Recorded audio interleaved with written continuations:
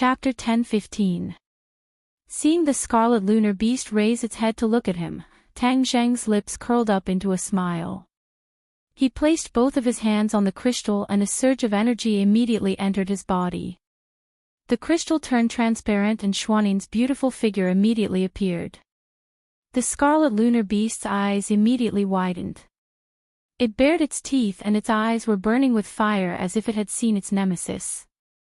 Ah! Everyone was shocked by this scene. The human and beast obviously knew each other and they seemed to be enemies. Since the scarlet lunar beast hated Xianyin so much, what kind of grudge did they have? The scarlet lunar beast kept hitting the crystal with its claws. However, it was useless as it could not break the seal of the crystal. Tang Jing frowned. The scarlet lunar beast could not break the crystal but Xianyin could. The two of them looked similar but there was a huge difference. Why was that? Xianyin opened her eyes and looked at the scarlet lunar beast in shock. Her gaze was complicated. Tang Zheng looked at her and said, "Xianyin, why don't we come out and have a chat? What is your relationship with the scarlet lunar beast?" Xianyin looked at him as if to say, "Don't treat me like a fool." Obviously, she would not come out. Do you want to be a coward? You are a consecrator of the Azure Dragon Palace and you are from the sky beyond heaven. Don't you think it's embarrassing? Tang Jing tried to provoke her to come out. However, all of this was futile. It had no effect at all. "Master, who is she?" Xiao Bai asked as it was the first time he saw Xianyin. Xianyin's gaze fell on Xiao Bai but she did not have much of a reaction. She was completely different from the scarlet lunar beast. This made Tang Jing very confused. Xianyin and the scarlet lunar beast were both from the sky beyond heaven.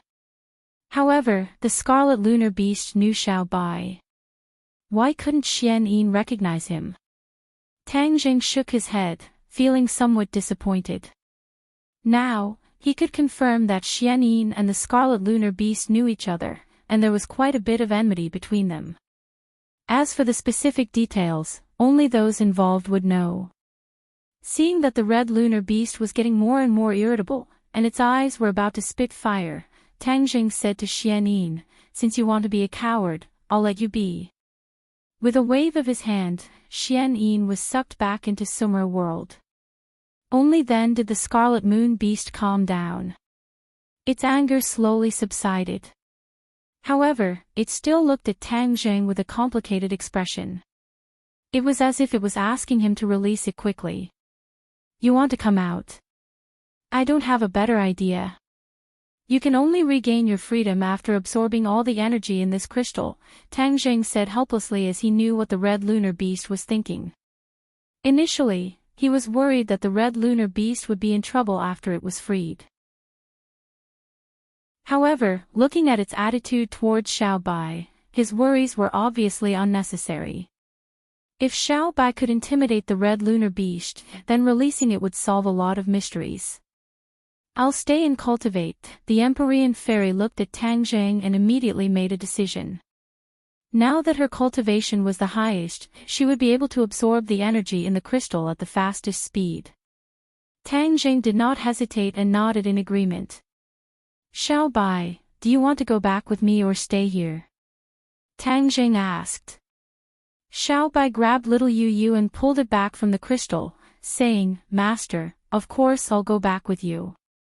The city is much more fun than this island. Little Black, you can stay here and protect everyone. You can also absorb the energy in this crystal to cultivate." The thundercloud beast's eyes lit up and asked, "Really?" "Of course." The thundercloud beast jumped up excitedly. Xiao Bai curled his lips and said, "What's there to be happy about?"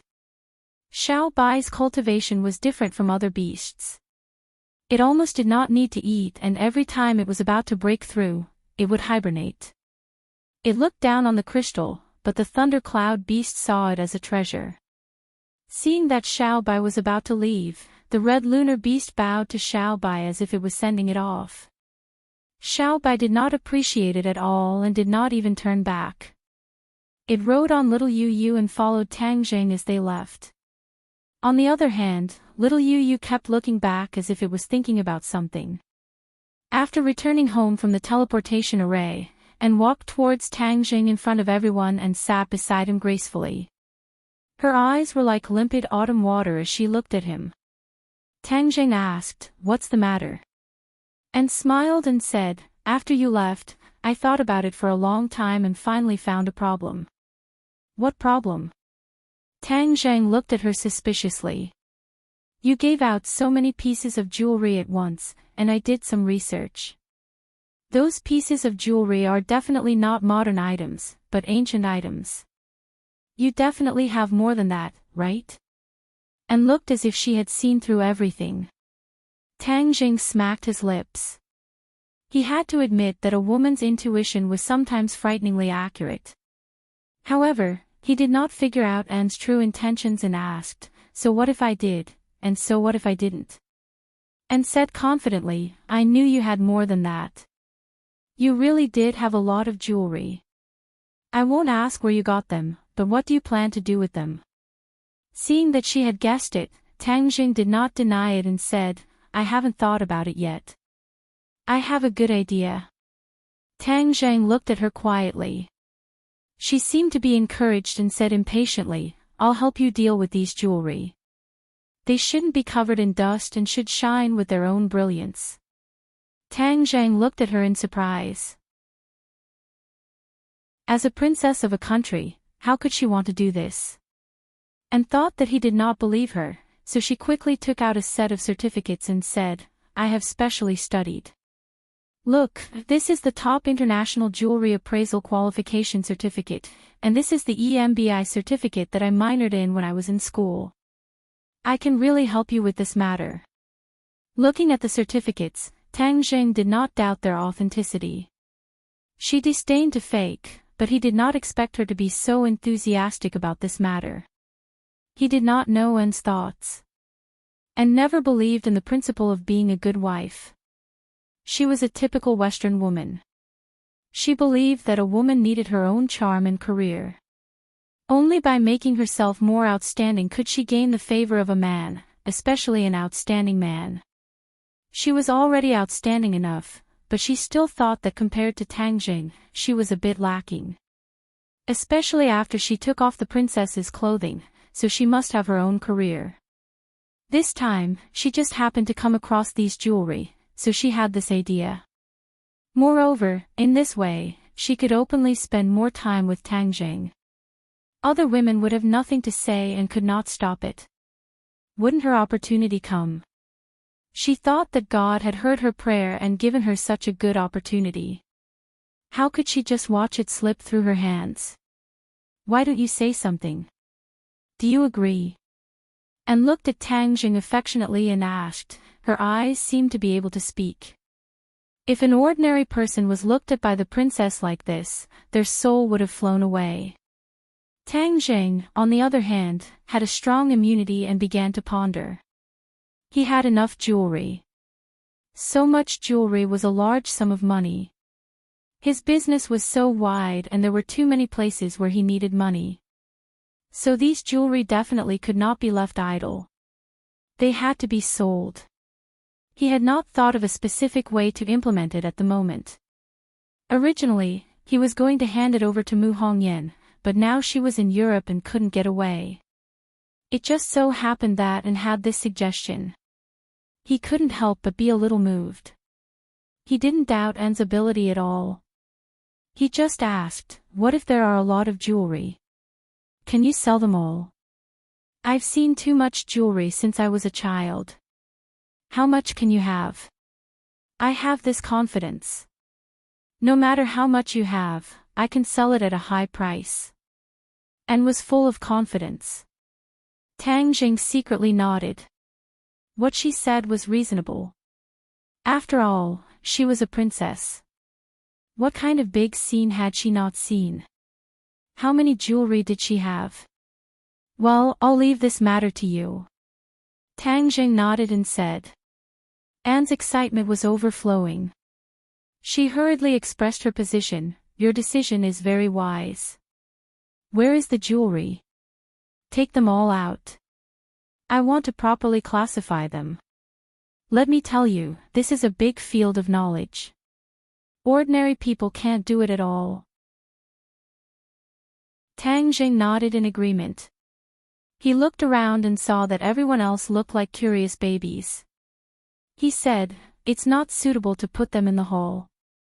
Let's go to the basement. There's enough space there. And said in her heart that he was making a mountain out of a molehill. It was just jewelry. It wasn't anything big. How could it not fit here? However, she just laughed it off and went to the basement with Tang Jing. The others also curiously followed. Lu Qingmei had seen the number of jewelry, so when she saw Anne's eager look, the corner of her mouth hooked up into a meaningful smile. And probably wouldn't have thought of the huge number of jewelry. She had to admit that when she first saw those treasure chests, it was difficult to hide the stormy waves in her heart. Everyone stand a little further away. Give me some space. Tang Jing motioned for everyone to step back and said. And curled her lips, saying in her heart that he was deliberately mystifying. However, she obeyed and retreated to the wall. Tang Jing smiled at everyone. With a thought, he waved his hand forward. Walala, it was as if it was raining. The pitter-patter of rain could be heard. In the blink of an eye, a small mountain appeared in front of them. It was just that it was made up of jewelry. Tang Jing didn't realize at first that there was a huge amount of jewelry. It was only when he organized it that he realized that there were so many treasures in these treasure chests. Moreover, even though they were at the bottom of the sea, they were still well preserved. The treasure chests were tightly sealed. Only the few treasure chests that were destroyed in the battle spilled out. However, Tang Jing timely put them into Sumra world so they weren't too damaged. In an instant, the light of the jewels completely covered the light above their heads. It was as if there was an additional sun. The light was dazzling and too much for the eyes to take in. Annie was dumbfounded as her eyes blankly stared at the mountain of treasures. She never would have thought that Tang Jing would have so many jewels.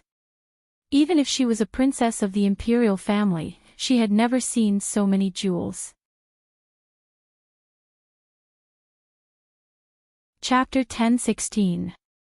Jewels were eye-catching and would also steal people's hearts. Especially women, their attractiveness was boundless. Other than Lu Qingmei, Fang Shishir and Wu's reactions were more or less the same. Even Nan Nan, the little girl, actually started to make a big fuss. All of a sudden, she pounced towards the treasure mountain and excitedly shouted, "Wow, so beautiful!" And finally reacted as if she had awoken from a dream. She moved her gaze away with difficulty and stared blankly at Tang Jing. She swallowed her saliva and asked, "These are your jewels?" Tang Jing blankly nodded, completely unaware of the impact this had on them and said, "That's right, these are my jewels."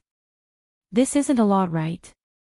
And resisted the urge to roll her eyes as a voice in her heart shouted, "If this isn't a lot, then what is? With your ability, handling these jewels shouldn't be a problem, right?" Tang Jing asked.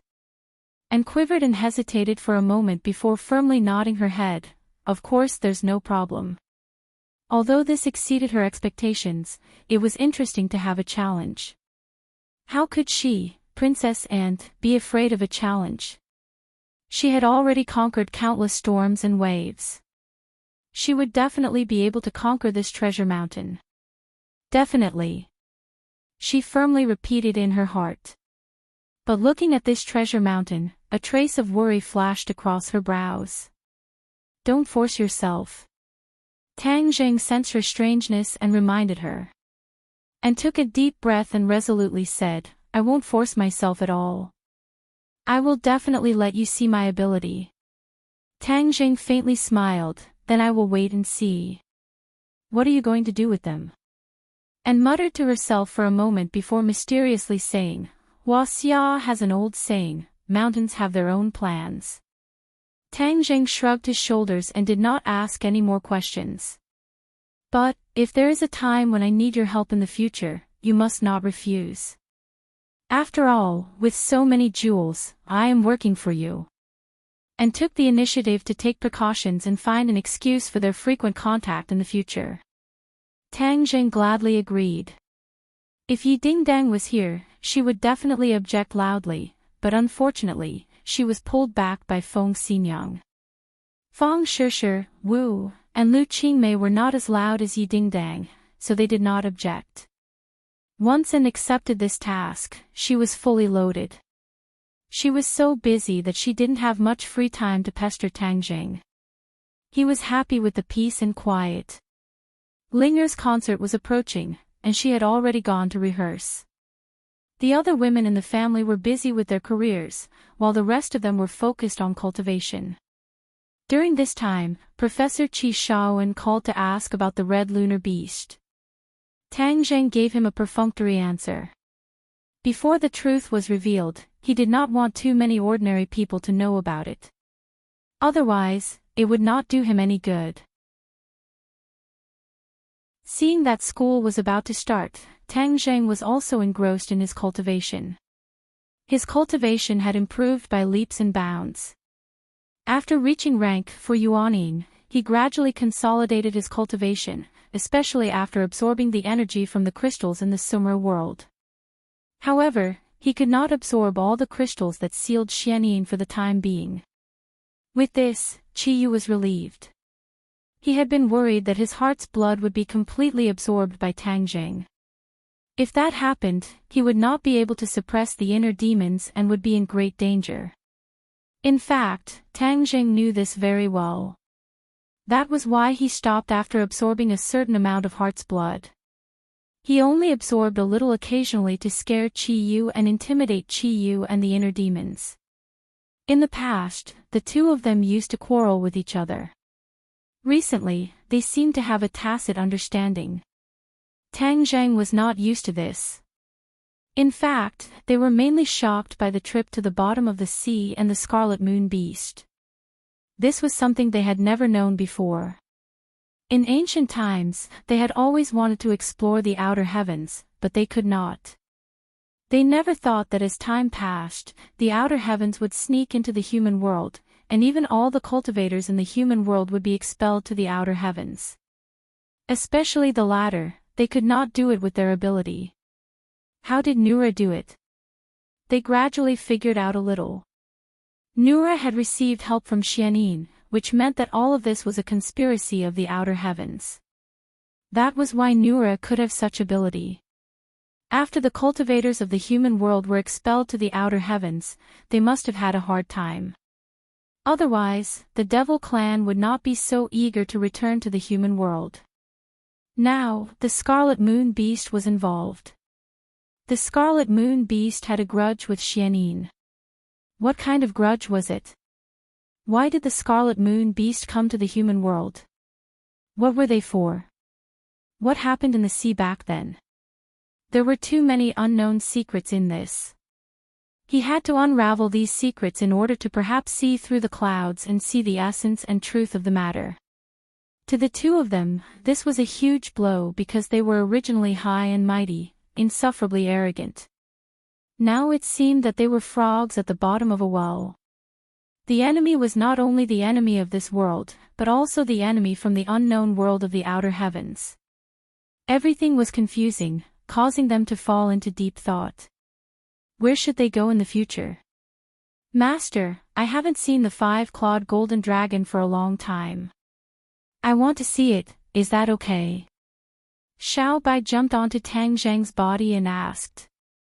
Tang Zheng withdrew from his cultivation state and looked at the dark sky outside the window. Why do you want to see it? After he branded the five-clawed golden dragon with his soul imprint and took it for his own use, Tang Zheng never went to see it again. It was said that the country was still digging into the palace, as if they would not stop until they found the five-clawed golden dragon. Tang Zheng had long controlled the heaven and earth soul-suppressing formation. Without his permission, no one could dig out the formation's core, so naturally, they would not be able to see the five-clawed golden dragon. Therefore, he was not worried about the country's actions. He could imagine that after the five-clawed golden dragon was subdued, although it did not say anything, the resentment in its heart was definitely not small. After being locked in that space for a long time, its hostility would definitely increase. Even if Xiao Bai suggested to see it, it could be done. It could also be considered as seeing its recent situation. One was a big stick and one was a sweet date.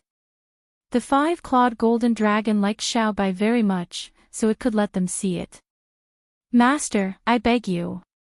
Xiao Bai clasped its claws together as if it was cupping its hands, looking very pitiful. Tang Zheng could not help but laugh. "Don't pretend to be pitiful with me. I promise you. Master is the best." Xiao Bai was incomparably excited. It jumped onto little Yu Yu's back and said eagerly, "Little Yu Yu, today I will take you to see a big guy. It is much bigger than us. It is very fierce, but you don't have to be afraid of it. With me here, it can't hurt you." Little Yu Yu looked at it blankly. "Let's go. It's dark, no one will find out." Tang Zheng got up and disappeared into the darkness with the two strange beasts. Their speed was very fast, leaving only afterimages in the night. Then, they quietly passed through the layers of guards outside the imperial city. After a long time without any gains, the imperial city's defense had weakened a lot. The people were very dissatisfied with the official blockade of the imperial city. This was one less tourist attraction. However, the people of Huaxia were the most forgetful and kind. After a series of protests and complaints, they focused on their daily lives. Their attention was consciously diverted to other areas by the officials. Therefore, although the huge construction banner was a very far-fetched excuse, the people chose to accept it in the end. Although it was night, the imperial city was still brightly lit. Unlike before, the imperial city had now become a huge construction site. It was dug and riddled with holes. It was difficult to have the majesty of the royal family from before. Tang Zheng couldn't help but sigh when he saw it. The country had really put in a lot of effort for the five-clawed golden dragon. This imperial palace would probably be hollowed out. This classic building complex that had stood for hundreds of years and endured countless storms would be destroyed at any time. Sighing with emotion on a whim, Tang Zheng used an illusion to smoothly enter the formation under the watchful eyes of everyone, but no one could see them. The five-clawed golden dragon snorted. It was like a clap of thunder exploding in their ears. Then, it moved its body, causing the chains made of 9 nether black iron to make clanking sounds. Then, it stared at them with its 2 huge eyes, looking down at them from above. 5 claws. Just as Tang Zheng opened his mouth, before he could finish speaking, he saw the five-clawed golden dragon's eyes widen, and its raging anger ignited. Tang Zheng felt a chill. Could it be that the five-clawed golden dragon was going to rebel? He quickly activated his mental cultivation method and prepared to use the soul brand to make the five-clawed golden dragon restrain itself a little. However, he saw that its eyes were not staring at him, but directly at little Yu Yu. It roared angrily, "It's you again, I'm going to kill you." The huge dragon head swooped down, bringing with it a strong gust of wind. The dragon opened its mouth wide and bit towards little Yu Yu, as if it was an irreconcilable enemy. Tang Zheng was stunned by this scene. What was the origin of this scarlet lunar beast? Why did everyone have such a big reaction when they saw it? Even the five-clawed golden dragon, who had always thought highly of itself, had such a reaction. Of course, he could not let the five-clawed golden dragon swallow little Yu Yu. However, Xiao Bai's reaction was faster than his. It stepped forward and flew up from little Yu Yu's back. A second before little Yu Yu's hair stood on end, it turned into a cannon and shot towards the five-clawed golden dragon. It shouted, "Stop, don't hurt little Yu Yu." However, its thin and small claws reached first. It clenched into a fist and threw a punch at the five-clawed golden dragon's cheek. Bang! The huge dragon head was hit to the side by this force and crashed into the stone wall, causing debris to fly everywhere. However, the five-clawed golden dragon did not stop there. It swung its tail and swept it towards little Yu. Little Yu was not easy to deal with either. With a kick of its hind legs, it turned into a shadow and rushed towards the dragon's tail. With a sweep of its tail, it collided with the dragon's tail. Whoosh! Little Yu flew out like a kite with a broken string. She crashed into the stone wall and fell softly. Xiao Bai was furious and roared, "You stupid dragon, why did you hurt little Yu? I'll beat you up." Boom! The strand of red hair on Xiao Bai's forehead immediately burst into flames. Its small fist was like a storm as it hit the five-clawed golden dragon's head. Although its fist was small, its strength was extraordinary. A dent gradually appeared on the dragon's scales. The five-clawed golden dragon was in pain and was completely enraged. Its dragon claws viciously clawed at Xiao Bai.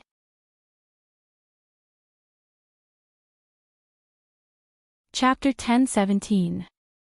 Xiao Bai's frail body exploded with unparalleled fighting strength, but the five-clawed golden dragon was not to be trifled with. The battle was extremely intense. Little Yu staggered up from the ground, shook her head a few times, and became fierce. She glared fiercely at the five-clawed golden dragon and bared her teeth, as if she wanted to tear a piece of dragon meat from its body. Tang Jing frowned. What kind of deep hatred did the five-clawed golden dragon have with little Yu that made it so angry? He couldn't just stand by and watch the two sides fight to the death, so he shouted, "Stop, all of you, stop." However, the angry five-clawed golden dragon ignored his words. Tang Zhang's eyes flashed with a sharp gaze. With a thought, the soul imprint suddenly activated. Ah! The five-clawed golden dragon let out a mournful cry. The dragon held its head with its claws and fell to the ground, rolling non-stop. "I don't dare, stop, I don't dare anymore." Tang Zhang coldly snorted and finally stopped. The five-clawed golden dragon's body twitched as if it had just walked through the gates of hell. In fact, it really did come back from the gates of hell. As long as Tang Jing did not stop, its soul would be scattered. The five-clawed golden dragon finally calmed down and gasped for breath. Now that it had submitted to For Infinity Tang Jing, its little life was in his hands, and it had no way of disobeying him. Xiao Bai curled his lips and coldly snorted.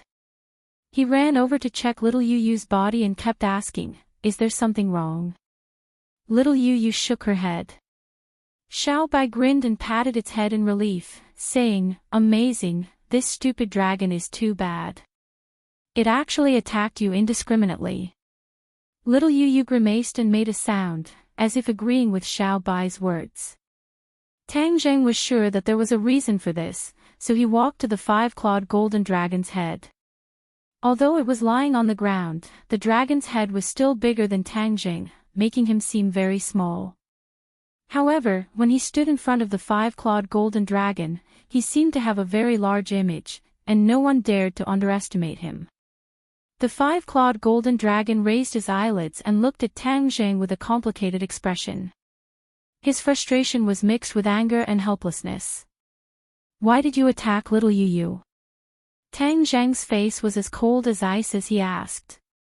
The five-clawed golden dragon finally regained its composure. It slowly raised its head and looked down at Tang Jing, but it no longer had the slightest arrogance. It softly said, "Because, I was imprisoned here because of it." "What?" Tang Jing was shocked. His eyes jumped wildly. He had thought of many reasons, but he had never thought of this because it was beyond common sense. "I'm telling the truth. It's up to you to believe it or not." Looking at Tang Zhang's reaction, the five-clawed golden dragon didn't expect him to believe it. "Tell me the details. You never said how you were imprisoned here before." Now that things have come to this, there's nothing to hide, right? Tang Zheng urged. The five-clawed golden dragon pondered for a long time. Now that the dragon was under the eaves, it had no choice but to lower its head. Moreover, this was an unchangeable fact. There was nothing to hide. Thus, it only spoke slowly. It turned out that the five-clawed golden dragon lived in the sea. At that time, the dragon clan had already left the human world and it was the only one left. It never thought that its whereabouts would be exposed and it would be schemed against by someone with ulterior motives. The dragon clan liked gold, silver, and jewelry, so these people specially prepared countless gold, silver, and jewelry to bring to the sea. Box after box of gold, silver, and jewelry were poured into the sea like bait in a pond to lure fish. The five-clawed golden dragon was naturally attracted by these gold, silver, and jewelry. It never thought that what awaited it would be an inescapable net that had been planned for a long time. Among them, a large number of cultivators had been waiting for it for a long time. When it appeared, they attacked together. That battle was earth-shattering. It set off a huge tsunami that submerged dozens of islands. However, the dragon clan was the king of the sea after all. Even if the five-clawed golden dragon was not considered a very powerful existence in the dragon clan, it was still not something that an ordinary cultivator could resist. The five-clawed golden dragon was very angry. It was actually schemed against by a human. Thus, in a rage, it did not retreat. Instead, it took advantage of the first opportunity to launch a fierce attack. The cultivators suffered heavy casualties. Just when the five-clawed golden dragon thought that victory was in sight and was feeling complacent, a woman appeared with a scarlet lunar beast. This woman and the beast's cultivation were very powerful. Both sides launched a huge battle. It was as if the world was going to be destroyed by this battle. Even that huge warship was going to sink into the sea. The five-clawed golden dragon resisted with all its might. After seriously injuring the woman and killing the scarlet lunar beast, causing it to sink into the sea, it still fell into the hands of that woman. It was then bound by a chain made of 9 Serenity's mysterious iron and suppressed under the imperial city. Tang Zheng was overwhelmed with emotions. Without a doubt, although that experience was only a few sentences, it was definitely thrilling. If he did not see it with his own eyes, it would be hard to imagine. However, that woman and the scarlet lunar beast actually worked together to imprison the five-clawed golden dragon. That was really daring. It was probably a first. However, this scarlet lunar beast is obviously not that scarlet lunar beast. At that time, I killed it. After it sank into the sea, I'm afraid it had already become a skeleton. The five-clawed golden dragon looked at little Yu again, causing little Yu to keep staring at it. Are you sure it's dead? Tang Zheng moved his head and asked. The five-clawed golden dragon nodded, of course. In fact, it's really strange. That woman actually took away the scarlet lunar beast's core before it sank into the sea. Heh, she didn't even let her own partner go. That woman's ruthlessness is something I have rarely seen in my life. What? She took away the scarlet lunar beast's core. Tang Zheng was shocked. The five-clawed golden dragon looked at Tang Zheng blankly and asked, "Yes, what's wrong with that?" Tang Zheng was as clear as a mirror. It seemed that the woman also knew the importance of the scarlet lunar beast's core. Therefore, after it died, she directly took away its core. This woman was really ruthless. After all, the scarlet lunar beast was her partner. The core of the scarlet lunar beast had probably been taken away by that woman long ago. She definitely had the scarlet lunar beast's abilities. Seeing that the five-clawed golden dragon was staring at him suspiciously, Tang Zheng did not explain further. However, another question popped up in his mind. Since the scarlet lunar beast was already dead, where did Xiao Bai come from? Were there other scarlet lunar beasts at that time? Tang Jing asked.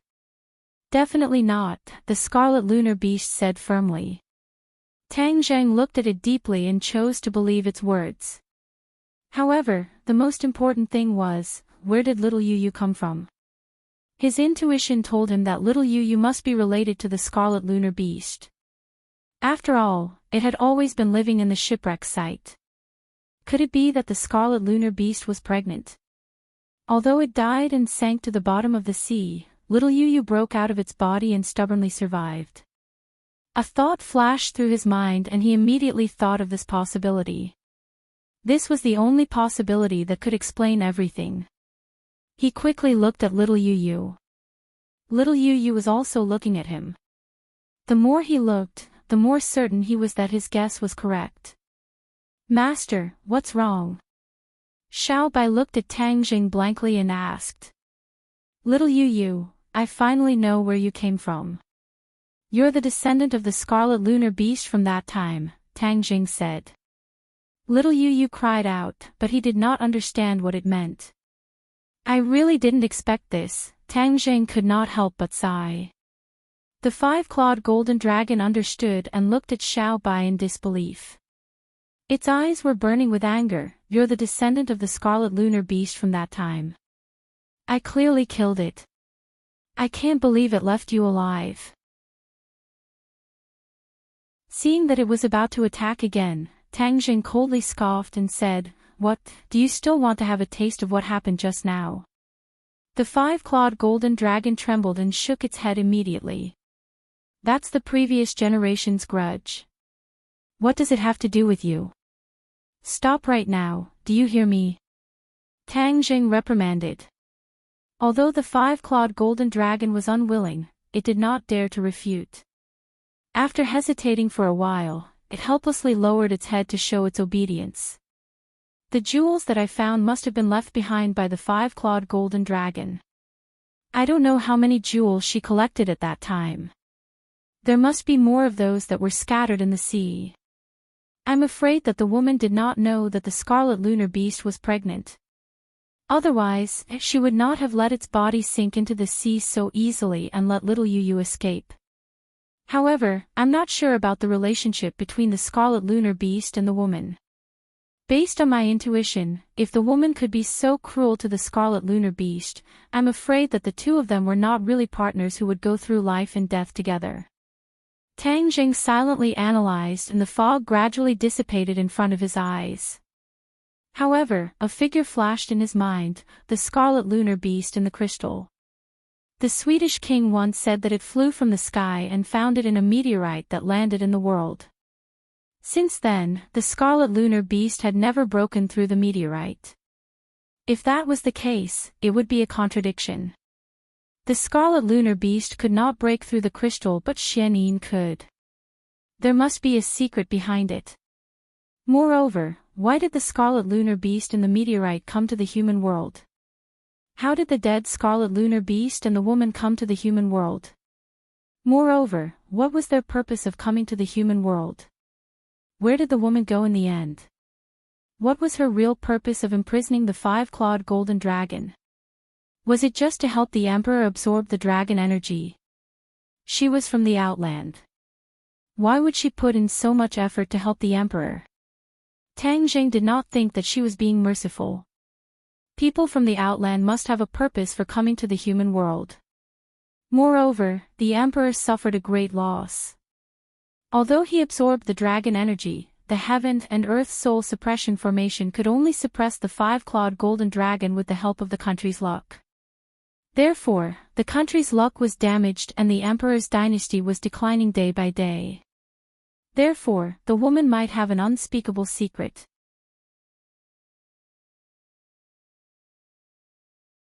Chapter 10:18. Seeing him fall into deep thought, the three strange beasts fell silent at the same time and stared at him without blinking. Suddenly, Tang Zheng raised his head and looked at the five-clawed golden dragon. Do you still remember what that woman looked like? Of course I remember. The five-clawed golden dragon nodded, his eyes burning with anger. Even if she turned into ashes, I would still recognize her. Then tell me what she looks like. Tang Zhang's heart suddenly had a bold idea. The only person from the sky beyond heaven who still existed in this world was Xian Yin. Was Xian Yin the woman from back then? The five-clawed golden dragon immediately described the woman. Her image had been deeply imprinted in his mind. Thus, through his description, the image of a woman was vivid as if she was really standing in front of everyone. Tang Zhang's eyes widened in an instant. Heavens! It really was Xian Yin. There was no mistake. It was impossible for it not to be her.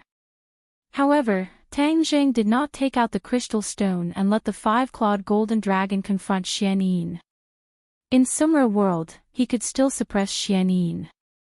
If he let her out now, without the Empyrean fairy there to suppress her, Xian Yin would definitely take the opportunity to regain her freedom and escape.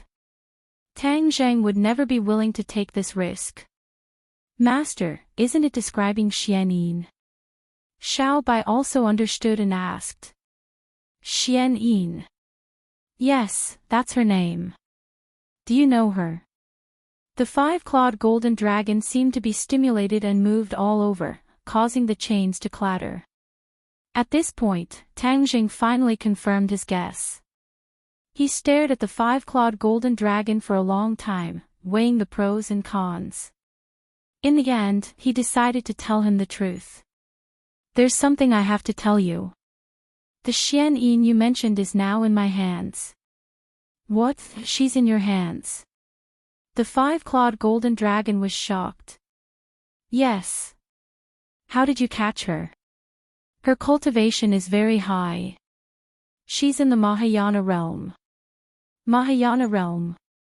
Tang Zhang's eyelids twitched crazily. That's impossible. She is clearly only in the divinity transformation stage. Otherwise, the Empyrean fairy and I wouldn't have been able to capture her. Tang Zhang had never seen anyone in the Mahayana realm. Even the Empyrean fairy was only in the divinity transformation realm, so he immediately rejected the idea of a five-clawed golden dragon. The five-clawed golden dragon retorted, I've experienced a life and death battle with her. How could I be wrong about such common sense? Of course you're not mistaken. It's just that she is indeed only in the divine transformation realm. The five-clawed golden dragon pondered for a while and said doubtfully, Is it because I injured her? Was that why her cultivation had dropped so much? Just like how I've been suppressed here for a long time, my power has been greatly reduced, and I'm far from my peak state. That must be the case. Tang Zhang agreed after thinking about it. How badly did you injure her that her cultivation would drop so much, and she hasn't recovered after so many years? Tang Zhang asked curiously. The five-clawed golden dragon snorted heavily. At that time, I was determined to kill her, but she didn't have the will to fight to the death. That's why she suffered such a great loss and was severely injured by me. However, it's really strange. With her cultivation, she should have recovered to her peak state long ago. Tang Zhang had another question. Xian Yin must have consumed the red lunar beast's inner core.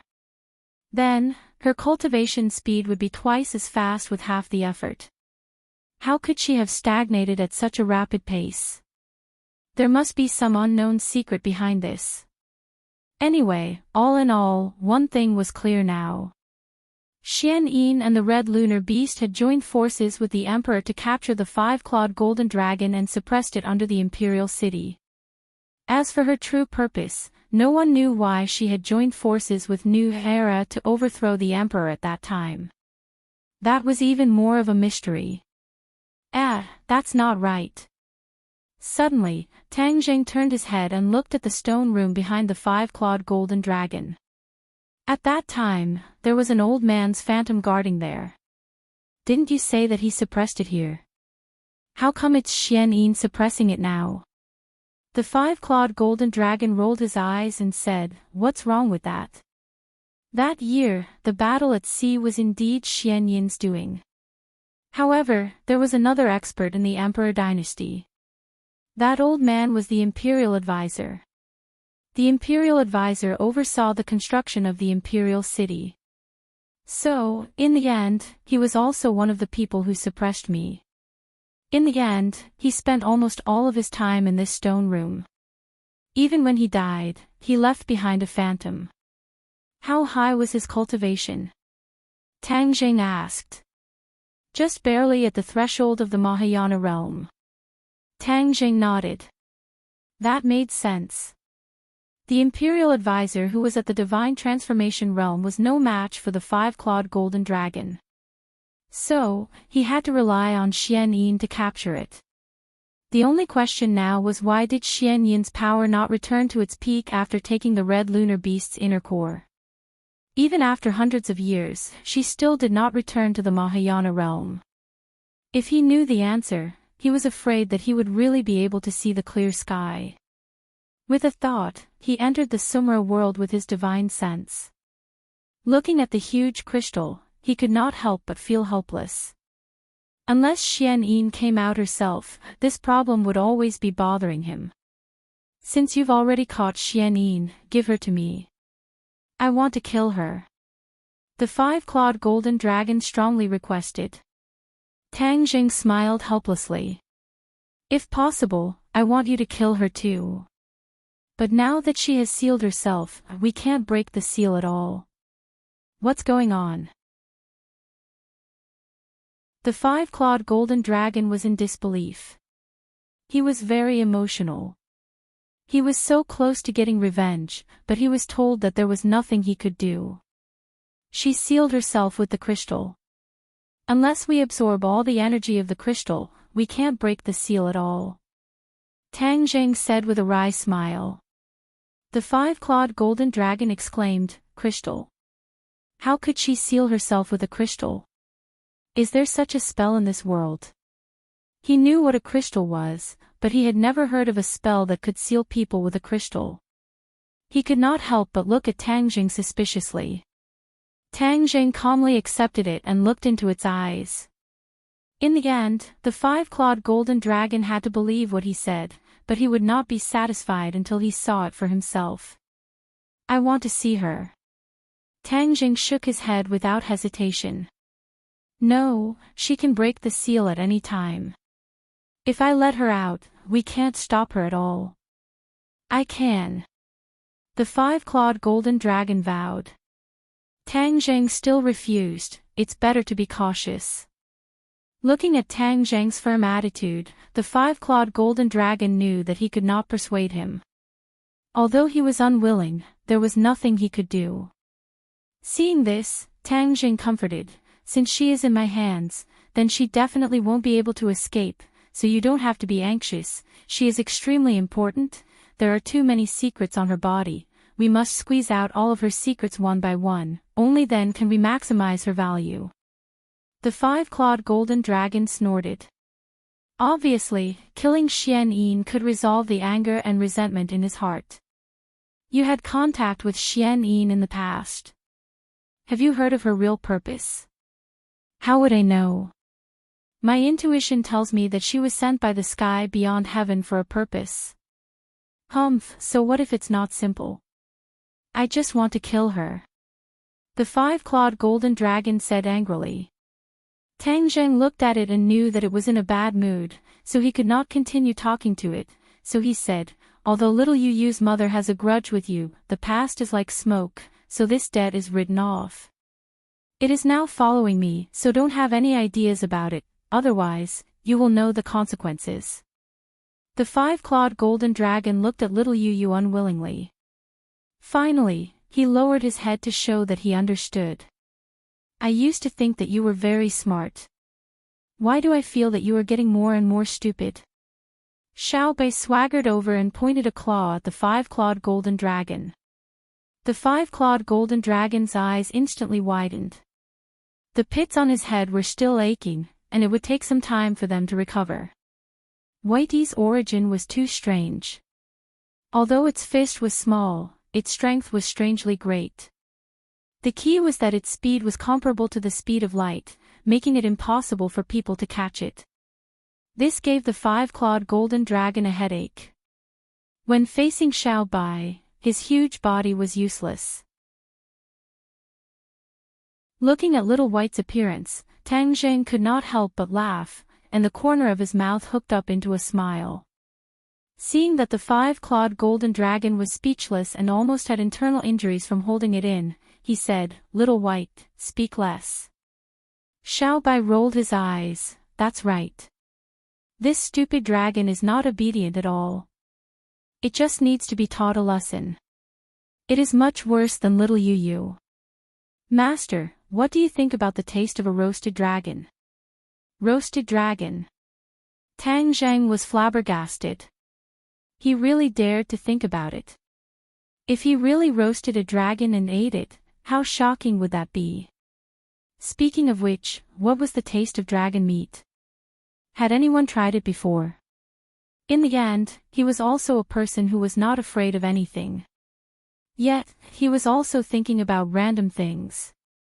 The five-clawed golden dragon was incomparably angry and roared, "Xiao Bai, don't push your luck." A smile appeared in little Yu Yu's eyes, as if she was very relieved. Xiao Bai was not afraid of the five-clawed golden dragon's threat at all and said, "What can you do to me? You have to be obedient so that I can speak up for you and ask Master to let you out sooner. Otherwise, you will be locked up here for the rest of your life." "You." The five-clawed golden dragon was directly choked. "Don't you to me. Since you have pledged allegiance to Master, you must understand your position. Moreover, I am the first to pledge allegiance to Master. So, you all have to listen to me. I am your boss. If you don't listen to Master, I will roast you," Xiao Bai said with the demeanor of a general. "Ha ha ha." Tang Jing finally could not hold it in and laughed out loud. The five-clawed golden dragon's eyes were red. He did not know what to say. Little Yu Yu had a kind of satisfaction of getting her revenge. She wagged her tail and cheerfully came in front of Xiao Bai. She took the initiative to bow, as if inviting him to ride her. Little Yu Yu is so obedient. Xiao Bai rode up and then pointed at the five-clawed golden dragon and said, "Hurry up and call me boss." The five-clawed golden dragon ignored him and looked at Tang Jing, as if it wanted him to do justice. Tang Jing deliberately gave him a cold shoulder and turned his head to the side, ignoring him. "Master, if you don't call me boss, you can take care of it, okay?" Xiao Bai said. Tang Jing smiled and nodded.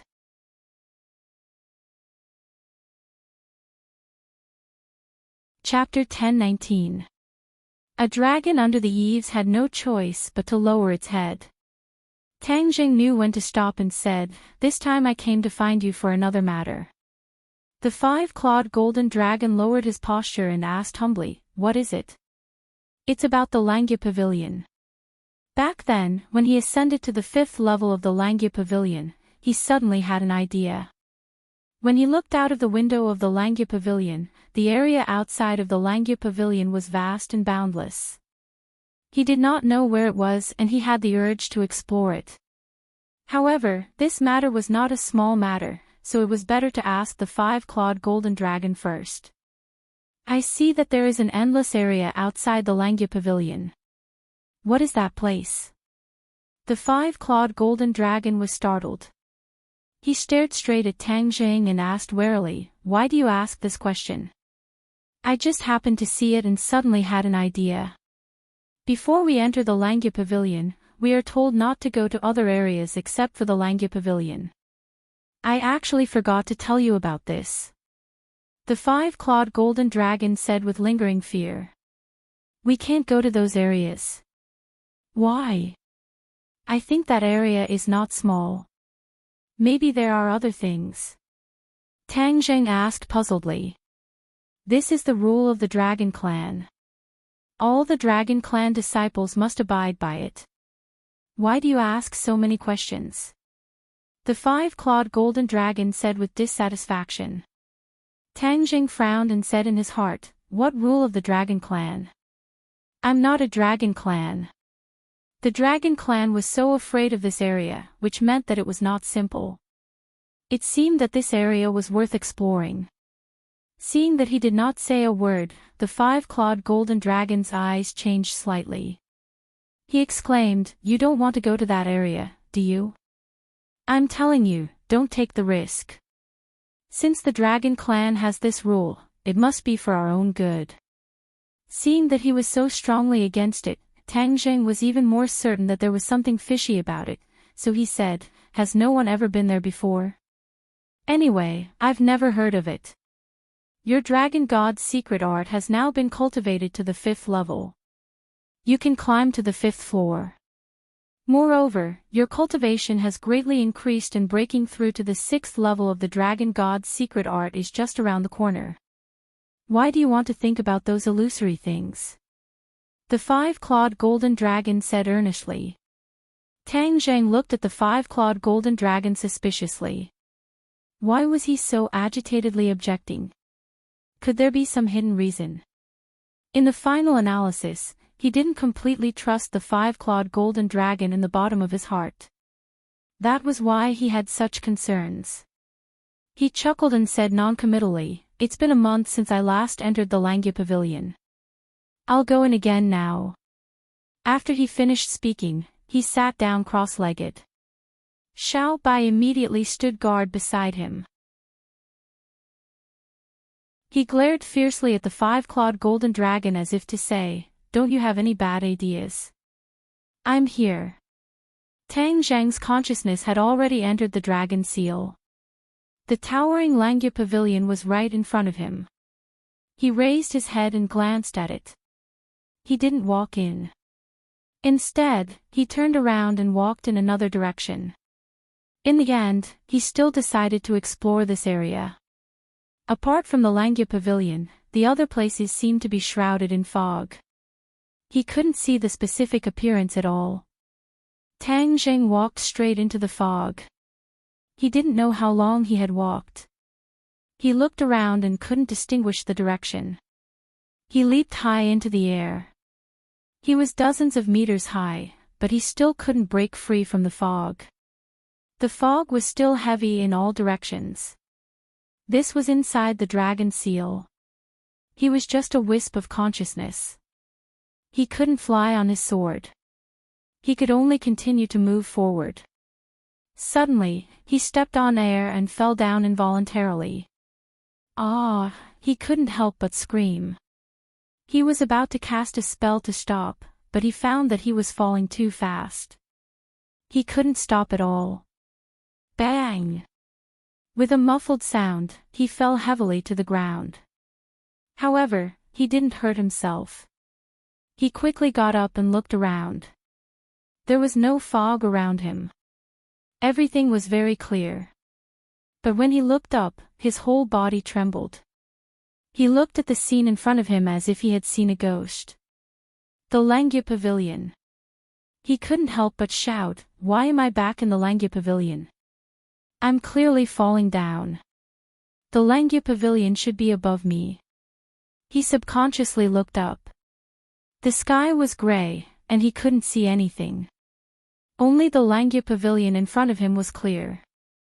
However, the Langya Pavilion was very strange. It didn't stand toward the sky. Instead, it was an inverted triangle. The floors were downward as if they were suspended on the ground. The three big words Langya Pavilion on the plaque left a deep impression on him. Tang Zheng definitely would not recognize it wrongly. This was the Langya Pavilion, but why did he come back? Could it be that he was going around in circles again? No, this was not the world of spirits and souls. How could there be a ghost going around in circles? Moreover, the Langya Pavilion was upside down. He was confused. He turned his head and looked around. Without the fog, he could see the end at a glance. It was completely different from what he saw before. He scratched his head. He was very troubled. Since there was no way out outside, he might as well enter the Langya Pavilion. He strode into the Langya Pavilion, but just as he entered the first floor, he couldn't help but stop. This was because the first floor was completely different from what he saw before. It was empty. There was nothing. However, when his feet landed on the ground, the scene suddenly changed. There was an earth-shattering change. It was not empty. A huge forest of steels immediately appeared in front of him. A forest of steels. Tang Zhang's eyes widened. He stared at the forest of steels that suddenly appeared. Since it was called a forest, it was enough to show that there were many steels. There was not a single word on the steels. They were smooth, but they gave off a very solemn feeling. This looks like a tombstone, Tang Zheng muttered to himself after observing for a while. Why were there so many tombstones in the Langya Pavilion? Who was the one buried here? Tang Zhang's hand gently touched the tombstone. A cold feeling came from his palm. A ray of light rose from the tombstone, and a familiar aura spread. Dragon's might. Tang Zheng exclaimed in disbelief. As soon as he finished speaking, a ray of light rose from the tombstone and formed a golden dragon in midair. It flew around the forest of steels, then fell into the tombstone and disappeared. Tang Zheng stared blankly at this scene. What's going on? Why did a dragon fly out of the tombstone? He placed his hand on another tombstone. Just like before, a ray of light flew up and intertwined to form a dragon. Then, it flew into the tombstone again.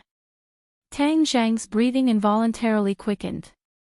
He stared at the forest of steels as if he wanted to see through the mystery. A thought flashed through his mind, and he seemed to be deep in thought. Could these dragons be the ones buried below? Aren't they already dead? Why are they still here?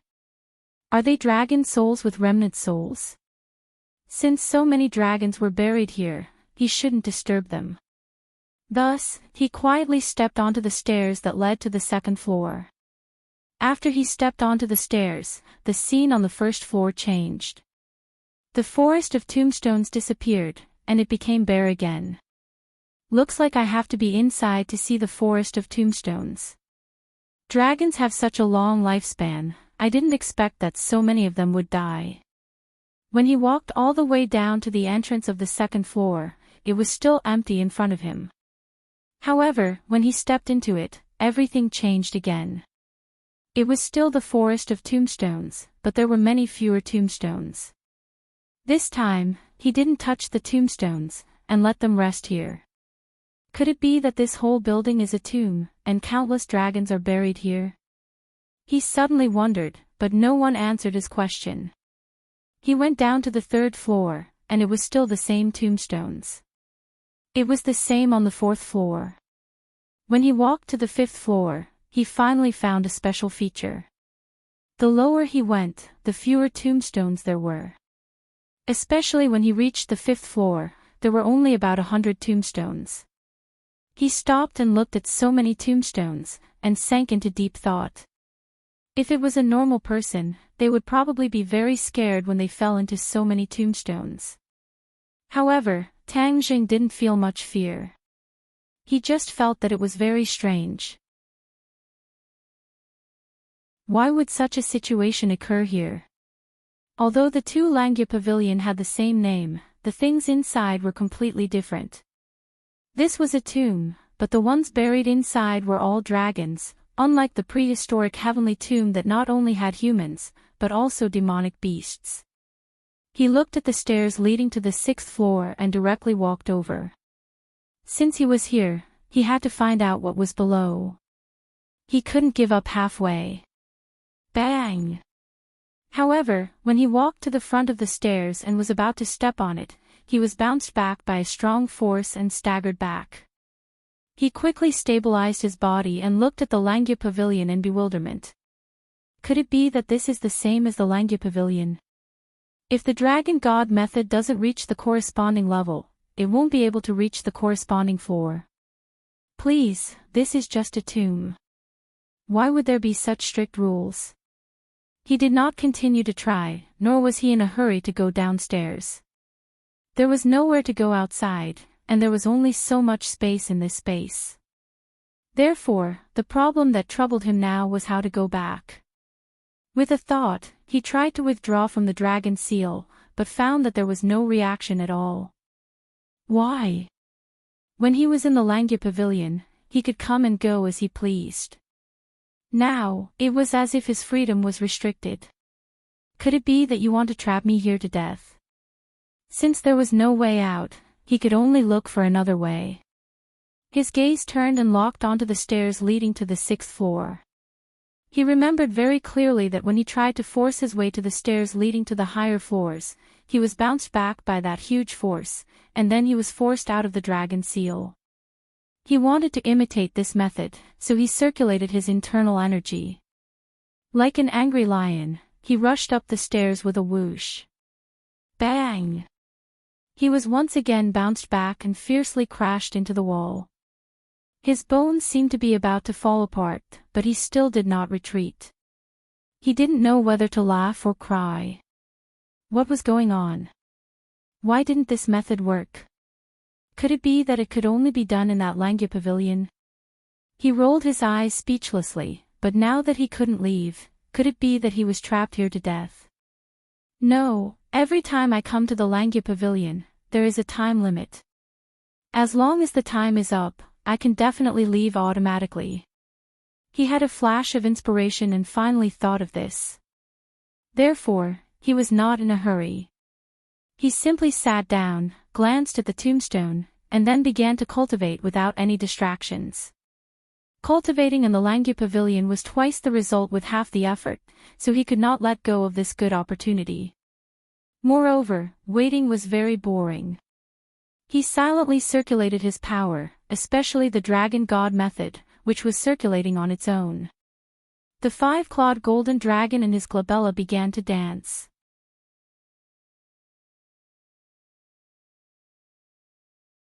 Chapter 10:20. The tombstone lit up and soared into the air, turning into a golden dragon. However, this time, the golden dragon did not hover in the air, but directly swooped down towards Tang Zheng. Puff! The golden dragon flew into Tang Zheng's body and disappeared without a trace. Tang Zheng's entire body trembled. He also discovered this point and was shocked. The dragon's soul entered the body. The dragon's soul quickly turned into energy, turned into a powerful dragon chi, and quickly fused into his 8 extraordinary meridians. However, even more dragon chi rushed into the dragon seal and fused into the body of the 5-clawed golden dragon. In an instant, the 5-clawed golden dragon blossomed with a golden light. Tang Zheng was completely bathed in the golden light, like a dazzling golden man. He immediately realized something and hurriedly activated the Dragon God's secret art. A series of mysterious concepts spread out, and the dragon chi in his body rose steadily. The 5-clawed golden dragon gradually changed, and the 6th dragon claw grew out of it. He looked at this scene in disbelief. He was both shocked and amazed. The dragon's soul could actually help him improve the Dragon God's secret art. When the 6th dragon claw completely grew out, he had completely leveled up to the 6th level of the Dragon God's secret art. He suddenly opened his eyes and looked at a tombstone beside him. The dragon's soul just now flew out from it. He looked at the other tombstones. Without a doubt, there were also dragon souls in those tombstones. He suddenly had a thought: could he absorb the dragon souls of the other tombstones? He stretched out his hand and was about to activate the Dragon God's secret art when suddenly, the world spun and the scene in front of him changed. The forest of tombstones disappeared and he returned to reality. Looking at the group of Xiao Bai and the other two looking at him with burning eyes, he stood up unhurriedly. What did you do? The 5-clawed golden dragon asked anxiously. Tang Zheng looked at him indifferently and asked, What do you think I did? How would I know? Just now, your entire body erupted with a ball of golden light, and your dragon chi soared. Furthermore, your Dragon God mantra has actually broken through to the 6th stage. What exactly did you do? How did you do it? The 5-clawed golden dragon impatiently asked, mainly because the strange phenomenon just now was too shocking. Little White and Scarlet Moon were also looking at Tang Jing curiously, unable to take their eyes off him. Tang Jing smiled faintly and said, "Do you really want to know that much?" "Of course. I was cultivating the Dragon God technique in the Langya Pavilion. Didn't you say that the Dragon God technique was about to break through? I coincidentally broke through this threshold, so what's so strange about that?" Tang Jing asked with a smile. The five-clawed golden dragon thought for a while and shook his head. "No. It doesn't make sense for your body to suddenly have such a powerful dragon chi." Tang Jing shivered. This five-clawed golden dragon's eyes were indeed shrewd. He actually saw through this. "Oh, then what do you think is going on?" Tang Jing asked with a smile that was not a smile.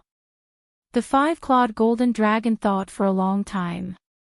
He looked at Tang Jing from head to toe, as if he wanted to see through him. However, in the end, he shook his head helplessly. "I don't know, but you should know very well." "Is that so?" Tang Jing smiled meaningfully. "What should I know?" "Where did that dragon chi come from?" "I was in the Langya Pavilion." "Where do you think my dragon chi came from?" Tang Jing asked back. "How would I know?" Tang Jing raised his eyebrows. He did not know if the five-clawed golden dragon was telling the truth. There was no doubt that there was another place outside the Langya Pavilion. However, the five-clawed golden dragon had always warned him not to go anywhere. This made Tang Jing very suspicious. He wondered if the five-clawed golden dragon knew about the existence of another Langya Pavilion. "Then let me ask you another question. I'm sure you know very well." Tang Jing changed his way of thinking and chose a roundabout strategy. "What question?" "How will the dragons be settled after they die?" The five-clawed golden dragon looked at Tang Jing suspiciously and asked, "Why do you want to ask this question? This is not a very secretive question, is it?" Tang Jing asked back. He stared at him with a burning gaze, trying to distinguish whether his reaction was real or fake. The five-clawed golden dragon said, "Of course the dragons are buried after they die. They are buried in the ground for peace. It's no different from you humans." "Then where are they buried?" "That depends on their own wishes." "Won't they be buried together?" "Why do they have to be buried together?" The five-clawed golden dragon's rhetorical question surprised Tang Jing. Moreover, it did not seem to be lying. However, why would so many dragons be buried together in the Langya Pavilion? This was too abnormal. He really wanted to tell the five-clawed golden dragon about his discovery, but he took a deep breath and held back. He continued to ask, "Then after the dragons die, will there still be a dragon soul?" The five-clawed golden dragon raised his head high and proudly said, "The dragons are very different from you humans. After you humans die, your soul will enter the ghost realm, but we dragons will not.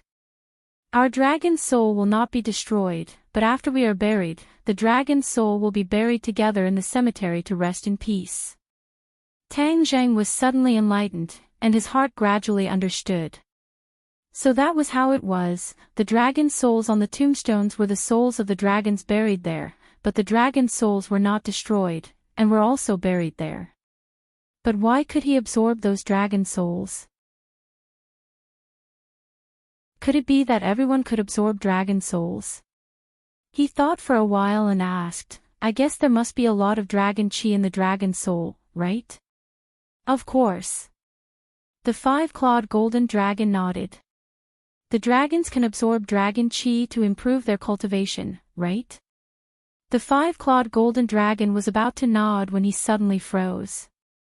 He looked at Tang Jing with a complicated expression and asked, "What do you mean? Are you talking about absorbing dragon souls and then improving your cultivation?" Tang Jing remained calm. The five-clawed golden dragon roared angrily, "Why is your idea as despicable as the Dragon Slayer?" "Dragon Slayer?" Tang Jing raised his eyebrows. This was the first time he had heard of this term. He couldn't help but stare at the five-clawed golden dragon curiously and asked, "What is a dragon slayer?" "A group of despicable and shameless guys." The five-clawed golden dragon wanted to say something but hesitated. Seeing that Tang Zheng was listening attentively, he didn't dare to not say it. He thought that this wasn't a big secret, so there was no harm in telling him. Thus, the five-clawed golden dragon indignantly said, "Dragon Slayer is a general term for a group in the world. Not only are there people in this group, there are also other races, but the only thing they have in common is that they specialize in hunting dragon souls, absorbing the dragon chi in them and then increasing their cultivation." Tang Zheng seemed to have opened the door to a new world. He curiously asked, "There is actually such a group in the world? Hasn't your dragon race always been very powerful and aloof?" The five-clawed golden dragon seemed a little embarrassed and said, "Even if it is a powerful race, it is difficult to escape the schemes of some sinister and deceitful people.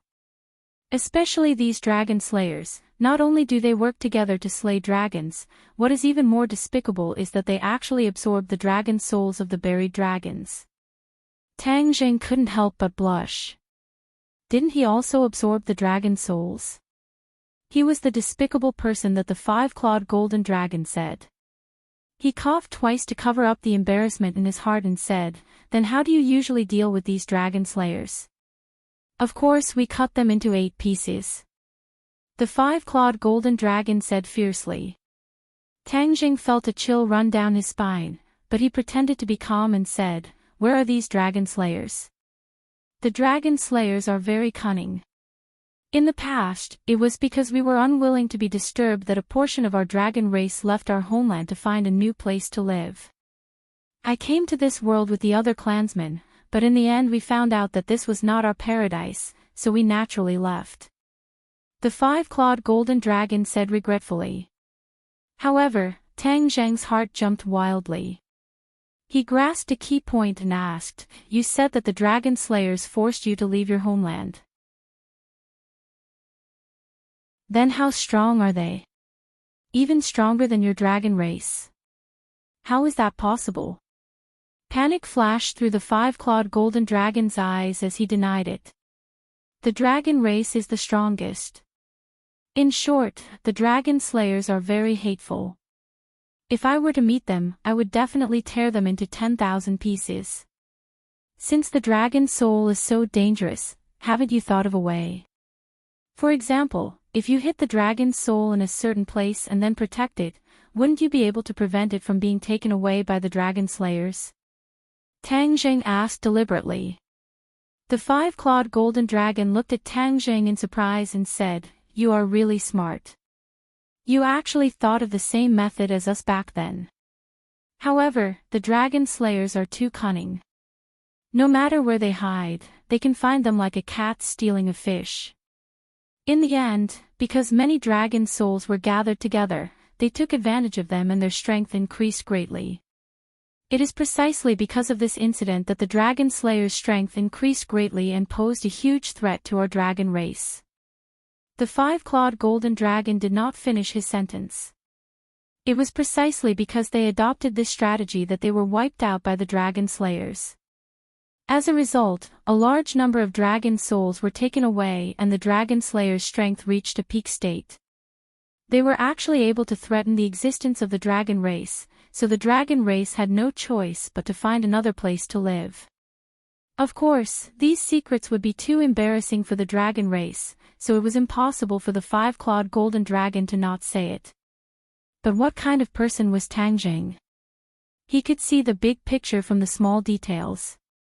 Through analysis, he gradually comprehended a trace of clues, and his guess was not far from the truth. Immediately, he became even more curious about the dragon slayers. What kind of group could be so powerful? Then what about the tombstone in the Langya Pavilion?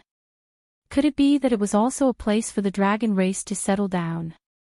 Only the dragon race could enter the Langya Pavilion through the dragon seal. The dragon slayers had no way at all. Why didn't the dragon race place all the dragon souls in the Langya Pavilion? Wouldn't everything be fine in that way? He did not know the reason, so he decided to test the five-clawed golden dragon again. He asked, "Five-clawed golden dragon, do you really not know what is in the space outside the Langya Pavilion?" "Didn't I tell you?" "The dragon race has a rule that they are not allowed to set foot in that space. They can only go to the Langya Pavilion." The five-clawed golden dragon said impatiently. Seeing that there were no flaws in his words, Tang Jing decided to believe him first. It seemed that he really did not know about the steel forest. Since that was the case, then he could not tell him. Otherwise, with his temper, he would definitely lose his temper. If he told him that he had absorbed a dragon soul, he was afraid that he would even have thoughts of killing him.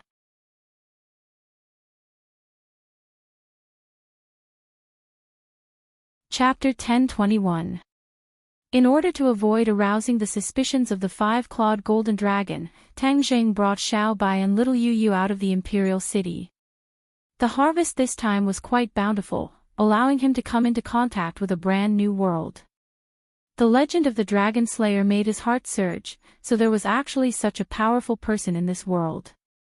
The Dragon Clan was not always aloof and invincible. As long as one was strong enough, there was no need to fear any enemy. The sky revealed a white belly, and the rising sun illuminated the capital, turning it into a golden yellow color. At the end of August, the capital was very hot. Even in the early morning, there was an impulse to soak in ice water. Tang Zheng had long been immune to the cold and heat, sitting in the courtyard leisurely and contentedly watching the rising sun.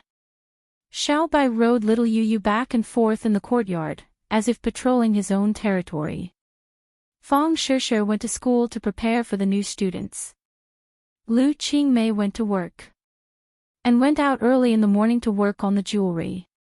Marshall was not idle either, cultivating in the training room.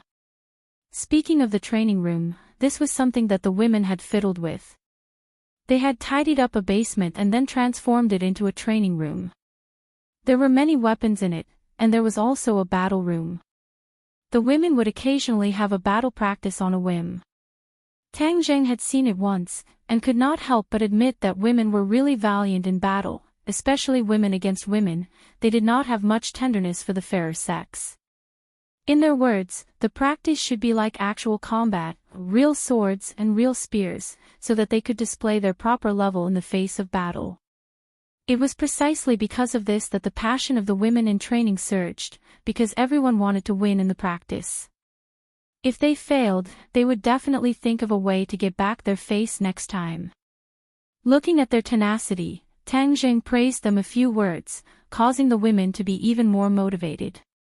In fact, they were very clear that as Tang Zheng's strength increased, if they did not improve themselves, they would always be protected by Tang Zheng, and they would be a burden. No one wanted to be weak, they were in contact with the strong all day long. This idea was especially strong. After all, leisure time was short. Yan Luyun hurriedly rushed over. Seeing his leisurely appearance, he plopped down on a nearby chair, crossed his legs, and said, "Young Master Tang, your days are too comfortable." Tang Zheng looked at him with a smile and said, "You're the young master of the Yan family. Don't tell me you're having a hard time." "Of course. You don't know how busy I am these days." "Oh, why?" Yan Luyun stared at Tang Zheng with wide eyes and said, "Why? It's all because of you. Don't you want to find the whereabouts of the Azure Dragon Hall's High Lord? How could we dare to be negligent? We practically turned the entire capital upside down." "Oh, what did you find?" Tang Zheng asked curiously. "Don't you know who I am? I've been busy for so long. If I didn't find anything, how could I have the nerve to come see you?" "Of course I found something," Yan Luyun said proudly. He and Tang Zheng had already become very familiar with each other. He was not as cautious as the elders in his family. Instead, his relationship with Tang Zheng was getting closer and closer. Tang Zheng laughed involuntarily. "Don't keep me in suspense." I've worked so hard for so long, how could you not let me show off a little? Alright, since you're so impatient, I'll tell you. The High Lord's whereabouts are very mysterious. We couldn't find him, but we found the whereabouts of another person. Who? Grandma Li. It's her. Tang Zheng was shocked. When Grandma Li returned to the Li Palace, she did not obtain any benefits. In the end, she took a few disciples and fled. He did not expect that she would come to the capital. Yes, this Granny Li is an expert. If it were in the past, we really wouldn't have dared to target her. But things are different now. With an expert like you, even the Li Palace's palace master has fallen from his altar. Don't be ridiculous. Where is Grandma Li now? Guess. Tang Jing rolled his eyes. I'm not a fortune teller. Do you think I can predict it with my fingers? Alright, I'll tell you. She went to Ji Wuxiang's Go Club. Fortunately, you reminded us many times to pay attention to this Go Club, so we were able to find this out by waiting for her. Go Club. Tang Jing was shocked. Why did Grandma Li go to the Go Club? Could it be that she had a connection with Ji Wuxiang? Tang Zheng had always been on guard against Ji Wuxiang. The main reason was that this person was too bizarre, so he had no choice but to guard against him. When a person hid themselves too deeply and too secretively, it was usually because there was something that could not be revealed. Ji Wuxiang was like this. He had such great power, but he was like an invisible person. This made Tang Jing unable to understand him, so he naturally did not dare to underestimate him. Yes, Grandma Li went to the Go Club, but after she came out, we lost her. After all, she is a martial king. How can we follow her? Yan Luyun said regretfully. Have you seen her since then? You don't say. My people have seen her. She goes to the Go Club every once in a while. It's very regular. Yan Luyun said doubtfully. Tang Jing thought for a moment, then suddenly asked, when will she go to the Go Club next time? Today. Tang Jing stood up and said impatiently, let's go. Let's go meet Grandma Li and see what she's up to. Xiao Bai and little Yu Yu jumped out and shouted, Master, we want to go too. Yan Luyun was so frightened by this scene that he sat on the ground and shouted in panic, it can talk. He had seen Xiao Bai before, but he had never seen it speak. Now that he saw it, he was scared to death. Tang Zheng was not surprised and said, please, it's not like you don't know about demonic beasts. What's there to be surprised about? Xiao Bai's strength has increased, so it's not strange that it can talk. Yan Luyun got up and looked at Xiao Bai in shock. Xiao Bai looked at him with disdain and said, you're so timid. Yan Luyun did not know whether to laugh or cry. He was being looked down upon by an animal. Then who is it? Yan Luyun pointed at the scarlet lunar beast and asked. You're not a zoologist, so don't get to the bottom of it. Xiao Bai, you and little Yu stay at home and don't run around. I'm going out for a bit. Tang Zheng instructed. Xiao Bai did not force him and obediently rode little Yu to the side. Yan Luyun looked at their backs and sighed, your animals have all become spirits. The people who come to your house must have a good heart. Otherwise, they will be scared to death. The two of them came to a secret spot on the street opposite the Go Club. The people guarding the place quickly came to welcome them. Is she here? Yan Luyun asked. Reporting to young Master Yan, she hasn't arrived yet, but she should be here soon. She's here. Tang Zheng suddenly interrupted the two of them and stared at a figure in the distance. This person was Grandma Li. She did not have any makeup on and swaggered into the Go Club. It's really her. Tang Zheng was all too familiar with Grandma Li. A person's face could be changed, but it was extremely difficult to change their temperament. What should we do? Yan Luyun asked. Tang Zhang looked at the door of the Go Club from afar and said, "Let's go in too." Just like that. Yan Luyun asked in surprise, "Shouldn't we be following her and investigating her real purpose?" Hee, Grandma Li has many tricks up her sleeve. Even I don't have absolute confidence that I can follow her. In that case, to prevent her from escaping, why don't we go in and block her and see what she's doing in the Go Club? Tang Jing said. Seeing that he had made up his mind, Yan Luyun also nodded happily. "Okay, let's go in together. Ever since I heard you say that this Go Club is not simple, I really want to go in and investigate. Then let's take a good look this time and see what kind of medicine Ji Wuxiang is selling in his gourd," Tang Jing said. The two of them strode towards the Go Club. The doorman did not stop the two of them, but recognized them and greeted them warmly. "Would the two of you like to play a game?" The doorman led the two of them in and asked respectfully. Tang Jing did not speak and secretly spread out his divine sense. He immediately found Grandma Li's aura and said, "We're looking for someone." After saying that, he walked straight in the direction of Grandma Li. The doorman's face immediately changed and he said, "There are all Go friends here. Who are the two of you looking for? I'll go inform them." "It's none of your business," Yan Luyun said impatiently. He and Tang Jing strode into the hall and saw Grandma Li from afar. And standing opposite her was a man, Ji Wuxiang. Tang Zhang and Yan Luyun looked at each other. Neither of them had expected to see Ji Wuxiang, whose whereabouts were uncertain, in the Go Club. "Grandma Li, I know your strength, but I am a person who stands aloof from worldly affairs. I like to play Go, and I have no interest in the grand plan you speak of." From afar, they heard Ji Wuxiang's voice full of vigor and politeness. No matter what, he always seemed to be like this, neither hot nor cold, very gentlemanly. "President Ji, I'm giving you a chance. The backer behind you is already in a precarious situation. Do you really think you can protect yourself in the future troubled times? I'm showing you the right way. Don't be so ungrateful. Others may be afraid of you, but I, Grandma Li, am not." Grandma Li's attitude was obviously very bad, and her tone was unkind. Ji Wuxiang did not get angry and said gently, "Of course I know Grandma Li's ability very well. You're not exaggerating at all. But I, Ji Wuxiang, only want things to go according to my heart. If they don't go according to my heart, I won't agree even if I have to die."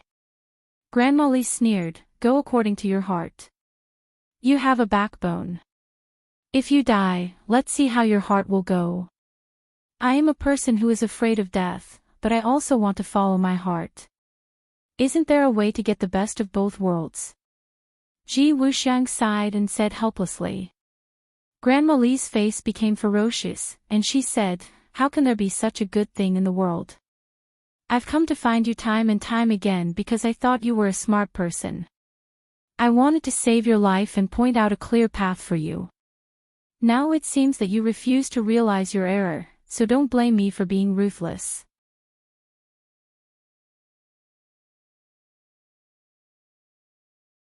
Chapter 10:22. Tang Zhang and Yan Luyun were very surprised to see this scene. They had thought that both sides were in cahoots, but it turned out that Granny Li wanted to force Ji Wuxiang to submit.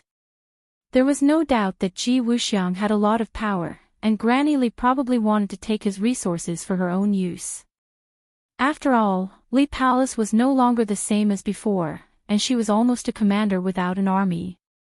In addition, Granny Li's action was probably not her own idea, but more likely an order from the High Lord.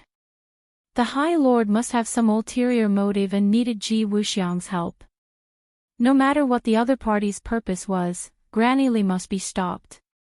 Granny Li made her move, and her murderous aura soared to the sky, as if she was determined to kill.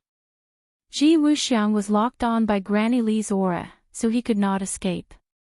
He could only watch as Granny Li's skinny hand grabbed his throat. Although there were other Go players in the Go Club, they could not stop her. It seemed that Ji Wuxiang would definitely die. Stop! Tang Zheng gave a deep roar as he charged towards Granny Li. His large hand reached out and grabbed Granny Li's back. Just as Granny Li's hand was about to hit Ji Wuxiang, she heard the sound of something breaking through the air and a familiar roar. Her face turned pale with fright as she flipped in the air and sent a palm towards Tang Zheng. Bang! The two palms collided, and Granny Li was sent flying, breaking a pillar and falling in a corner. She spat out a mouthful of blood, and her face was deathly pale. Tang Zheng, it's you again. Why are you always haunting me? Granny Li roared hysterically. Ji Wuxiang breathed a sigh of relief. His whole body went limp, and he staggered, almost falling. He looked at Tang Zheng, gasping for breath, and squeezed out a smile that was uglier than crying. Young Master Tang, thank you for saving my life. Tang Zheng nodded slightly. At this moment, Granny Li seemed to understand that this operation had failed, so she got up in a sorry state and jumped up into the sky. Bang! A big hole appeared in the blue tiles of the roof. Granny Li rushed up the roof and fled. Where are you going? How could Tang Zheng watch helplessly as the cooked duck flew away, so he hurriedly chased after her. When his feet landed on the roof, he saw Granny Li, like a monkey, scampering into the nearby shopping mall. Unwilling to give up, Tang Zheng hurriedly chased after him. The shopping mall was bustling with people, and there was no sign of Granny Li. It was more difficult than finding a needle in a haystack. Tang Zheng angrily stomped his foot and gnashed his teeth. Granny Li is really cunning. She let her slip away so easily. If this Go Club hadn't been built in the midst of chaos, she wouldn't have been able to escape no matter what. A moment later, he returned to the Go Club. Although Ji Wuxiang was still in a state of shock, he was a tyrant after all. He quickly regained his composure on the surface and chatted happily with Yan Luyun. Seeing that Tang Zheng had returned, Yan Luyun hastily asked, "Where is Granny Li?" Tang Zheng helplessly shook his head. "She escaped." "Alas, that's a pity." Yan Luyun sighed. Ji Wuxiang said, "This Granny Li is very cunning. This is also the downtown area. Young Master Tang doesn't need to worry about it. She escaped this time, but it won't be so easy next time. It's all thanks to young Master Tang and young Master Yan's help. Otherwise, my life would have been lost to Granny Li's evil hands." Tang Zheng stared at Ji Wuxiang without saying a word. Ji Wuxiang was startled and fell into contemplation. After a while, he said in a deep voice, "I know young Master Tang has a lot of questions. Feel free to ask. I'll tell you everything I know." "Good. Since Manager Ji is so straightforward, I won't beat around the bush. What is Granny Li's purpose for coming to Manager Ji?" Tang Zheng asked straightforwardly. Ji Wuxiang smiled bitterly. "What purpose could there be? They want to win me over. They want me to submit to the Azure Dragon Palace." "Submit to the Azure Dragon Palace." Tang Zheng's head moved. The Azure Dragon Palace was a very strict organization. Why would they want to recruit talents? But after thinking about it, he felt relieved. The Azure Dragon Palace had lost many people at his hands. The martial organization, Li Palace, and Sword Pavilion were all out of their control. The High Lords would naturally want to add new blood and restore the Azure Dragon Palace's glory. But the Azure Dragon Palace had always attached great importance to martial strength. Although Ji Wuxiang had a lot of power, he was still just an ordinary person. What did the High Lord see in him? A man fears fame just as a pig fears being fat. I, Ji Wuxiang, have been living in seclusion for the past few years. I have tried my best not to show myself in public because I was afraid of this kind of trouble. But now it seems that my actions were not effective. In the end, I was targeted by the Azure Dragon Palace. The Azure Dragon Palace is more terrifying than the other powers. They eat people without spitting out the bones. So, how could I dare to agree to them? Ji Wuxiang was very bitter as he sighed. Tang Zheng stared straight at Ji Wuxiang as if he wanted to discern the truth in his words. But he could not find a single flaw. Director Ji, if I may ask, what did the Azure Dragon Palace see in you when they asked you to submit? Tang Zheng asked without any trace of politeness. Ji Wuxiang was slightly startled. He hesitated as his expression flickered. Tang Zheng's head trembled. His face was gloomy as he unhappily said, Director Ji, if you still have any misgivings, then we will take our leave. As for the matters between you and the Azure Dragon Palace, I will no longer ask about it. Ji Wuxiang seemed to have been poked in his weak spot. He quickly stood up and said, Young Master Tang, you misunderstand. How could I have misunderstood anything? I will say it. Tang Zheng coldly laughed. If I don't force you, you will continue to pretend. I guess the Azure Dragon Palace has taken a fancy to my Go Club. Ji Wuxiang weakly said. Go Club. Tang Zheng and Yan Luyun looked at each other in confusion. This was just an ordinary Go Club.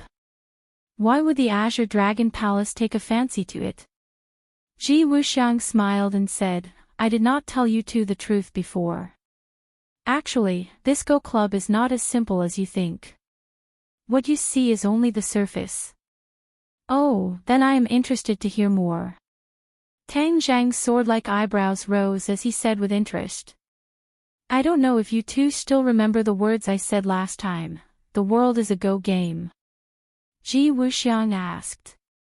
Tang Zheng thought for a moment and nodded. I still have a bit of an impression. Yan Luyun had long forgotten, but there was nothing wrong with these words. He did not understand why Ji Wuxiang would mention these words again. The world is a Go game. Each of us is a Go piece. If we can comprehend the profound meaning of this Go game, then we can play this Go game. Ji Wuxiang spoke tirelessly. Tang Zheng nodded inwardly. He still had a bit of an impression of these words. At the time, he thought that they were exaggerations, but now it seemed that there was a deeper meaning to them. I have been obsessed with Go since I was young. These years, I have spent a great deal of energy studying Go. Finally, I have made some progress and comprehended the profound meaning of the Go game. Last time, you also saw that the Go pieces of my Go players are very special. They are as heavy as 1,000 pounds, but in their hands, they can lift them as if they were light. They are no different from ordinary Go pieces. This is because I have comprehended the profound meaning of the Go game. Yan Luyun listened to these mysterious words and felt that it was inconceivable. He could not help but interrupt, Director Ji, we all know that you are very powerful and very smart, but what you said is too mysterious. It sounds like a myth. Myth, huh? Hee hee. Ji Wuxiang gave a deep smile and looked at Tang Zheng. Young Master Tang, you are a cultivator, so of course you are aware of the many mysterious techniques and methods cultivators have. Although my words are inconceivable, do you think that they are true? Tang Zheng's experience was much more abundant than Yan Luyun's. When he heard these words, he did not deny it and instead said, Director Ji, please continue. Yan Luyun saw Tang Zheng's reaction and knew that he believed most of what he said. There was nothing he could do, so he could only continue to listen to Ji Wuxiang talk non-stop. The Go game that I have comprehended is called Heaven's Go. If one is placed in it and is unable to solve the Go game, then they will be trapped in the Go game and never be able to rise again. Ji Wuxiang said. Never be able to rise again. What a big tone.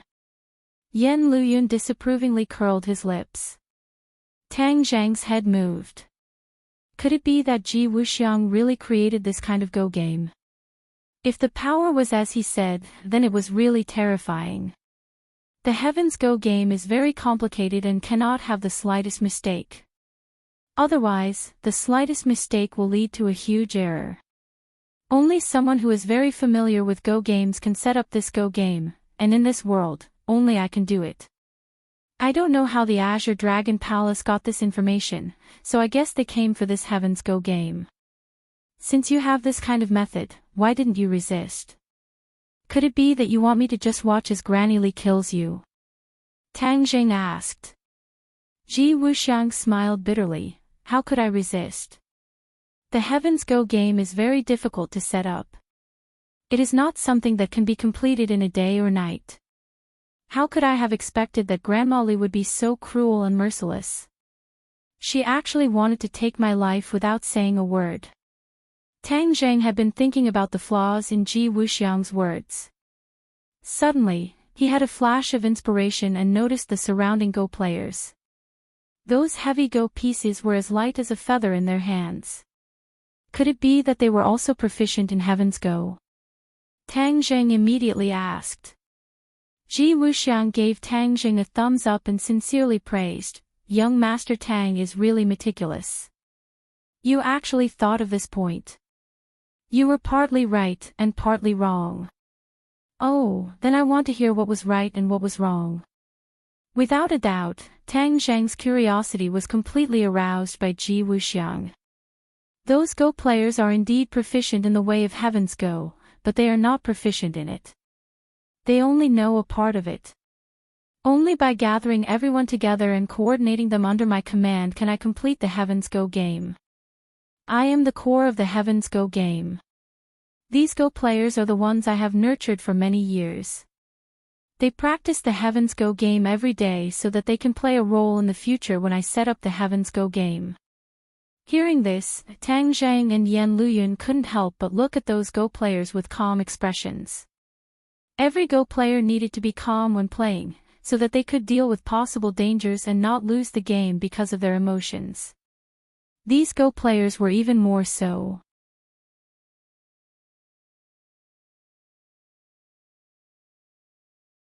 Chapter 1023.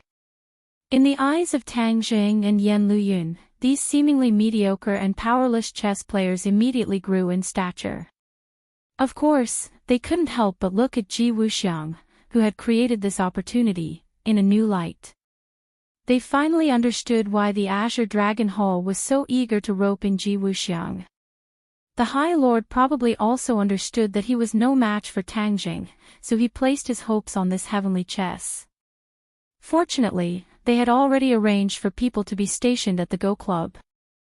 Otherwise, they definitely wouldn't have discovered this matter, and it was even more likely that the other party would succeed. During this period of time, Granny Li has been constantly persuading me. I originally didn't want to pay attention to her, but when I thought of the Azure Dragon Hall's illustrious reputation, I felt that it wouldn't do to just ignore her. So, I also did some work specifically to target them. Ji Wuxiang's emotions calmed down, and a sneer hung on the corner of his mouth. "Oh, what kind of work?" Tang Zheng asked curiously. Ji Wuxiang was being bullied to the point of being above his head, and with his temper, it was impossible for him to not do anything. Sure enough, Ji Wuxiang said, "I used various methods and finally determined Granny Li's hiding place." Tang Zheng and Yan Luyun looked at each other. The people sent by Yan Luyun hadn't found any reliable information at all. They didn't expect that Ji Wuxiang would beat them to it. Once they knew where Granny Li was hiding, it would naturally be of great use. Tang Zheng couldn't wait to ask, "Then where is she hiding?" Ji Wuxiang immediately gave him an address. Tang Zheng turned around and left without looking back, saying, "Young Master Yan, you stay here first. I'll be back soon." As soon as he finished speaking, he disappeared without a trace. In the west of the city, in a quiet house, a figure flashed and directly jumped over the wall of the courtyard. Immediately, a few feminine shouts rang out. "Who is it?" Whoosh! 10 or so attacks came unexpectedly, one after another flying towards Tang Zheng. Before Tang Zheng's feet touched the ground, his body spun, creating a whirlwind. With a series of clanging sounds, he repelled the incoming enemies and landed firmly on the ground. His eyes were like lightning as he looked at this group of people. "It's you!"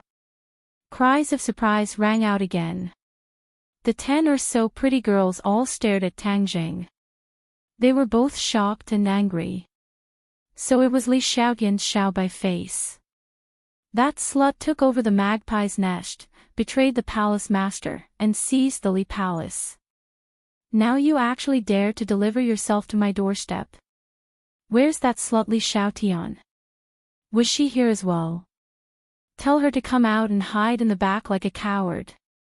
Inyu's face was as cold as ice as she scolded. As the direct disciple of Granny Li, her life had undergone earth-shattering changes. She had become like a stray dog, hiding in the courtyard of the capital. All of this was thanks to Li Xiaotian. Her anger towards Li Xiaotian was difficult to conceal. Of course, she also did not have a good impression of Tang Jing. Although her voice was stern, her heart was filled with worry. Her whereabouts had been exposed. If other enemies came to attack, then they might not be a match for them. The palace master had not returned after leaving and she did not know where he went. What should she do? At present, she could only temporarily stabilize the other side and wait for the palace master to come back and deal with him. Tang Jing also recognized Yu and said, so it wasn't just Granny Li who came to the capital. Even you remnants of the Li Palace came with her. We are the legitimate members of the Li Palace. That slut Li Xiaotian is a traitor. Yu loudly retorted. Tang Jing did not want to be entangled with the other side and asked, where is Granny Li? Just now, she escaped. Now that she has nowhere to run, let her come out and see me. As a grand expert, she shouldn't be too afraid to show her face, right? Inyu's expression suddenly changed as she cried out in alarm, what did you say? You've seen the palace master. Of course. Just now, she escaped. Now, she won't be so lucky. Inyu's heart thumped as her mind madly jumped. Suddenly realizing that the situation was bad, she gradually began to think of retreating. She no longer hoped for the palace master to save her, so she loudly shouted, kill him. Then, like a loach, she retreated backwards. The others quickly rushed forward and fiercely attacked Tang Jing. Tang Jing's eyes flashed with a cold light as he attacked like lightning. The person at the front was struck in the throat and immediately fell to the ground, unable to get up. The others also followed in his footsteps. None of them could withstand a single blow and were knocked down one after another. Compared to the current Tang Jing and these ordinary martial artists, one was in the sky and one was on the ground. Even if the other side had more people, they would not be of much use. Everyone fell to the ground, but Yu had just jumped onto the courtyard wall, trying to escape. Tang Jing casually broke off a branch and turned it into a sharp sword, which flew towards Yu with a so sound. Ah! Yu screamed and fell from the courtyard wall. Struggling to get up, she found that the place where her leg had been hit was painful as if it had been broken. Her eyes flashed with despair as she raised her head to look, coincidentally meeting Tang Jing's gaze. Now you can't escape. Be honest, where is Granny Li now? Tang Jing asked coldly. I don't know. Inyu's answer was resolute, you want me to betray the palace master? In your dreams. Is that so? Then I will make you wish you were dead. That feeling won't be good. In the end, you will still tell me, Tang Jing said lightly. Yu shuddered, her eyes filled with fear, but she still gritted her teeth and refused to speak. Dream on, I don't know the whereabouts of the palace master. Even if I did, I would never tell you. Tang Jing did not believe her. Since she was an enemy, there was no need to be merciful, so he directly used his soul-searching technique. Yu screamed and tried to resist, but in the end, she fell to the ground weakly and became a fool. Tang Jing narrowed his eyes slightly. The information obtained from the soul-searching technique showed that she was not lying. She really did not know the whereabouts of Granny Lee. It was just that Tang Jing had figured out their whereabouts during this time. Since the defeat of the Li Palace, they had come to the capital and were all placed in this courtyard by Granny Lee. From then on, Granny Lee left early and returned late. No one knew what she was busy with. No one knew. Just like prisoners, they stayed in this small courtyard every day. Granny Lee was very dignified, so even if they had doubts in their hearts, no one dared to question or ask. They believed that the palace master must have her own plans and would make a comeback in the near future. But it seemed that they would not live to see that day. Tang Zhang let out a long sigh. Even Yu did not know, let alone the others. This trip could be considered a waste of time. What he did not know was that outside the courtyard, there was a pair of eyes looking at this courtyard from afar. This was Granny Lee. On the road, in order to make sure that she had completely gotten rid of Tang Jing, she deliberately took a long detour, and finally determined that there was no tail, so she hurried back. But before she reached the door, she found that Yu had jumped up the wall and then fell down with a scream. Granny Lee originally wanted to rescue her, but in the next second, she stopped and glared at the courtyard as if she was about to spit fire. She knew that her disciples had been completely wiped out, so if she rushed in, she would only be throwing her life away. She gritted her teeth, and with a poof, her fingers left long scratches on the trunk of a nearby tree. She took a few deep breaths, suppressing the anger in her heart. Yu, I will definitely avenge you. Granny Lee murderously muttered to herself in a low voice, then took a deep look at the courtyard, turned around, and left. Tang Jing naturally did not know that he had brushed past Granny Lee and returned in disappointment. As for the disciples of the Li Palace, he had left them to the Yan family to deal with. When Ji Wuxiang saw Tang Jing return, his butt seemed to have been installed with springs, and he jumped up from the chair and anxiously asked, "Young Master Tang, did you catch Granny Lee?" Tang Jing shook his head, "I didn't see her." She must have known that the matter was exposed, so she ran away and only caught some small fish and shrimps. Ji Wuxiang was extremely disappointed and sighed. "I should have told young Master Tang this news earlier. Perhaps Granny Lee would not have been able to escape." "There is no if." Tang Jing shook his head. Since the Azure Dragon Palace has already set their sights on Chief Ji, with their style of doing things, they will definitely not give up. What does Chief Ji plan to do next? Ji Wuxiang's face was difficult. How can I be a match for the Azure Dragon Palace?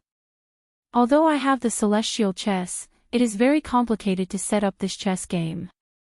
It is not something that can be done in a day, so it seems that I will not be able to escape this calamity. Tang Jing disagreed. Chief Ji must be joking. Your connections are unparalleled, and you have been doing well in the capital these past few years. No one dares to provoke you. This is a great ability, so how can there be no way? Granny Lee is right about one thing. The backing behind me is already on the verge of collapse. My good days are coming to an end. Ji Wuxiang shook his head and sighed. Tang Zhang and Yan Luyun looked at each other, their eyes flashing with a strange light. There was no doubt that Ji Wuxiang was extremely mysterious to the public. Even the great families knew very little about him. They only knew that he had a lot of power, and that there were very few things that he could not handle. Everyone guessed that he had a great backer, but no one knew who it was. Ji Wuxiang looked at the two and smiled bitterly. "I know how you guys usually guess about me. In my line of work, the more mysterious and unpredictable I am, the better. This is my best protection. Since I am indebted to the two of you for saving my life, Ji Wuxiang will not hide anything from you. I, Ji Wuxiang, have always been clear about gratitude and grudges. So, there is no harm in telling you." Tang Zhang and Yan Luyun both opened their eyes wide in curiosity, waiting for his answer. When they heard Ji Wuxiang say a name, Tang Zheng and Yan Liuyun's faces changed dramatically. Because this name was too famous. It was a person who was as famous as the chief in power, and even more senior. Ji Wuxiang seemed to have expected the two's reaction. He continued, "These years, I have obtained too many benefits for him. So, in the eyes of the upper class, I am a thorn in their side. Many people want to take me down. My backer is old enough, and he is at a disadvantage in this power struggle. His butt is not clean either. In recent years, the tiger hunting operation has been in full swing, and he is lacking a real tiger. So, I am afraid that my backer will become this tiger and be knocked off his pedestal." Tang Zheng was overwhelmed with shock. There were actually so many secrets that no one knew.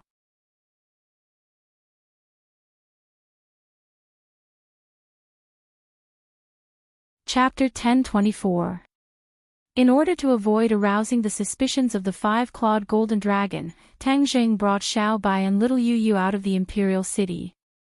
The harvest this time was quite bountiful, allowing him to come into contact with a brand new world. The legend of the Dragon Slayer made his heart surge. It turned out that there were such powerful people in this world. The Dragon Clan was not always high and mighty and invincible. As long as they were strong enough, there was no need to fear any enemy. The sky revealed a white belly, and the rising sun illuminated the capital, turning it into a golden yellow.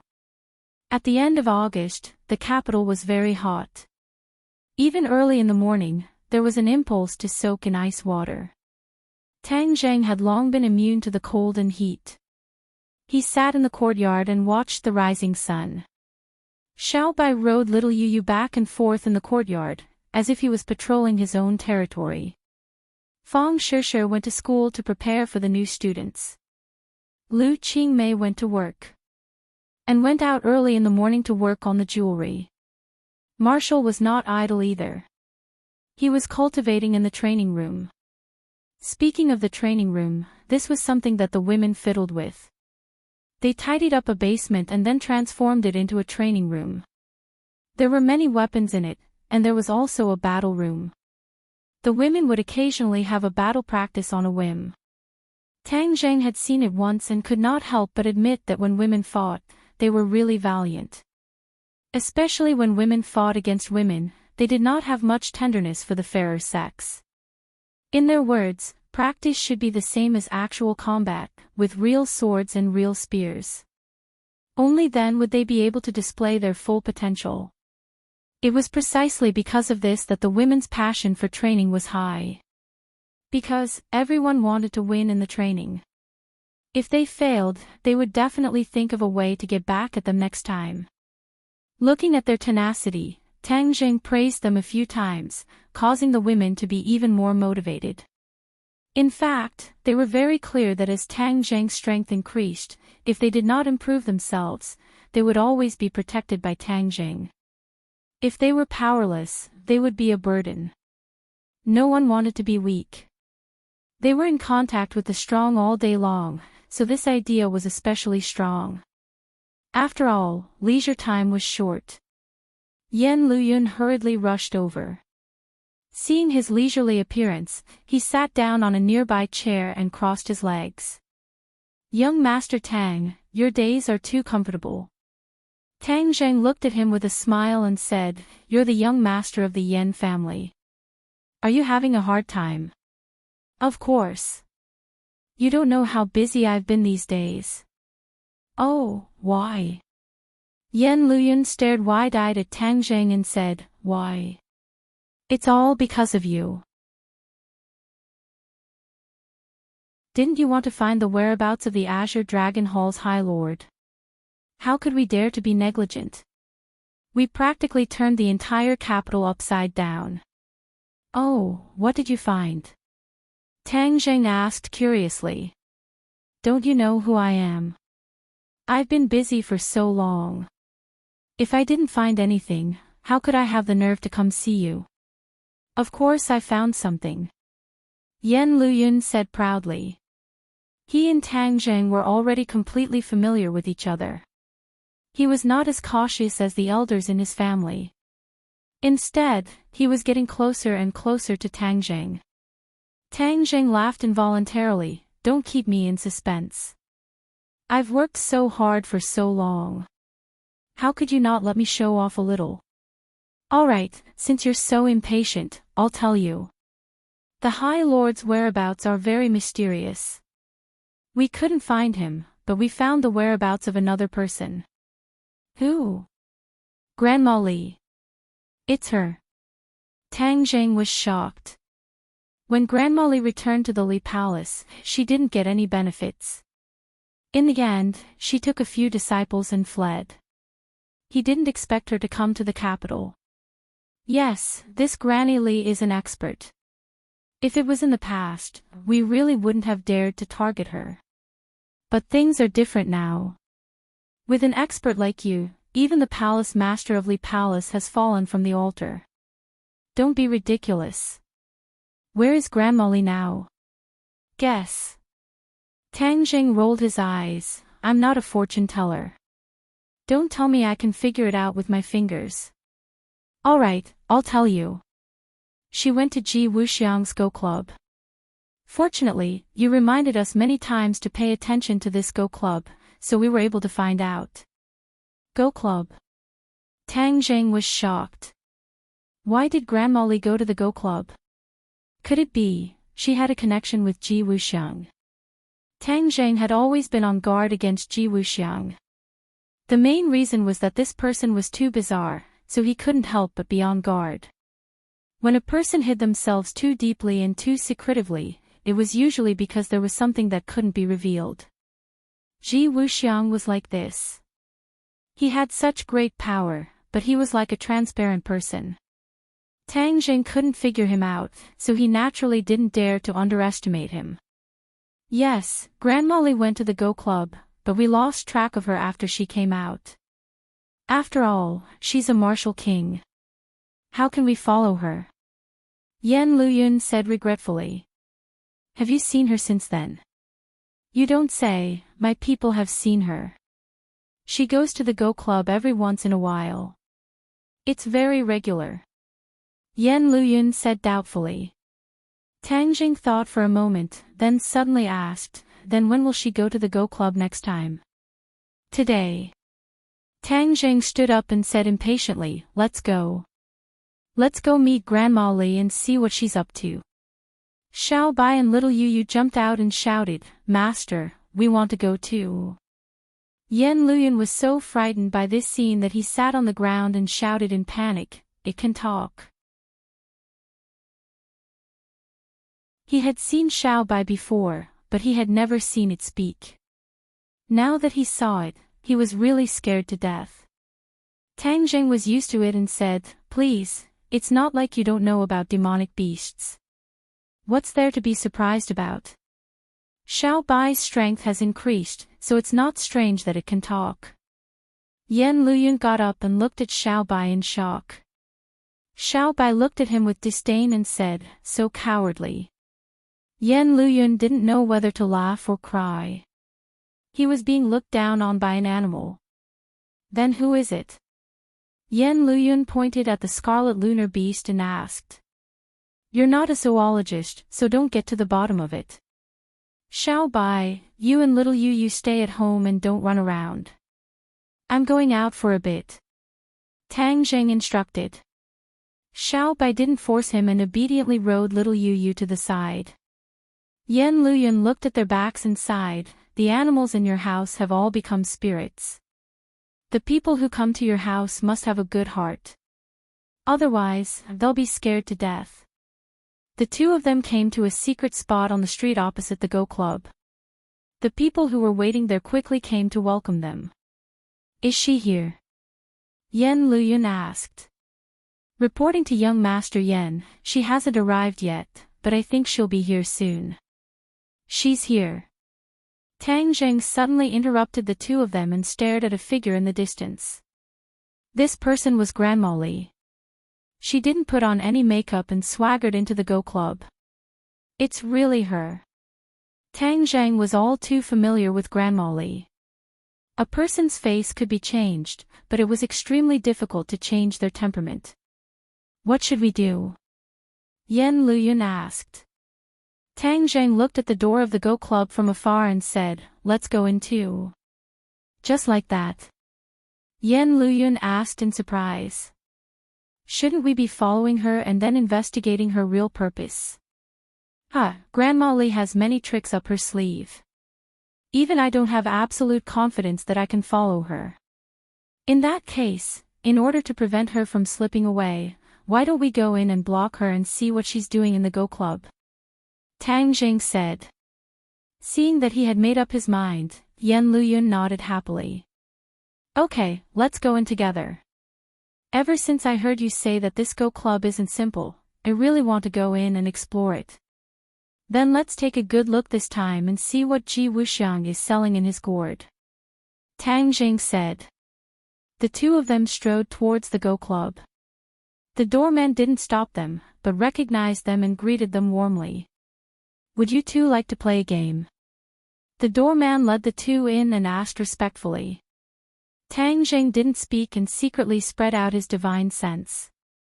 He immediately found Grandma Li's aura and said, "We're looking for someone." After saying that, he walked straight in the direction of Grandma Li. The doorman's face immediately changed and he said, "Everyone here is a Go player. If you're looking for someone, I'll inform them." It's none of your business. Yan Luyun said impatiently. He and Tang Zheng strode into the hall and saw Grandma Li from afar. Standing opposite her was a man, Ji Wuxiang. Tang Zheng and Yan Luyun looked at each other. Neither of them had expected to see Ji Wuxiang, whose whereabouts were unpredictable, in the Go Club. Grandma Li, I know your strength, but I'm a person who stands aloof from worldly affairs. I usually like to play Go. I'm not interested in the grand plan you speak of. From afar, they heard Ji Wuxiang's voice full of energy and courteous. No matter what, he always seemed to be like this, neither hot nor cold, very gentlemanly. President Ji, I'm giving you a chance. The backer behind you is already in a precarious situation. Do you really think you can protect yourself in the future troubled times? I'm giving you a clear path. Don't be ungrateful. Others may be afraid of you, but I, Grandma Li, am not afraid of you. Grandma Li's attitude was obviously very bad, and her tone was unkind. Ji Wuxiang did not get angry, and gently said, I'm very clear about Grandma Li's ability. These words are not exaggerated at all. But I, Ji Wuxiang, only want things to go according to my heart. If they don't go according to my heart, even if I die, I won't agree. Grandma Li sneered, go according to your heart. You have a backbone. If you die, I'd like to see how your heart will go. I'm a person who is afraid of death, but I also want to go according to my heart. Is there no way to get the best of both worlds? Ji Wuxiang sighed and said helplessly. Grandma Li's face became ferocious and said, how can there be such a good thing in the world? I've come to look for you time and time again. I thought you were a smart person and wanted to save your life and point out a path for you. But now, it seems that you're obstinate. Don't blame me for being ruthless.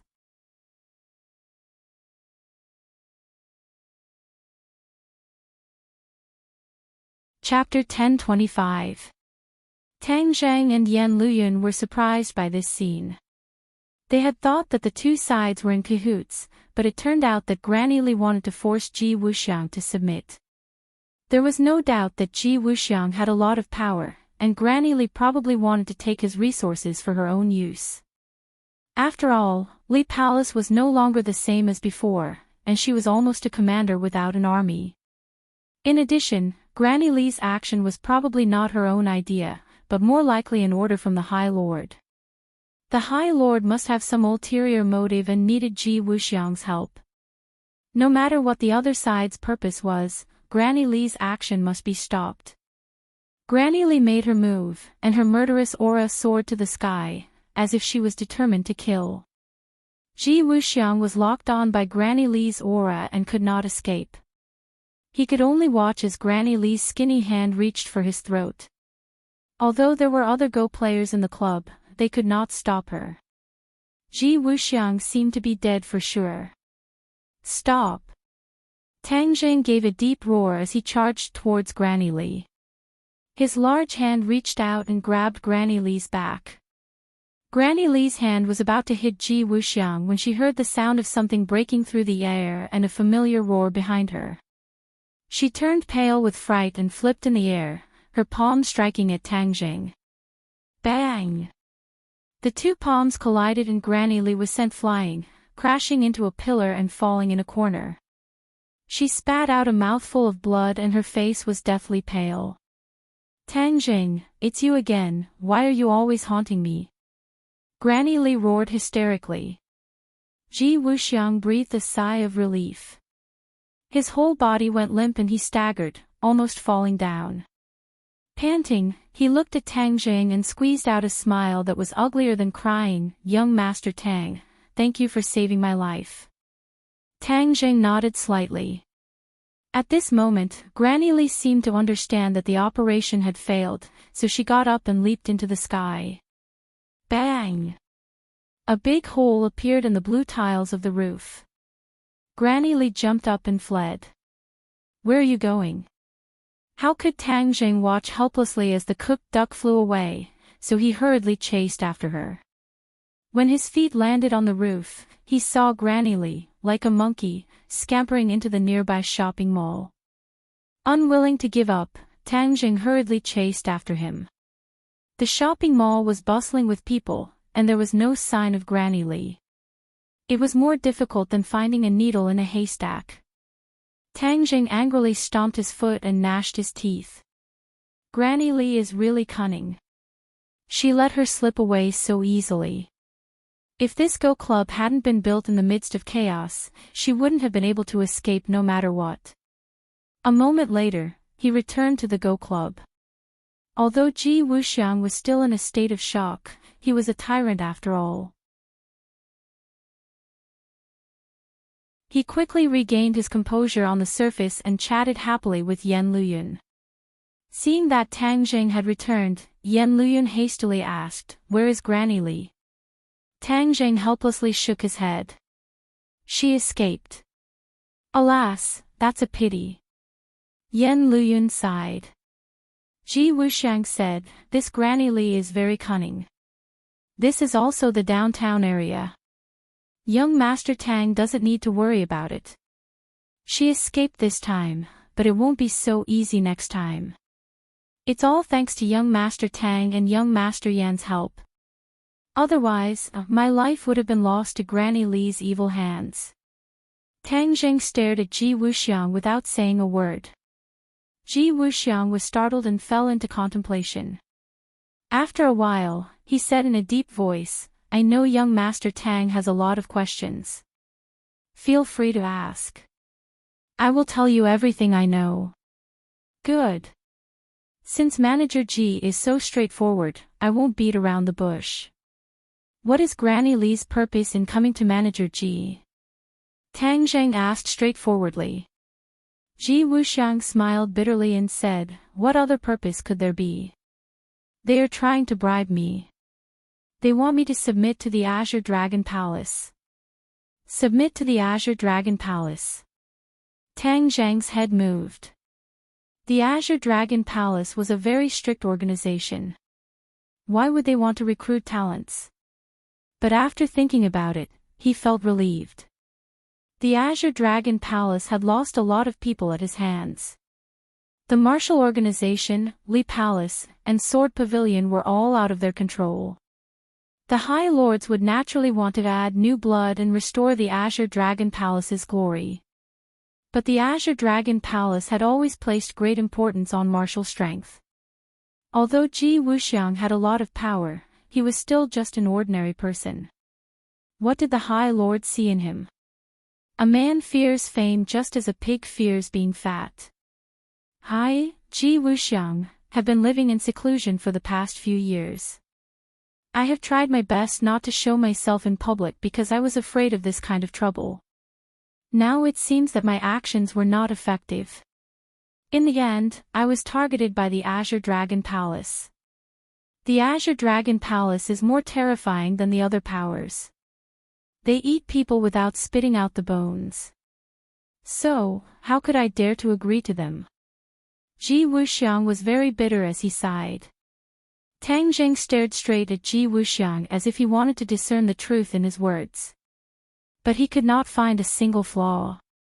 Director Ji, if I may ask, what did the Azure Dragon Palace see in you when they asked you to submit to them?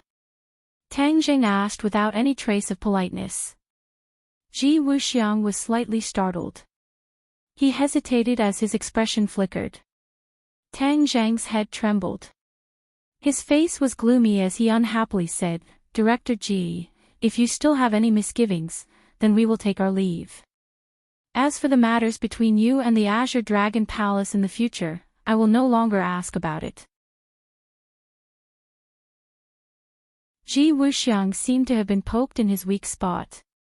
He quickly stood up and said, Young Master Tang misunderstands. How could I have misunderstood? I'll say it. Tang Zheng coldly laughed. If I don't force you, you'll continue to pretend. I guess that the Azure Dragon Palace has taken a fancy to my Go Club. Ji Wuxiang weakly said. Go Club. Tang Zheng and Yan Luyun looked at each other in confusion. This was just an ordinary Go Club. Why would the Azure Dragon Palace take a fancy to this place? Ji Wuxiang smiled and said, I didn't tell you two the truth before. Actually, this Go Club is not as simple as you think it is. What you see is only the surface. Oh, then I'm interested to hear more. Tang Zheng raised his eyebrows and said with interest. I don't know if you two still remember what I said last time, the world is a Go game. Ji Wuxiang asked. Tang Zheng thought for a while and nodded, I have a bit of an impression of it. Yan Luyun had long since forgotten, but there was nothing wrong with this sentence. He did not understand why Ji Wuxiang would bring it up again. The world is a Go game. Each of us is a Go piece. If we can comprehend the profound meaning of this Go game, then we can play this Go game. Ji Wuxiang spoke tirelessly. Tang Zheng nodded inwardly. He still had a bit of an impression of these words. At the time, he thought that they were exaggerations, but now it seemed that there was a deeper meaning to them. I've been obsessed with Go since I was young. I've spent a lot of energy studying Go and finally made some progress. I've comprehended the profound meaning of the Go game. Last time, you also saw that the Go pieces here are very special. They are as heavy as 1,000 pounds, but in their hands, they can lift them as if they were light. They are no different from ordinary Go pieces. This is because I've comprehended the profound meaning of the Go game. Yan Luyun listened to these mysterious words and felt that it was inconceivable. He could not help but interrupt, Director Ji, we all know that you are very powerful and very smart, but what you said is too mysterious. It sounds like a myth. Myth, huh? Hee hee. Ji Wuxiang smiled meaningfully and looked at Tang Zheng, Young Master Tang, you are a cultivator. Of course you are aware of the many mysterious techniques and methods cultivators have. Although my words are inconceivable, do you think it is possible for them to be true? Tang Zheng's experience was obviously much richer than Yan Luyun. After hearing these words, he did not deny it. Instead, he said, Director Ji, please continue. Yan Luyun saw Tang Zheng's reaction and knew that he was 70 to 80% convinced.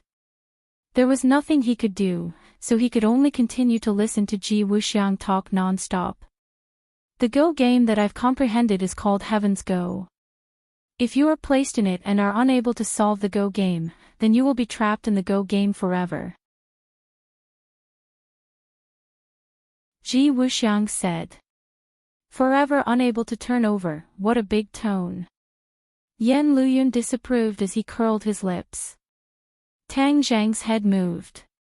Could it be that Ji Wuxiang had really created this kind of Go game? If the power was as he said, then it was really terrifying. The Heaven's Go game is very complicated. There can't be the slightest mistake. Otherwise, the slightest mistake will lead to a huge error. Only people who are very familiar with Go games can set up this Go game, and in this world, only I can do it. I don't know how the Azure Dragon Palace got this information, so I guess they came for this Heaven's Go game. Since you have this kind of method, why didn't you resist? Could it be that you want me to watch as Granny Li kills you? Tang Jing asked. Ji Wuxiang smiled bitterly. How could I resist? This Heaven's Go game is very difficult to set up. It's not something that can be completed in a day or night. How could I have expected that Grandma Li would be so cruel and merciless? She actually wanted to take my life without saying a word. Tang Zheng had been thinking about the flaws in Ji Wuxiang's words. Suddenly, he had a flash of inspiration and noticed the surrounding Go players. Those heavy Go pieces were as light as a feather in their hands. Could it be that they were also proficient in Heaven's Go? Tang Zheng immediately asked. Ji Wuxiang gave Tang Zheng a thumbs up and sincerely praised, "Young Master Tang is really meticulous. You actually thought of this point. You were partly right and partly wrong." "Oh, then I'd like to hear what was right and what was wrong." Without a doubt, Tang Zheng's curiosity was completely aroused by Ji Wuxiang. Those Go players are indeed proficient in the way of Heaven's Go, but they are not proficient in it. They only know a part of it.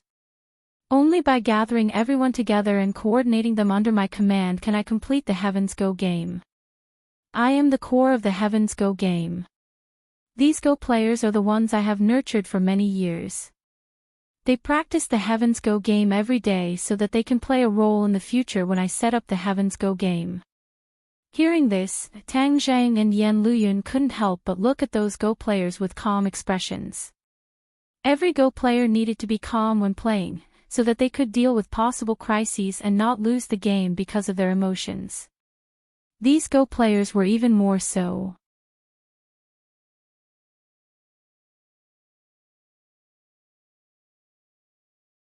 Chapter 1026. Tang Zheng did not want to be involved in the power struggle of the upper echelons. He was not interested in the big backer behind Ji Wuxiang and calmly said, "Chief Ji is a smart person. Naturally, he will have his own way to deal with the crisis in front of him." Ji Wuxiang smiled embarrassedly. Intelligence alone cannot solve everything. People must have strong strength. Otherwise, it can only be regarded as petty tricks. Young Master Tang is not only smart, but also has strong strength. This is the true invincible position. Yan Luyun thought about it and looked at Ji Wuxiang and thought, listening to his tone, could it be that he wants to rely on Tang Zheng? This was very different from the Ji Wuxiang in his impression. He had always thought that Ji Wuxiang was omnipotent, but now it seemed that he was only a so-so. His previous reliance came from the backer behind him. Yan Luyun could not help but look at Tang Zheng again. His heart was filled with emotion. No matter how strong a person was, when facing him, it seemed that they would be dwarfed. "Young Master Tang, there is something that I don't know if I should say," Ji Wuxiang said hesitantly. "What is it?" "My backer doesn't get along well with the chief you're in contact with. They've been fighting both openly and covertly. This time, he's bound to lose, and that chief's power and status will be greatly improved. As far as I know, you don't seem to have a good relationship with that chief. This is not a good thing for you," Ji Wuxiang said meaningfully. Tang Zheng's eyes trembled as he said, "Thank you for the reminder." He and the chief were not on good terms. Especially on the matter of the 5-clawed golden dragon. It could be said that he had completely gone against the chief's wishes. He had chosen to endure, but his heart was definitely filled with anger. As long as he was given the opportunity, he would definitely explode. Tang Zheng was very clear on this point, so Ji Wuxiang's reminder made Tang Zheng pay attention to it. He had to guard against the possible crisis. Chief Ji, if there is nothing else, we will take our leave. Thank you for your help. Forgive me for not seeing you off. Tang Jing glanced at the numerous Go players and left the Go club under Yan Liuyun's suspicious gaze. After walking across the street, Yan Liuyun finally could not help but ask, "Young Master Tang, Ji Wuxiang obviously wants to rely on you. Why don't you accept his offer?" Tang Jing shook his head. "We don't know how trustworthy Ji Wuxiang's words are. Besides, he's not at the end of his rope yet. There's no need for us to intervene so early. Then aren't you worried that the heavens chess piece in his hands will fall into the hands of others?" Tang Jing smiled and said, "Even though he brags to the heavens, but in the end, what you hear is false and what you see is true. Your people continue to keep an eye on him and see what other tricks he has up his sleeve." Yan Liuyun nodded and said regretfully, "It's a pity that Granny Li escaped this time. She's also a big scourge. Compared to the High Lord, she's just a small character. The most important thing now is to find the High Lord. He hasn't shown himself yet, so I suspect that he's brewing some big scheme. This is the calm before the storm," Tang Zheng said earnestly. Yan Liuyun's face darkened as he nodded heavily. "That's reasonable. What about the 100 Faces Star Sovereign? Is there any movement from him?" Tang Jing asked. "We suspect that he's returned to the island nation, but he hasn't shown himself since. In a foreign country, it's not as easy for our people to investigate," Yan Liuyun said somewhat helplessly. Tang Jing nodded and said, "With the 100 Faces Star Sovereign's personality, he definitely won't keep hiding. He's definitely plotting something. It doesn't matter if he doesn't show himself now. As long as we keep an eye on him, we'll find some clues," Yan Liuyun explained, and then the two of them parted ways. At the same time, Granny Li arrived at a quiet place after escaping. She respectfully knocked on the door, and the door opened. She restrained her angry expression and calmed down a little. Then, she walked in with heavy steps. A moment later, she came in front of a person and bowed respectfully. "High Lord, I've failed. Not only did I fail to take Ji Wuxiang for my own use, but I also attracted Tang Jing. If I hadn't escaped fast enough, I'm afraid I wouldn't have been able to come back to see the High Lord." The High Lord's eyes flickered under the mask, making people shudder. He stared at Granny Li for a long time. Granny Li didn't dare to meet his eyes and lowered her head. "It's all the subordinate's fault. Please punish me, High Lord." The High Lord looked at her with burning eyes and finally opened his mouth. "This is an uncontrollable factor. Tang Zhang is my biggest enemy. The capital city is his base camp and he has many eyes and ears. It's not surprising that he ruined our plan. Not only did he ruin our plan, but he also made me lose a lot of disciples. He's really hateful." Granny Li's eyes were almost spitting fire as she said hatefully. The High Lord was surprised. "You lost all your disciples?" "Yes, I couldn't protect them. I'm really ashamed," Granny Li said dejectedly. "Raise your head, this is not your fault. You just have to put it on Tang Zhang's head," the High Lord said in a powerful voice. Granny Li restrained her emotions and asked, "High Lord, Ji Wuxiang's plan is ruined. What should we do next?" "Humph, ruined. Who said so? He's already cornered. If he still dares to persist, I'll make him wish he was dead." The High Lord's voice was gloomy to the extreme, making people shudder. Granny Li nodded in agreement. "The High Lord is wise. You should conserve your energy first. You'll be busy later. Don't go to Ji Wuxiang's side. They've already set up an ambush, so your whereabouts must have been exposed. That's why you were surrounded and intercepted by Tang Jing." Granny Li's face reddened.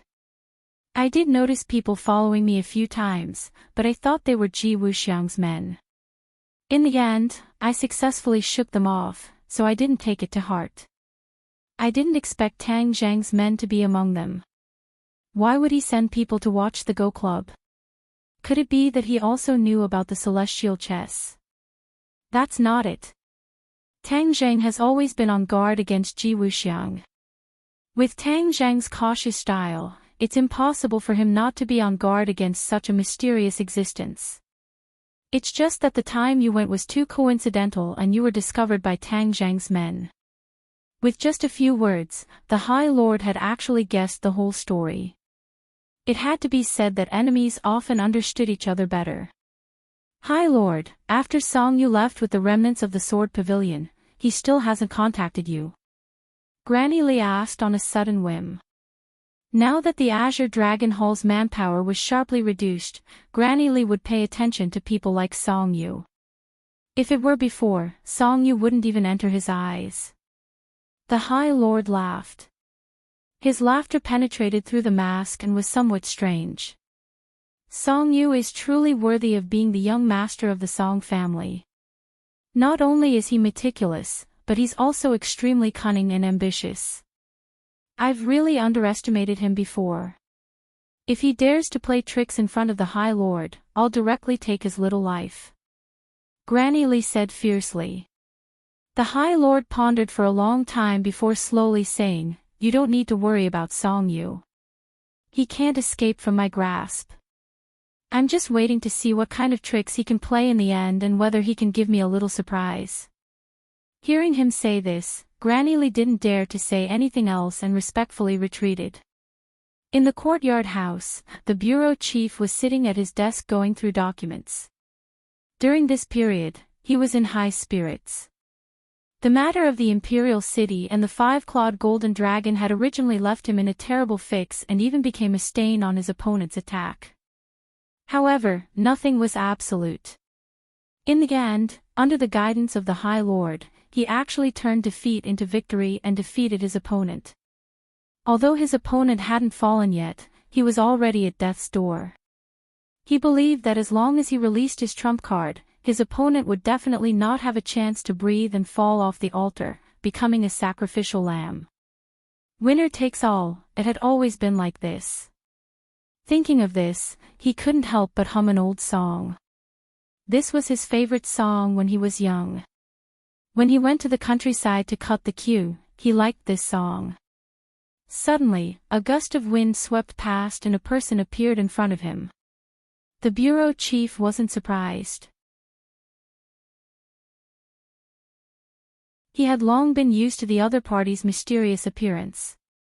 He put down the pen in his hand and raised his head. Sure enough, he saw the familiar mask of the High Lord.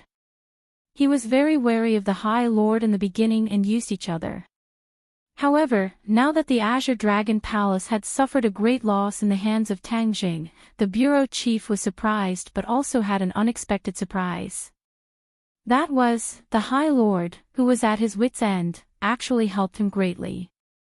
This action against his opponent was a gift that made the bureau chief very satisfied. He often thought proudly in his heart, no matter how powerful the High Lord was, he still had the last laugh. These martial artists looked glamorous, but after all, they were rootless duckweeds. They didn't have the support of the country and didn't have the support of the people. They looked glamorous, but in reality, they could easily be defeated. Wasn't this the best proof? Although he would fail, he had the foundation and the support of the people, so he could still make a comeback. Therefore, he was the one who had the last laugh. When he looked at the High Lord, he wasn't as nervous and cautious as before. He casually pointed to the chair opposite him and said, "Have a seat. We can carry out the plan to deal with that old thing now. Let's move quickly." The High Lord nodded in a manner that was neither servile nor overbearing. That old thing probably wouldn't even dream that I know so many dirty things about him. Ji Wuxiang, that white glove, has done so many dirty things for him. It seems like there's no evidence against him, but in fact, there are many things that can be used against him. This is his death warrant. Once the time is up, his old life will be taken away. The bureau chief said proudly. After a pause, the bureau chief continued, Ji Wuxiang can't be allowed to continue living in this world. He knows too many things. You know what to do, right? The High Lord nodded lightly. The bureau chief relaxed and said, Ji Wuxiang is actually a talent. It's just that he stood on the wrong side and chose the wrong master. Naturally, what awaits him won't be a good ending. Your Azure Dragon Palace is really good at gathering information. You even know the dirty things that they do in private. The High Lord remained calm and said, the opponent has been eliminated. What are your plans next?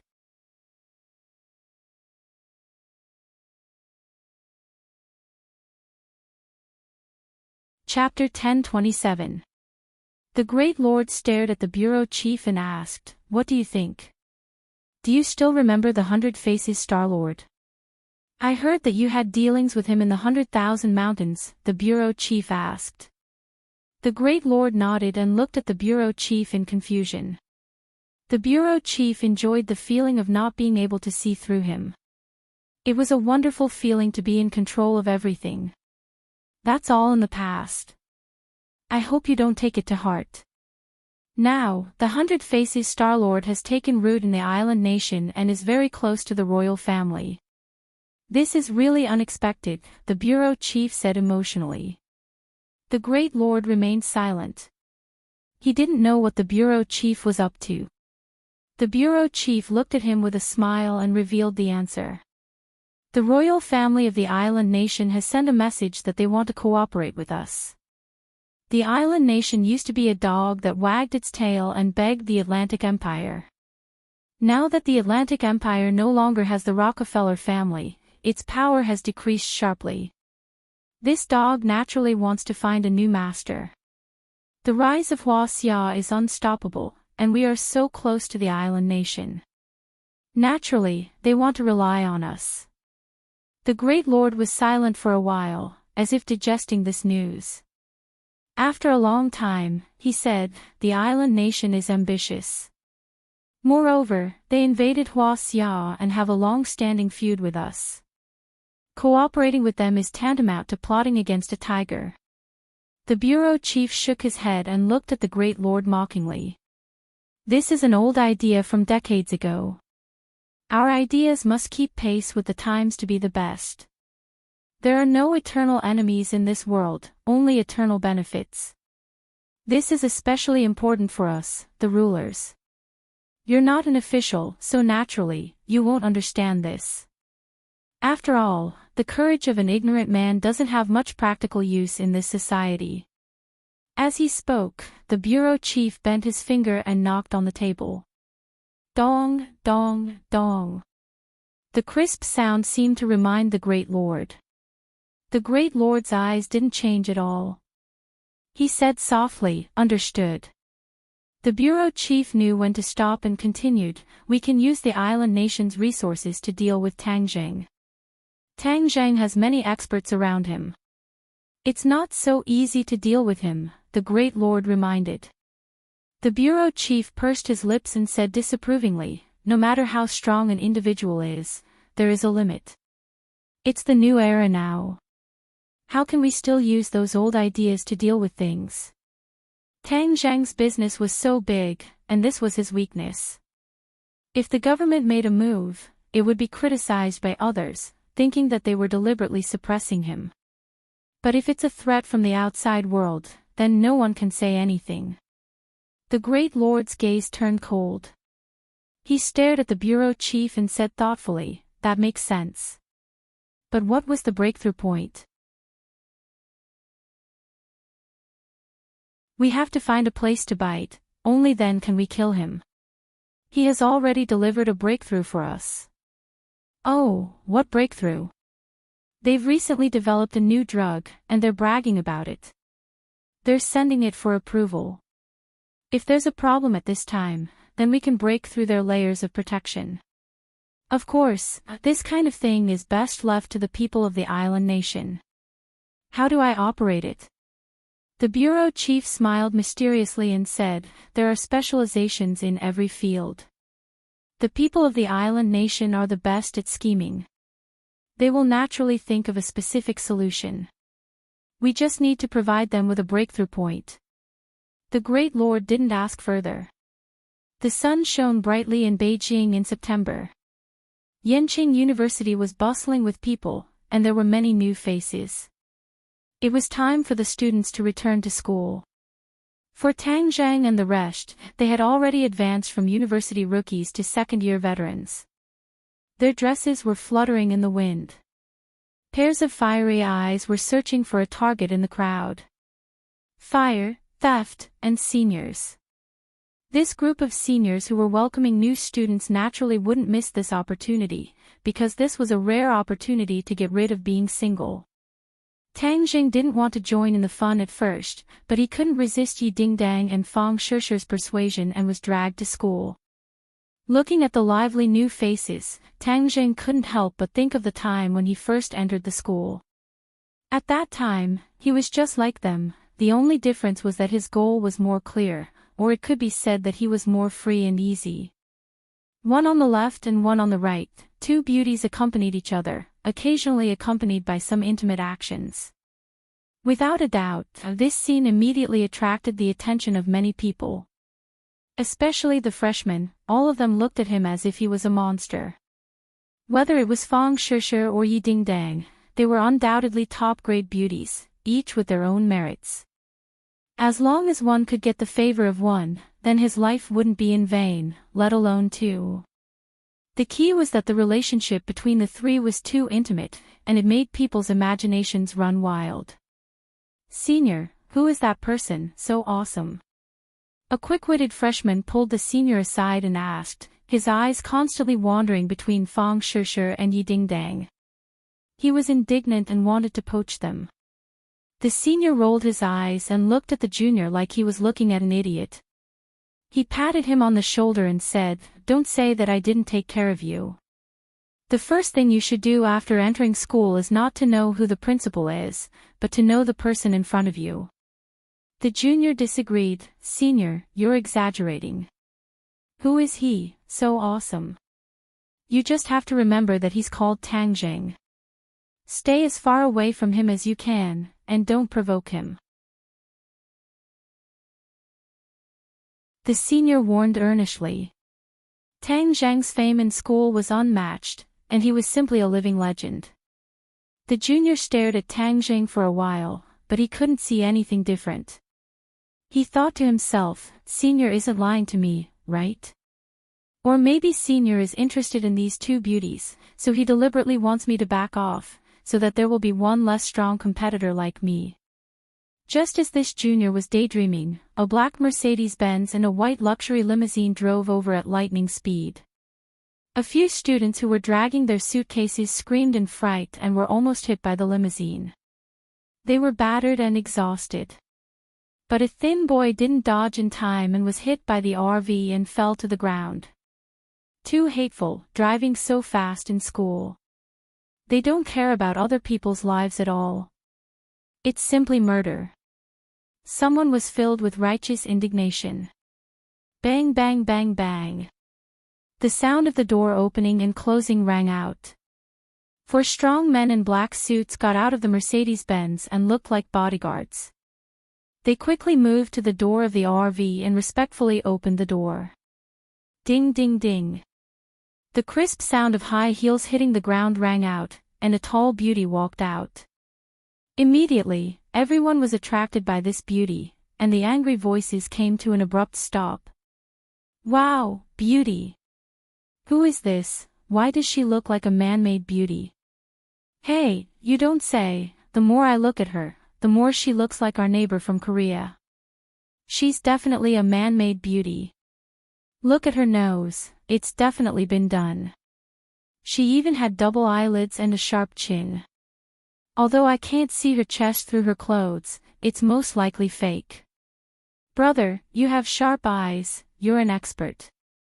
My family runs a plastic surgery hospital, I can tell at a glance." Hearing the discussions of the crowd, Everyone was guessing who this man-made beauty was, and why her entrance was so flashy. The beauty ignored the boy who fell to the ground as if he didn't exist. She turned to the RV and said a few words. A light cough came from the RV, and then another person walked out. This person had a greasy hair and a powdery face. His body was thin like a bamboo pole. He wore earrings and dyed yellow hair. He had an unruly and frivolous appearance. He raised his head high and looked diagonally upwards. Wow, it's Park Si-hoon, oppa. A few women screamed in the crowd, and then they rushed toward the man as if they were possessed. But without exception, they were all stopped by the 4 bodyguards. They couldn't get close to the man. Park Si-hoon casually waved his hand, causing the women to scream crazily. Their screams were as loud as a loudspeaker, causing many people to frown. The discussion and the crowd grew louder. He's indeed a Korean. Park Si-hoon, an actor, is very popular now, and is known as the national idol of Korea. TSK, a idol like him. He's more like a bamboo pole. I don't know what's wrong with these women's taste, to fall for this kind of man. Someone snorted. When the women heard this, their faces changed. They became very ferocious and crazy, as if their ancestors' graves were dug up. They pointed at the boy and shouted at the top of their lungs, "What do you know? How can you compare with our oppa? You're just a pile of cow dung, and our oppa is the star in the sky. You don't have the right to talk about him." The boy was shocked, as if he didn't expect that his words would cause such a big reaction. His face turned red, and he didn't know what to do. It was as if the women had met the enemy who had killed their fathers. One after another, they began to crusade against him, talking non-stop. "Ouch, my leg hurts." A weak groan resounded. The boy who was hit by the car had a pale face as he touched his leg in pain. "You guys hit me. Don't go. My leg hurts, and it seems to be broken." Park Si-hoon and the rest acted as if they didn't see him and turned a deaf ear to him. They were about to leave, and they didn't want to care about the boy on the ground. "Is there still law? You guys are too much, not caring about me after hitting me." The boy was in pain and grievance. His face was red with tears flickering in his eyes. He struggled for a while and grabbed onto Park Si-hoon's pants. Park Si-hoon had no choice but to stop and look down at the boy. He curled his lips in disdain and said in stiff Hwaseo language, "Let go. No, you guys are too much, leaving after hitting me." The boy said in grievance. A trace of coldness flashed in Park Si-hoon's eyes as he kicked the boy's chest. Feeling the pain, the boy immediately let go of his hand and held onto his chest as he curled into a ball in pain. "Wow, oppa is so handsome. Oppa is a 9th degree black belt in Taekwondo. How can this guy be his opponent? He's overestimating himself. I think this guy is trying to scam our oppa. Yeah, there are too many scammers nowadays. He actually dared to scam our oppa. I can't wait to give him a good beating."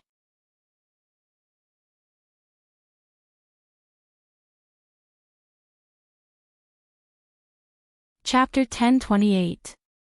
The girls chattered incessantly, using obscenities and distorting the facts to accuse the boys. They looked especially pitiful as they curled up together. Park Si-hoon raised his head proudly with a smug smirk on his face. He strode away under the protection of his bodyguards.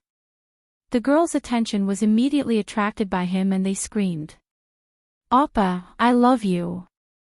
Oppa, you're so handsome. Stop right there."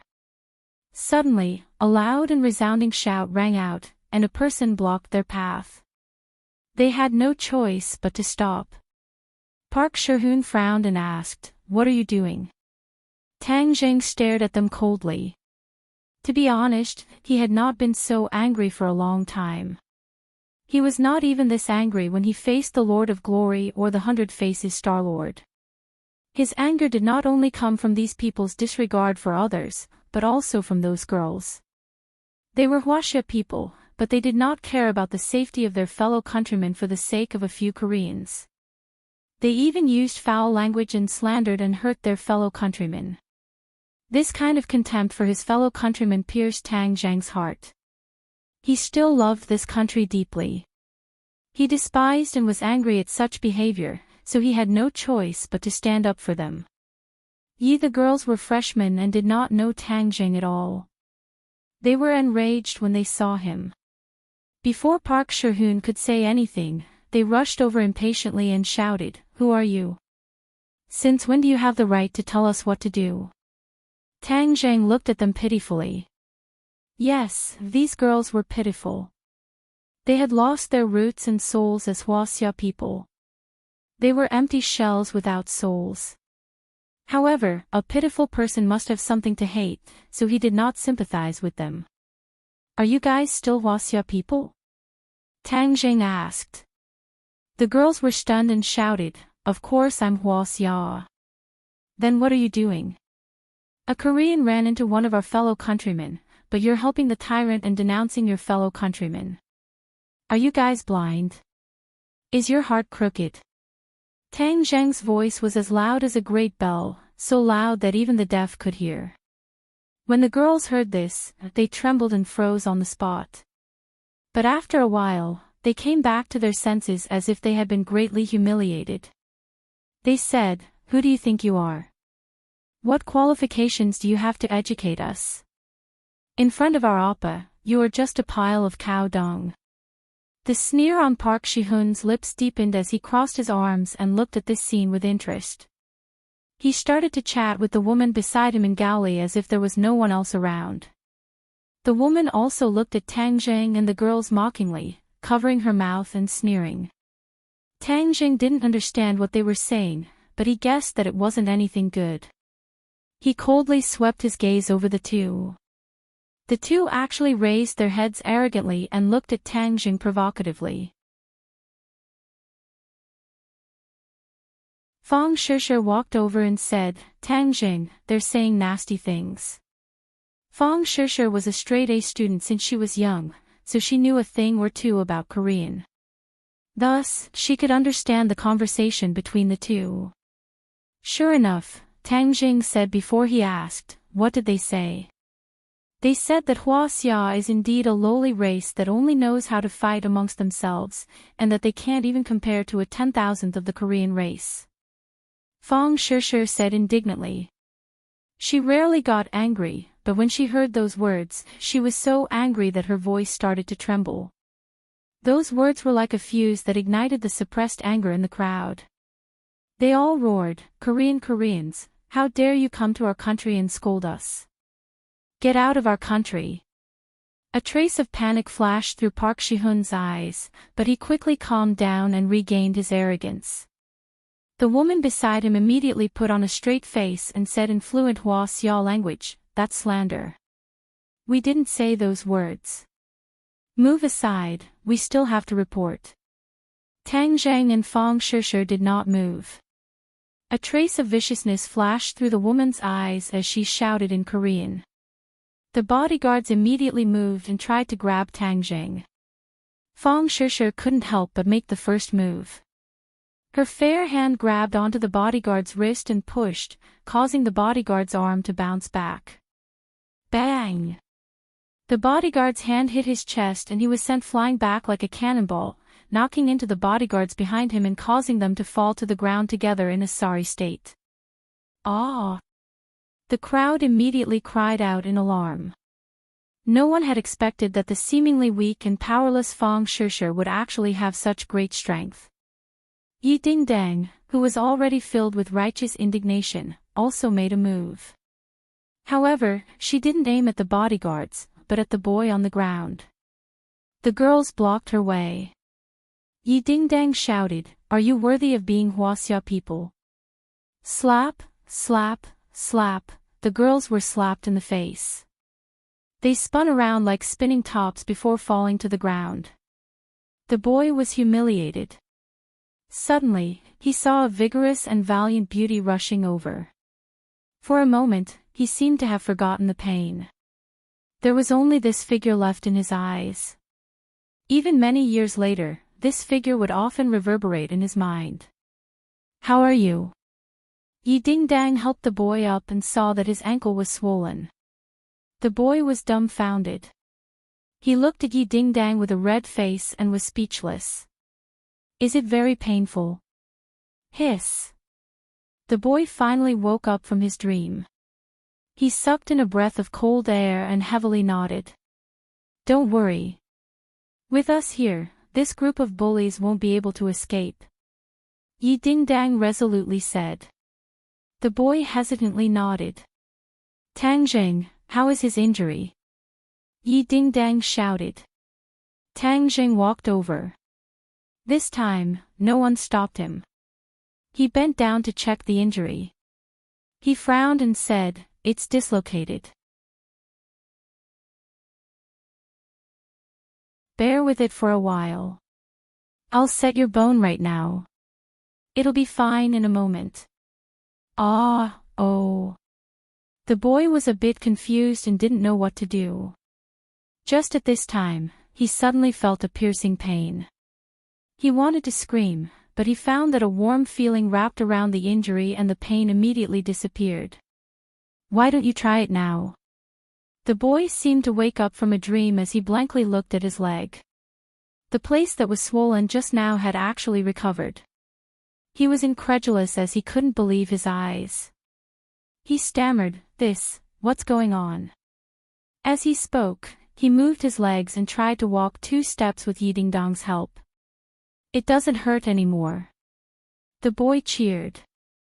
He turned his head to look at Yi Ding-dang but found that she was still holding his shoulder. Immediately, his cheeks flushed red and his eyes became flustered. He didn't know what to do. When the other boys saw this scene, they all cried out in their hearts. "Brat, why are you so lucky? Let me do it. I'll suffer a little and get to enjoy this treatment." Yi Ding-dang casually let go of her hand and said, "It's good that you can walk." When she finished speaking, she turned around and walked towards Park Shi-hoon and coldly said, "We should deal with him now." Fong Shi blocked the path of the Koreans, but they did not force their way in. Park Shi-hoon looked at Fong Shi with interest. Her clean move just now was an eye-opener for him. His heart was moved. This girl was both beautiful and skilled. Wasn't she my type? Thus, he revealed a smile that once charmed thousands of fans and said to Fong Shi, "Beauty, my name is Park Shi-hoon. Can we be friends?" Fong Shi looked at him with disgust and said, "A person like you is not fit to be my friend." Great! The crowd immediately cheered. Beauty, well done. A heroine among women, a heroine. That woman finally couldn't hold it in and reprimanded, "Who do you think you are? How dare you speak to our Park Shi-hoon with such an ugly face? He's our national idol. TSK, are you blind? She's 100 times prettier than you. Right, a man-made beauty who has undergone plastic surgery. She still doesn't know how troubled she is and dares to come out and make a fool of herself. Meiji, don't lower yourself to their level." Park Shi-hoon said arrogantly. "Right, how can I, Jean Meiji, lower myself to their level? Wouldn't that lower my own level? Shi-hoon, let's go and report first. Don't let these people delay our work," Jean Meiji urged. "I'll remember you," Park Shi-hoon said to Fong Shi. "Stop. Are you guys deaf?" Tang Jing stood in front of them and asked with an unfriendly expression. Park Shi-hoon was amiable towards Fong Shi but not towards Tang Jing. He waved his hand in disgust and said, "Get out of the way." The other 2 bodyguards' fists simultaneously struck towards Tang Jing's chest. Tang Jing's eyes flashed with an ominous glint as he struck out with lightning speed. Gotcha! The 2 bodyguards' arms were immediately broken, revealing eerie white bones. Screams immediately burst out from their lungs and throat and soared into the sky. When the others saw this, their hearts trembled, but they felt relieved. These people from different races dared to behave atrociously. This was what they deserved. Among them, those who had seen Tang Jing deal with the island nation students had their eyes lit up.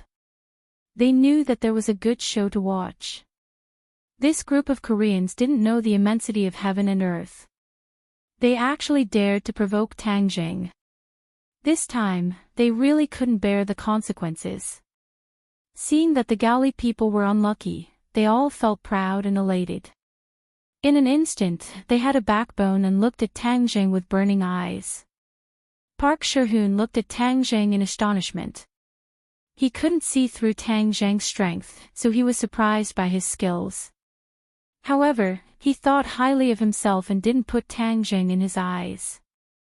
He looked at him with contempt and said, "I recently learned a new idiom from your Hua-xia, bring shame upon yourself. You're bringing shame upon yourself right now. How can a foreigner like you understand the profound Hua-xia language? How dare you use this idiom so shamelessly? Since you brought it up, then I'll let you understand the essence of this idiom." Tang Jing approached the other party step by step. "Shi-hoon, teach him a lesson. Let him know how powerful you are." Jean Meiji instigated. Park Shi-hoon sneered and walked over. He stretched his body and said, "You asked for it." Before he finished speaking, he sent a kick towards Tang Jing. Clearly, he wanted to gain the initiative by striking first. As expected of a 9th-degree black belt. Tang Jing also sent out a kick as fast as lightning. Paw!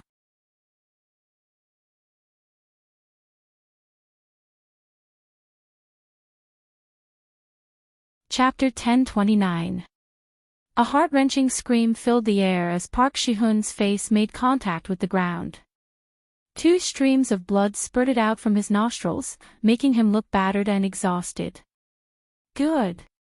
It was unknown who cheered, but immediately, cheers and shouts of praise rose and fell one after another. Clearly, Park Shi-hoon's actions earlier had aroused public anger. The few girls who were clamoring earlier no longer dared to shout. Instead, they glared at the crowd with eyes that seemed to be spitting fire. It was as if they were enemies who killed their fathers. Tang Zhang's impassioned speech did not touch their hearts in the slightest. They continued to do as they pleased. Jean Meiji stared blankly at the scene. This had never happened before. In the past, when they came to Hua-xia, they were always welcomed with open arms. Initially, they were at a loss for what to do, but later, they got used to it. No matter what they did, the Hua-xia people would still treat them like gods. They were even more important than their ancestors and parents. In the beginning, they were very careful as they were afraid of offending the huge Hua-xia market. However, they later realized that their worries were unnecessary. No matter what mistakes they made, they were still unique and cool in the eyes of the fans. If anyone dared to make irresponsible remarks, the fans would gang up on them without them needing to say anything. Their vulgar words were unbearable to the ears, causing them to avoid them as if they were rabid dogs. After enjoying this kind of treatment a few times, they felt that the Hua-xia market was too good. It was tailor-made for them. It was even better than Korea. That was why they were so arrogant and bossy. This was something they did not dare to do in China, but they could do it openly in Hua-xia. However, everything was overturned today. Someone actually hit Park Shi-hoon in front of everyone. Wasn't this overturning the heavens? What was Park Shi-hoon doing at Yenching University? This was the right to study abroad exchange that he had fought for. In order to expand the Hua-xia market, artists had no choice but to learn the Hua-xia culture. Especially learning a few sentences of Hua-xia language was very necessary. If they spoke a few sentences of stiff Hua-xia language during a concert or program, it would win waves of screams from the fans, as if it was a climax. But to be beaten up before he even entered the school was simply too vile. Jean Meiji was not afraid, only angry. She rushed toward Tang Zheng without any scruples, baring her fangs and brandishing her claws as if she was crazy. She was Park Si-hoon's manager. In fact, she used to be a Hwaseong citizen as well. After she migrated to Korea, she considered herself to be a Korean. She even hated it when people said that she used to be a Hwaseong citizen. You still dare to act crazy. There's no need for Tang Zheng to deal with a woman. Watch how I, Ding Dang, teach you how to be a woman today. Yi Ding Dang shouted and stopped Jean Meiji, giving her a slap. She spun around and before she could regain her balance, Yi Ding Dang gave her another slap, causing her to spin around again. She was dumbfounded. Didn't women fight by grabbing hair and tearing clothes? Why didn't she play by the rules? It wasn't that Jean Meiji had not fought with women before, but she had never encountered such a situation. She stood there dumbfounded, with her cheeks turning red like a monkey's butt. Yi Ding Dang pursed her lips. You dare to make a scene in Hwaseong and Yenching University with such little ability? Do you really think that the entire universe is Korea's backyard? Wah! Jean Meiji's tears flowed out of her eyes as she began to wail like a child. She pointed at Yi Ding Dang and roared while choking with sobs, "You guys are dead. I will sue you. Just wait and go to jail." Tang Zheng looked at her mockingly and said, "Jail? What a joke. Is the law set by your family? This is not the last century, where foreigners are superior. Especially a small country like Korea, which has never been treated this way. You." Jean Meiji was speechless. Park Si-hoon finally woke up from the pain and looked at his deformed leg. His eyes were bloodshot and he roared, "My leg is broken. You have to go to jail. Hurry up and inform the embassy to arrest them." Hearing this, the crowd pointed and discussed animatedly. How shameless. You can't win and you want to inform the embassy. Where's the arrogance you had when you bumped into people just now? That's right. Bullying the weak and fearing the strong. How dare you bully our fellow countrymen? We can't compromise. Down with the Korean Bangsi. Get out of Hwaseong, Korean Bangsi. The crowd was stirred up. These people had endured for too long. They had seen too much of the ugliness and arrogance of this group of so-called stars. They had long been dissatisfied with them. They just lacked a fuse. As for those brainless fans, after all, they were only a minority among the more than 1 billion people in the vast Hwaseong. Most people in Hwaseong had a tolerant heart and chose to tolerate their usual behavior. However, the anger and dissatisfaction in their hearts had accumulated to a critical point. Most people had a healthy personality and moral values. They angrily rebuked Park Si-hoon and his group for their immoral behavior. Especially when many people dug up his past misdeeds, the students who did not know the cause and effect and did not pay attention to them were filled with righteous indignation. Back then, when they faced the Japanese of the island nation, they had never been so aggrieved. Each and every one of the iron-blooded men went to the battlefield to kill the enemy and fought bravely for the motherland. Now that the country was flourishing, they had become an inferior nation. No matter who it was, any foreigner dared to commit crimes in Hwaseong without being punished. Catch him and send him back to his country. This kind of person does not deserve to stay in our motherland. Yes, catch him and send him out. Looking at the agitated faces, Park Si-hoon raised his head as if he was humiliated. He shouted, "I'm an international student invited by Yenching University. What right do you have to send me away? International student of Yenching University." The crowd was stunned for a moment before they burst out in even louder voices. Yenching University does not need a student like you. That's an insult to our century-old university. Get out of our university. Otherwise, I won't be able to say that I'm from Yenching University. Yes, get out of our university. Yenching University does not need a student like you. Park Sherhoon was stunned. He did not expect that not only did his argument not make them stop, it made them even angrier. What was going on? Why was it so different from what he had seen before? At this moment, a group of security guards walked over from the crowd. The leader was a middle-aged man. What are you doing? The man asked with a solemn face. Jean Meiji acted as if she had seen her savior. Ignoring the pain on her face, she grabbed the man's hand and said excitedly, "Vice Principal Pang, you came at the right time. Today, our Sherhoon Appa came to report to school, but we encountered this group of lawless and arrogant people. Look at how badly we were beaten up. Even Appa's leg was broken. Hurry up and catch them and throw them in jail." Vice Principal Pang was shocked. His face was as dark as the sky before a storm. He looked around and asked sternly, "Who is so cruel to do this to an international friend?" No one answered him. Instead, they looked at him with ridicule. Some people began to whisper among themselves. "Who is this person? That woman called him vice principal.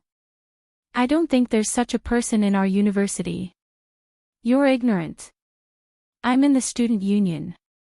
I've heard that there will be a vice principal this semester.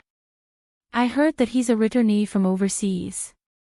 Then this is bad. A new official sweeps clean, won't Tang Jing be punished?" Vice Principal Pang was pleased with himself when he heard the discussions. He had just been appointed, and he had indeed made drastic changes. If he didn't punish the chicken to warn the monkey, who would be afraid of him in the future? Vice Principal Pang studied abroad in Korea for many years. Later on, he became a teacher in a high school in Korea and rapidly rose to the position of vice principal. Initially, he had never thought of returning to China. But now that he saw Huaxia rising up, he was tempted. After all, a small country like Korea was not as good as China, and his development potential was limited. Therefore, through various connections and various operations, he finally managed to get the position of vice principal of Yenching University after a lot of effort. He was the one who invited Park Si-hoon. As his first action, he hoped to use Park Si-hoon's influence to attract more young people to apply to Yenching University. He wanted to use this opportunity to expand his influence in Yenching University. He was delayed by some matters today, so he was a little late to welcome Park Si-hoon. He never expected that something like this would happen. Naturally, he was shocked and furious. How dare someone hit someone he invited? Wasn't this a slap to his face? How could he tolerate this?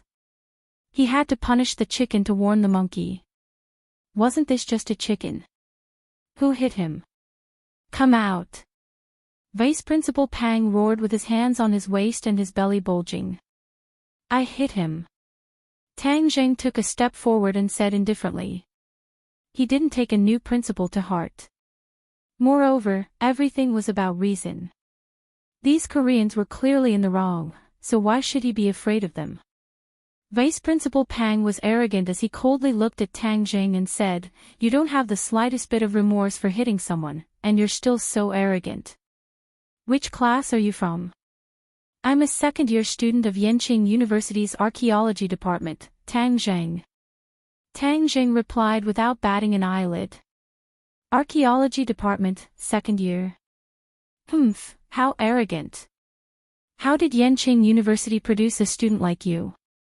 Do you know what kind of behavior this is?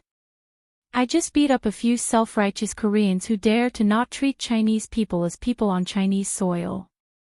Since the other party was not prepared to speak properly, Tang Jing did not hesitate to retaliate. Audacious. You're slandering an international friend and tarnishing the country's image.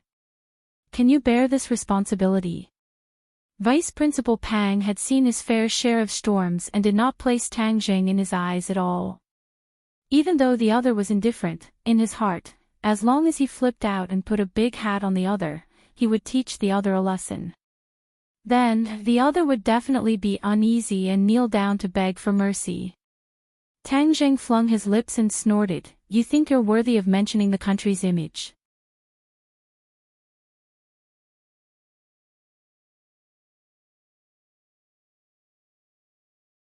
Chapter 1030. Vice Principal Pang's face turned red as he roared, "You're Tang Zheng, right? Not only did you disregard the law, but you also dared to talk back to me. As the vice principal, I can tell you right now that Yenqing University doesn't need students like you." Tang Zheng sneered, "Is that so?" "Yes. Yenqing University doesn't need students like you who disregard the law, disrespect, and violence. Just you wait to be expelled." Vice Principal Pang's voice became louder and louder. It was even a little shrill. It seemed that this was the only way to show off his power. "I also hit someone. Expel me too." Fang Shishir stepped forward and stood beside Tang Zheng. Her face was full of anger. Seeing her beloved being wronged, one could imagine the anger in her heart. "I also hit someone. Expel me if you dare. If you don't expel me, you're a coward." Yidingdang's small face was red from anger. She wanted nothing more than to punch Vice Principal Pang in the face. Vice Principal Pang was dazzled by the two beauties who stepped forward. They were too beautiful. If it were any other time, he would definitely hold their hands and teach them. However, Yidingdang's clamor put him in an awkward position. If he didn't expel them, he would be a coward. He didn't want to be called a coward on his first day as a new official. He was about to passionately reprimand them to let them know their mistakes. However, he didn't expect someone to come out of the crowd. The person's body was as tall as a mountain. He shouted angrily, "I also hit someone. Expel me too." Tang Zheng turned his head and looked. It was his second brother, Sinosaurus. Sinosaurus and the others were also welcoming the new students. When they heard the commotion, they ran over and happened to see this scene. Blood rushed to his head and he didn't hesitate to stand up for his brother. Vice Principal Pang looked at Sinosaurus in shock. "Don't be funny. You clearly squeezed in from the back. How could you be the one who hit someone?" Before he could figure out the situation, he saw two people squeezing in.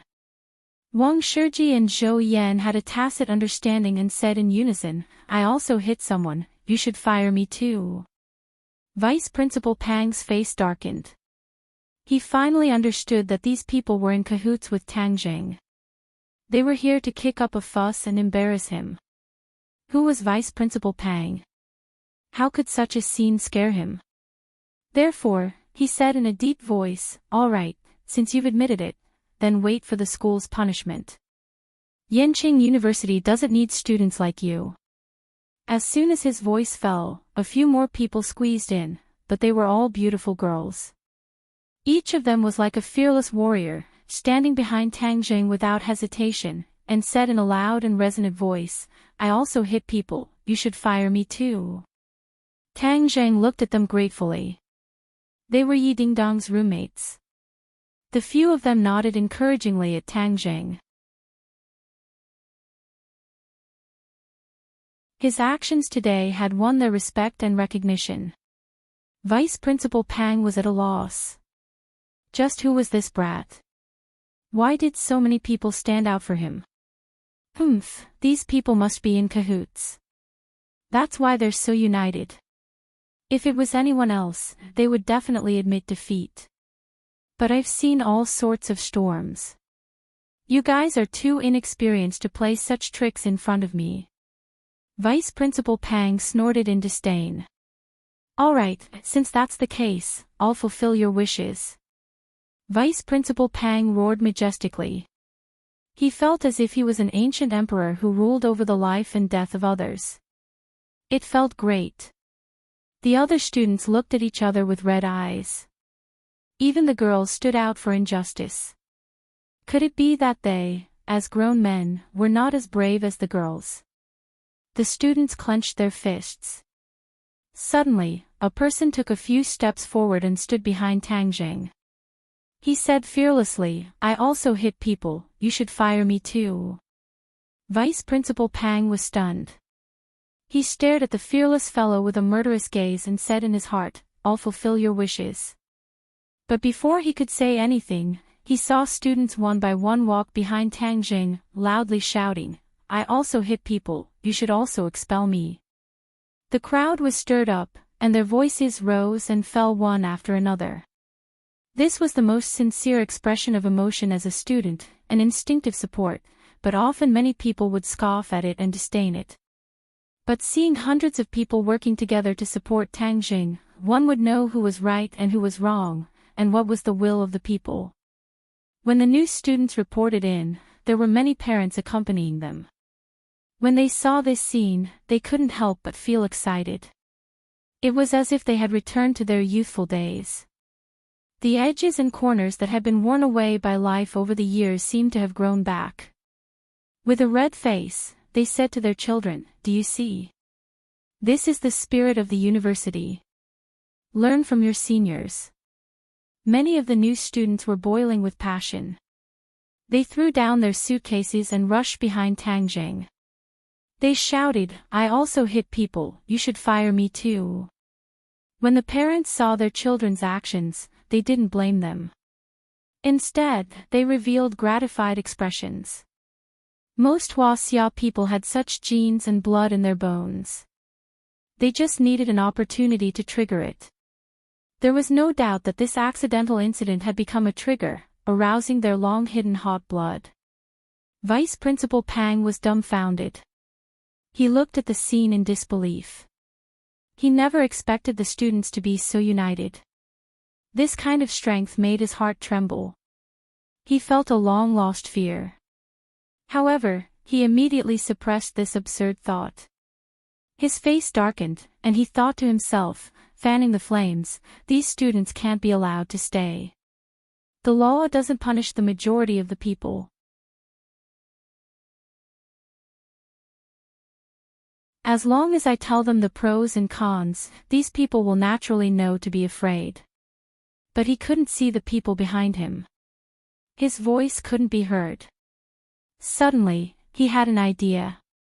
Suddenly, he saw the Mercedes-Benz and quickly climbed up to the roof of the car. Looking down at the crowd, he waved his hand and shouted, "Quiet, everyone, be quiet. Listen to me. I know that most of you are good students. Don't be fooled by a bad student. This is irresponsible to yourself and to your parents. Everyone, disperse, disperse. We were not bewitched by others. We have our own judgment and sense of right and wrong. We are doing this to be responsible for ourselves and our parents." Someone refuted loudly. "That's right. I make my own decisions. It's not up to you to tell me what to do. Get lost. Yenqing University doesn't need a leader like you." "That's right. This kind of leader is the shame of Yenqing University. He's helping outsiders to suppress his own students. Shameless." Vice Principal Pang panicked when he heard the complaints. Things seemed to be out of his control. "What right do you have to be so high and mighty? What right do you have to tell us what to do? You're nothing. You don't have the right." The students were even angrier when they saw him looking down at them. Suddenly, a loud and clear voice sounded. "Rise up, people who don't want to be slaves." The voice ignited everyone's emotions. It was as if they had returned to the Huaxia era. Everyone's eyes were red. They looked at Vice Principal Pang as if he was an invader. "Rise up. Rise up. Rise up. We're united. Braving the enemy's gunfire. Advance. Advance. Advance. Advance." The voice seemed to come from the chest and heart. It was filled with endless power. It made people's blood boil and tears filled their eyes. Every time the last 3 lines of "advance" was sung, all the students took a step forward. The uniform footsteps were like the sound of iron hooves, trampling on Vice Principal Pang's heart, making his heartstrings tremble and his face turn pale. The Korean people were scared out of their wits. The overwhelming momentum and the loud and clear voice made them see the spirit of the Hwaseong people. It was the soul of the Hwaseong people. Park Seo-hoon didn't have time to care about his pain. He quickly hid in the car and didn't dare to show his face. The arrogance he had just now was gone. What was left was deep shock and fear. The few of them huddled together and looked at each other while trembling. Vice Principal Pang's face turned pale. He didn't expect the students in China to be so powerful. Listening to the deafening voice, he felt as if thousands of knives were falling on his head. He suddenly had an ominous feeling. It seemed that things weren't as simple as he thought. Looking at the high and mighty Vice Principal Pang, the students' emotions once again reached a peak. One of them yelled, "You're standing so high up. Do you think you're so high and mighty? And those Korean people, do you think everything will be fine after they hide in the car? Smash the car and drag them out." Everyone echoed, "Yes, smash their car and drag them out. Let's see how they're going to act all high and mighty." Hundreds of people rushed toward the 2 luxury cars. Bang! Everyone picked up their tools and smashed them on the car. The glass shattered and the car was dented. It looked like the surface of the moon. Vice Principal Pang stood on the roof of the car. He was still in shock. He felt like he was a small boat in the middle of the ocean that could be overturned by the waves at any time. At this time, he didn't have the energy to rebuke. Even the security guards were scared. They kept retreating and didn't dare to stop them. Vice Principal Pang scrambled down from the roof and hid in the security guards' encirclement. He trembled in anger and fear as he watched the scene. "Come out! Are you a coward? Hiding in the car." Park Seo-hoon and the rest hid in the car. They didn't dare to come out. "If you don't want to come out, then drag them out and smash the car door." Bang, bang, bang. The sound of the car door knocking was like knocking on their hearts. They were scared to the extreme and huddled together. Without a doubt, this would be a nightmare that would follow them for the rest of their lives. "Let me do it."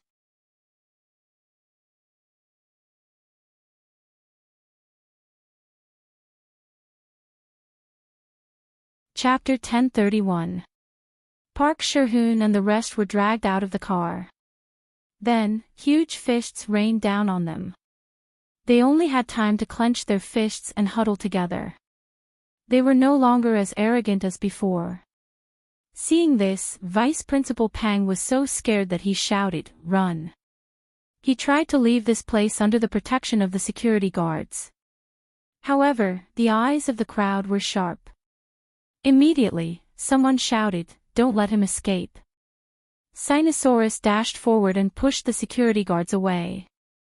He grabbed Vice Principal Pang's collar and flung him back. He immediately fell into the sea of people. "Ah!" Screams were heard immediately. *mbr* Tang Jing did not expect things to turn out this way, but he did not stop them immediately. They asked for it. If they had not angered the crowd, they would not have ended up like this. "Stop hitting them, stop hitting them." The commotion finally attracted the attention of the principal. He brought a group of security guards and stopped them from afar. The students were still in awe of the principal. They stopped after a few more punches. They were rescued from the encirclement in a sorry state. Park Seo-hoon's face was bruised and bruised. He no longer looked like a celebrity. Vice Principal Pang also took a lot of punches. His face was swollen like a pig's. The principal almost could not recognize him. The principal did not question them like the vice principal. Instead, he tried to understand the cause and effect of the incident. He knew that his students were not thugs. There must be a reason for this. After knowing the cause and effect of the incident, the principal glared at Vice Principal Pang fiercely. Then, he comforted the students gently. Finally, he left with the few of them, leaving behind the 2 wrecked cars. The students immediately cheered as if they had won a big battle. Recalling the scene just now, everyone's blood was still boiling. Everyone's gaze towards Tang Jing became more and more complicated. He was the catalyst for this matter, and if he was not the first to stand out, it would not have stirred up everyone's emotions and caused them to stand out one after another. Everyone gradually realized that unity was strength, and the reactionaries were paper tigers. As long as everyone was united, they could crush them in minutes. Vice Principal Pang walked away, relieved that he had survived. He sucked in a breath of cold air and said fiercely, "Principal, we must arrest that Tang Jing. He's the instigator. A black sheep like him can't be allowed to stay in the school. Otherwise, he'll be a big disaster for our school. He's a ticking time bomb that can explode at any time." Vice Principal Pang talked non-stop, as if he was going to list Tang Zhang's heinous crimes. He shouted himself hoarse, exaggerating as much as he could. "That's enough." The principal shouted, his face frosty. This incident had caused a huge uproar. Furthermore, it happened during the welcoming ceremony of the new students. With so many parents present, the impact was extremely bad. He had just suppressed the anger in his heart, but that didn't mean that he wasn't angry. This was the first time such a situation had happened in the 100 years since the founding of the school. It was a disgrace to the school. Looking at the pig-headed Vice Principal Pang, he couldn't help but feel regret. He should have resisted the pressure from the higher-ups and rejected this *T stirrer. He hadn't been in office for long, yet he had already caused such a thing. He really didn't know if he was an idiot or not. Seeing that the principal didn't say a word, Vice Principal Pang was angry and resentful. He continued, "Principal, we can't just let this go. I know that your words of comfort just now were just a temporary measure. Let's discuss the next step. We must teach these lawless students a lesson. Those leaders must be caught and punished by law. We must make an example out of them and teach them a good lesson." The principal finally stopped and looked at Vice Principal Pang with an unkind expression. "What do you want?" "Expel Tang Zhang and punish the rest of the black sheep." "Expel? Ha!" The principal laughed mockingly. Vice Principal Pang was confused by this laugh. He asked, "What do you think, Principal? I spent a lot of effort to get Tang Jing here, and you want to expel him with just a few words. Are you out of your mind?" Then again, the principal was shrewd and naturally wouldn't be so blunt. Thus, he faintly said, "You don't have to worry about this matter. Furthermore, that Park Si-hoon is too lacking. He didn't even ask about it after bumping into someone. His arrogance will affect the reputation of our Yenching University. Principal, I spent a lot of effort to get him here. He has a huge influence. Furthermore, this matter must be a misunderstanding. He's actually a gentle and humble person." Vice Principal Pang was shocked and immediately tried to defend himself. The principal briefly hesitated before he glanced at Vice Principal Pang. "Don't do it again. If he does something bad again, then our school will not welcome a black sheep like him." Ah! Vice Principal Pang was dumbfounded. Why was the principal so strict? Wasn't this just throwing his face? But after all, they were the principal and vice principal. Even if it was throwing his face, there was nothing he could say. Thus, he could only grit his teeth and swallow it. Vice Principal Pang resentfully left. Looking at his departing figure, the principal dryly laughed. This overseas returnee really doesn't know anything about the situation in the country. Who is Tang Jing? Is he someone you can afford to offend? Tang Zhang's emotions calmed down. On the other hand, his friends were in high spirits as they chatted among themselves. They came to a restaurant outside the school in high spirits. "Oh, San, we beat up those Koreans and Vice Principal Pang. Will they be fine?" Wang Shiji worriedly asked. Sinosaurus's coarse voice was the first to speak. "Boss, you're worrying for nothing. Who's San? Those Koreans want to go against San. Dream on." Shou Yan nodded his head in agreement. "You guys don't have to worry. The law can't punish the masses.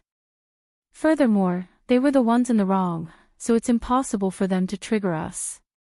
Actually, today's battle was really satisfying. Yes, it's 2F** king satisfying. I've long disliked that group of sissies. Men should be more masculine. Now, all the girls in the country like the sissy Xiaobai's face. It's completely distorted aesthetics." Sinosaurus stretched his arms and displayed a very manly action, feeling indignant. The other girls also nodded in agreement. Men still have to be more manly. This is a good young woman with good taste. I really didn't make friends with you guys in vain. Sinosaurus laughed loudly. This is a world that looks at faces. Even if you don't like sissies, you're too ugly. A few bad friends immediately attacked. Sinosaurus didn't mind. You guys are just jealous. I already have a girlfriend, so I'm not afraid of you guys attacking me. After saying that, he hugged his girlfriend with a complacent look on his face. "3, we were shocked when we heard that you weren't going to school anymore. Now that you're back, our dorm mates can be together again." Wang Shiji changed the topic. Tang Zheng gave his roommates a deep look. He had already imparted the cultivation method to them, allowing them to benefit a lot. Even though they were not as fast as Fang Shishi and the others, they still had a small harvest. It was clear that they did not stop cultivating during the summer vacation. "3 definitely can't bear to part with us, right?" Sinosaurus said. Tang Jing nodded his head and said with a smile, "Yes, the school is a peaceful harbor. Actually, school life is really not bad. I'll try to stay in school for a while longer." Shou Yan said, "3 is a busy person. Anyway, when you have nothing to do, just come back and see us brothers. That's for sure." "Oh right, have you guys heard? Goddess Tang Linger is coming to Beijing for a concert." Sinosaurus suddenly lowered his voice and winked. "Really?" Wang Shiji was shocked and full of interest. Tang Linger is too beautiful, and her singing is also very good. Although she hasn't been in the industry for long, she already has a lot of fans. I'm afraid the concert tickets must be very expensive. After saying that, his expression darkened. His family condition was the worst in the dorm, so he usually scrimped and saved. Naturally, he didn't have any money left to watch the concert. Tang Zheng was stunned for a moment. Linger's popularity was already so high. Even his roommates had become her fans. "I asked around earlier. The tickets for Tang Linger's concert are very popular. Many people in our school were the first to buy tickets online, but later on, there were no tickets to buy at all.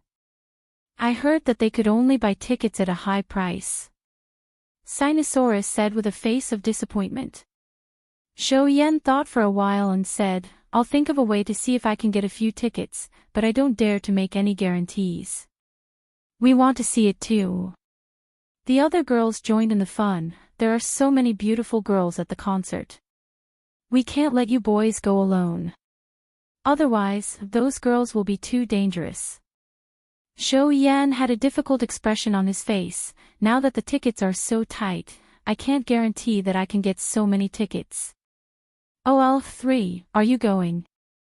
Sinosaurus asked. "Speaking of which, you and Tang Linger are both surnamed Tang.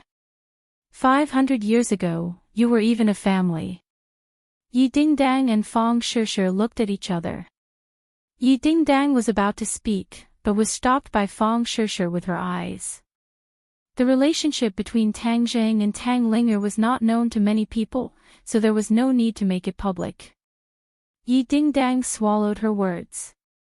Tang Zheng coughed dryly and said, "I'll think of a way." The others' eyes lit up as they asked, "Oh L3, you have a way?" "Maybe, I'll do my best."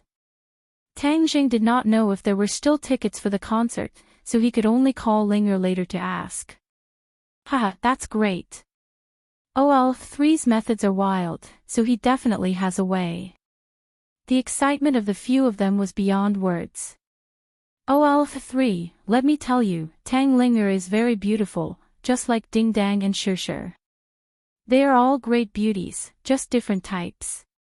Sinosaurus's eyes lit up as he introduced, "Aren't we great beauties too?" The other girls glared at him, scaring Sinosaurus so much that he shrank his neck and quickly tried to salvage the situation. "Of course you're beautiful, you're like fairies descending to the mortal world." These words really go against my heart. The few of them rolled their eyes. After lunch, the few of them immediately threw themselves into the work of welcoming the new students. Tang Jing attracted the attention of countless people. Many people pointed at him from afar or gave him a thumbs up. Among them, there was no lack of new female students who had witnessed the scene. They frequently cast flirtatious glances at Tang Jing. Ding ling ling.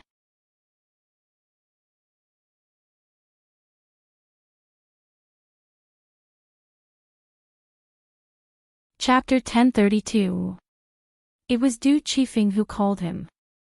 "Mr. Du, what's the matter?" Hearing Du Qifeng's anxious voice, Tang Zheng went straight to the point. "Mr. Tang, I wouldn't have bothered you if it wasn't so urgent," Du Qifeng said in fear and trepidation. Tang Zheng nodded secretly and asked, "The King of Medicine should have gone to your house. How is your wife?" "That's why I'm calling." "Alas, I can't explain it clearly in a few words. Let the Senior King of Medicine explain it to you."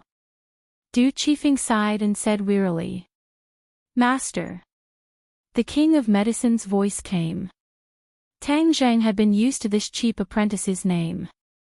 He asked, "King of Medicine, what's the problem?" "Master, Mrs. Du's condition is very strange. I've controlled her condition after taking medicine, but it flared up again the next day, and then it became more and more serious. The medicine didn't work at all." The King of Medicine's voice was a little low.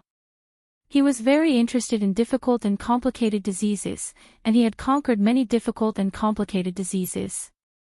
However, the situation this time made him a little confused, so he had to call Tang Jing for help. "Oh." Tang Zheng's head sank. If the King of Medicine couldn't do anything, then what kind of strange disease did Mrs. Du have? "Master, I don't know what to do. Can you come here?" The King of Medicine found it difficult to speak, and he was a little ashamed. Hearing this, Tang Zheng's curiosity was aroused. He asked, "My treatment skills are not as good as yours. If you can't do anything, I may not be able to do anything." "Master. Madame Du doesn't seem to be sick." The Medicine King stuttered, hesitating to speak. Tang Zheng moved his head and frowned. He asked, "If she doesn't seem to be sick, then what is it?" "I don't know, but it's a little similar to the folklore about being possessed by evil spirits. I'm not sure. After all, there's no scientific basis for this kind of thing, and I've never seen it before." The King of Medicine's voice also lowered, as if he was not confident in his judgment. Tang Zheng was a cultivator. He knew very well that not everything in the world could be explained by current scientific knowledge. Being possessed by evil spirits was not something that was fabricated out of thin air. The phone was transferred to Du Qifeng again. Du Qifeng anxiously begged, "Young Master Tang, I know this is too much, but for the sake of my wife's life, I really beg you. You are my last hope. Tang Zheng had thought that the king of medicine would be able to cure him, but now it seemed that he was too optimistic. Moreover, Du Qifeng had helped him before, so he couldn't stay out of this matter no matter what. Now that school had just started, there was not much to do, so he could take the opportunity to go to Du Qifeng's house. Okay, send me the detailed address. I'll be there today. Du Qifeng was overjoyed and said gratefully, "Thank you, young Master Tang. Thank you so much."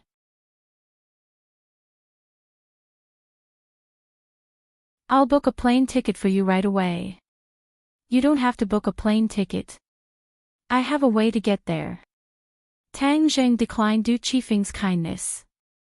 Since he could fly freely on his sword, he realized more and more the convenience of flying on his sword. It was faster than taking a plane, and he didn't have to wait for a plane. He could stop and go as he pleased. Du Qifeng didn't get to the bottom of it and quickly told him the address. His house was in Shanghai, which was not too far from Beijing. It would take nearly 2 hours by plane. Tang Zheng estimated that he could get there in more than an hour. He didn't leave in a hurry, but dialed Ling Er's phone first. The girl was very excited when she received the call from Tang Zheng. She jumped up and said, "Master, you finally called Ling Er. Ling Er, are you tired from the concert rehearsals?" Tang Zheng asked with concern. "I'm tired, but after receiving Master's call, Ling Er is not tired at all. I'm full of energy again, hee hee." Ling said excitedly. "If you're tired, then rest. Don't tire yourself out, okay?" Yes, Ling knows." "Ling Er, do you still have tickets for your concert?" "Tickets? I don't know. I'll ask."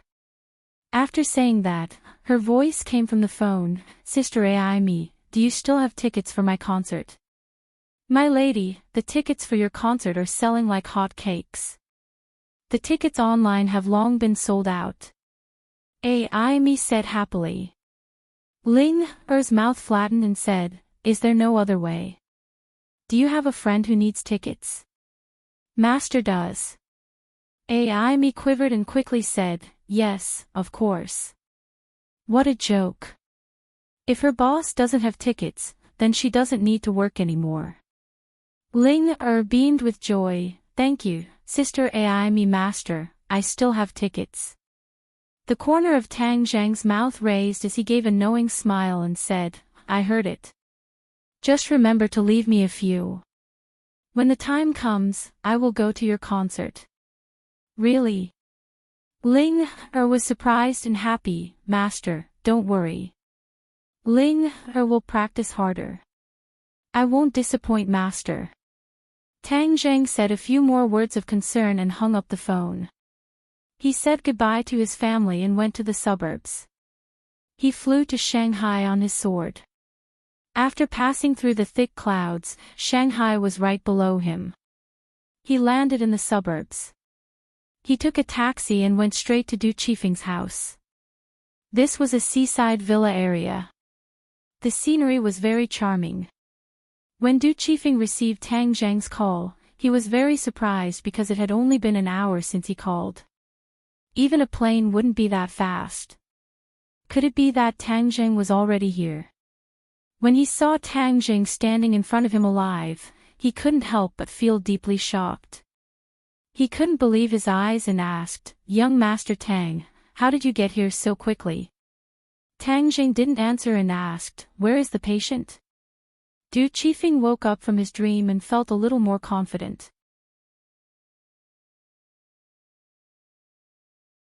Tang Zheng's methods were more powerful than he thought. Then wouldn't his wife have a greater chance of being saved? "Young Master Tang, please come with me." Du Qifeng led Tang Zheng into the villa area and to his house. The king of medicine was already waiting at the door. He greeted him from a distance, grabbed Tang Zheng's hand, shook it a few times excitedly, and said, "Master, you're finally here. It's good that you're here. Looking at the King of Medicine's excited look and the two words, "Master," that came out of his mouth, Du Qifeng thought that he was dreaming. Although he was mentally prepared when he called before, he still couldn't hide the shock in his heart when he saw this scene with his own eyes. This was mainly because the King of Medicine's position in the apricot forest was too high. No one could surpass him. Now seeing him call Tang Jing master sincerely, no matter who it was, they would have the same feeling in their hearts. "Thank you for your hard work." Tang Jing nodded to the King of Medicine. He personally contacted the King of Medicine some time ago and told him about Du Qifeng. That was why he came to Shanghai. Otherwise, with Du Qifeng's reputation, he couldn't even see the King of Medicine. "It's not hard, it's not hard."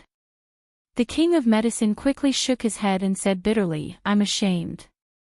I originally thought that the medicine would cure the disease, but I didn't expect it to be so different from what I imagined. Until now, I still haven't determined what disease she has." This was a situation he had never encountered before. Naturally, he was very distressed. "Let's go see the patient first." Tang Jing recalled that Qin Baishan's wife had been possessed by the evil spirit in the Millennium Blood Jade, so he wasn't too worried. "Young Master Tang, King of Medicine, please come in." Du Qifeng came to his senses and quickly opened the door. He respectfully invited them in and went straight to his wife's room. After pushing the door and entering, Tang Jing saw a person standing in front of the window sill. When she heard the sound, she turned her head. It was the face of a middle-aged woman. She was well-maintained and full of charm. She glanced at Tang Jing lightly and said to Du Qifeng, "Qifeng, who is this?" Tang Jing frowned. This person looked no different from a normal person. She didn't seem to be possessed. "Let me introduce you. This is young Master Tang, and this is my wife." Du Qifeng quickly introduced them. Tang Jing nodded slightly. "Mrs. Du, nice to meet you." Madame Du responded politely. Tang Jing glanced at Mrs. Du suspiciously, but still couldn't find any clues. He couldn't help but look at Du Qifeng and the King of Medicine. "Mrs. Du, you should rest first." Du Qifeng closed the door and whispered to Tang Jing, "Young Master Tang, when she's not ill, she's no different from a normal person.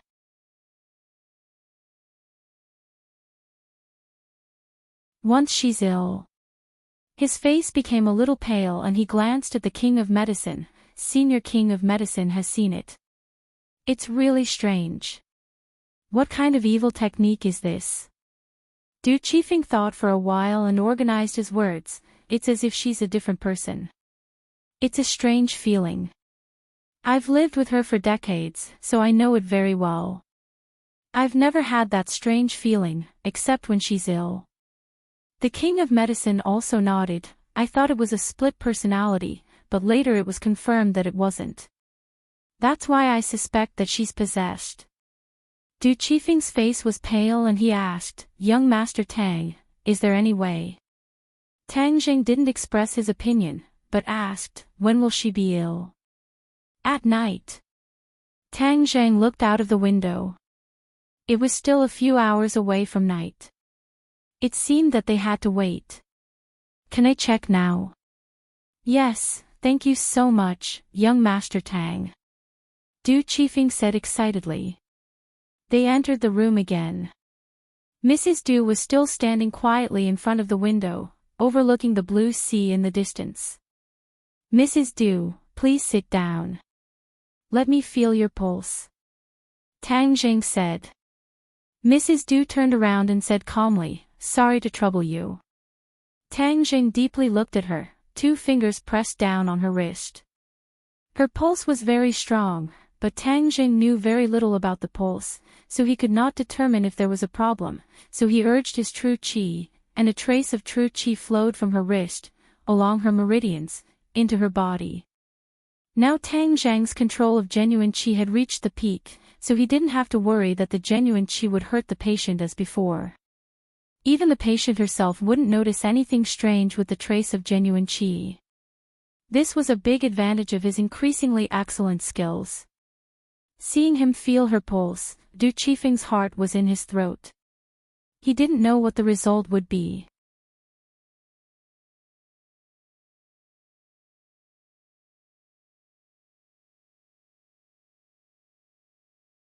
Chapter 1033.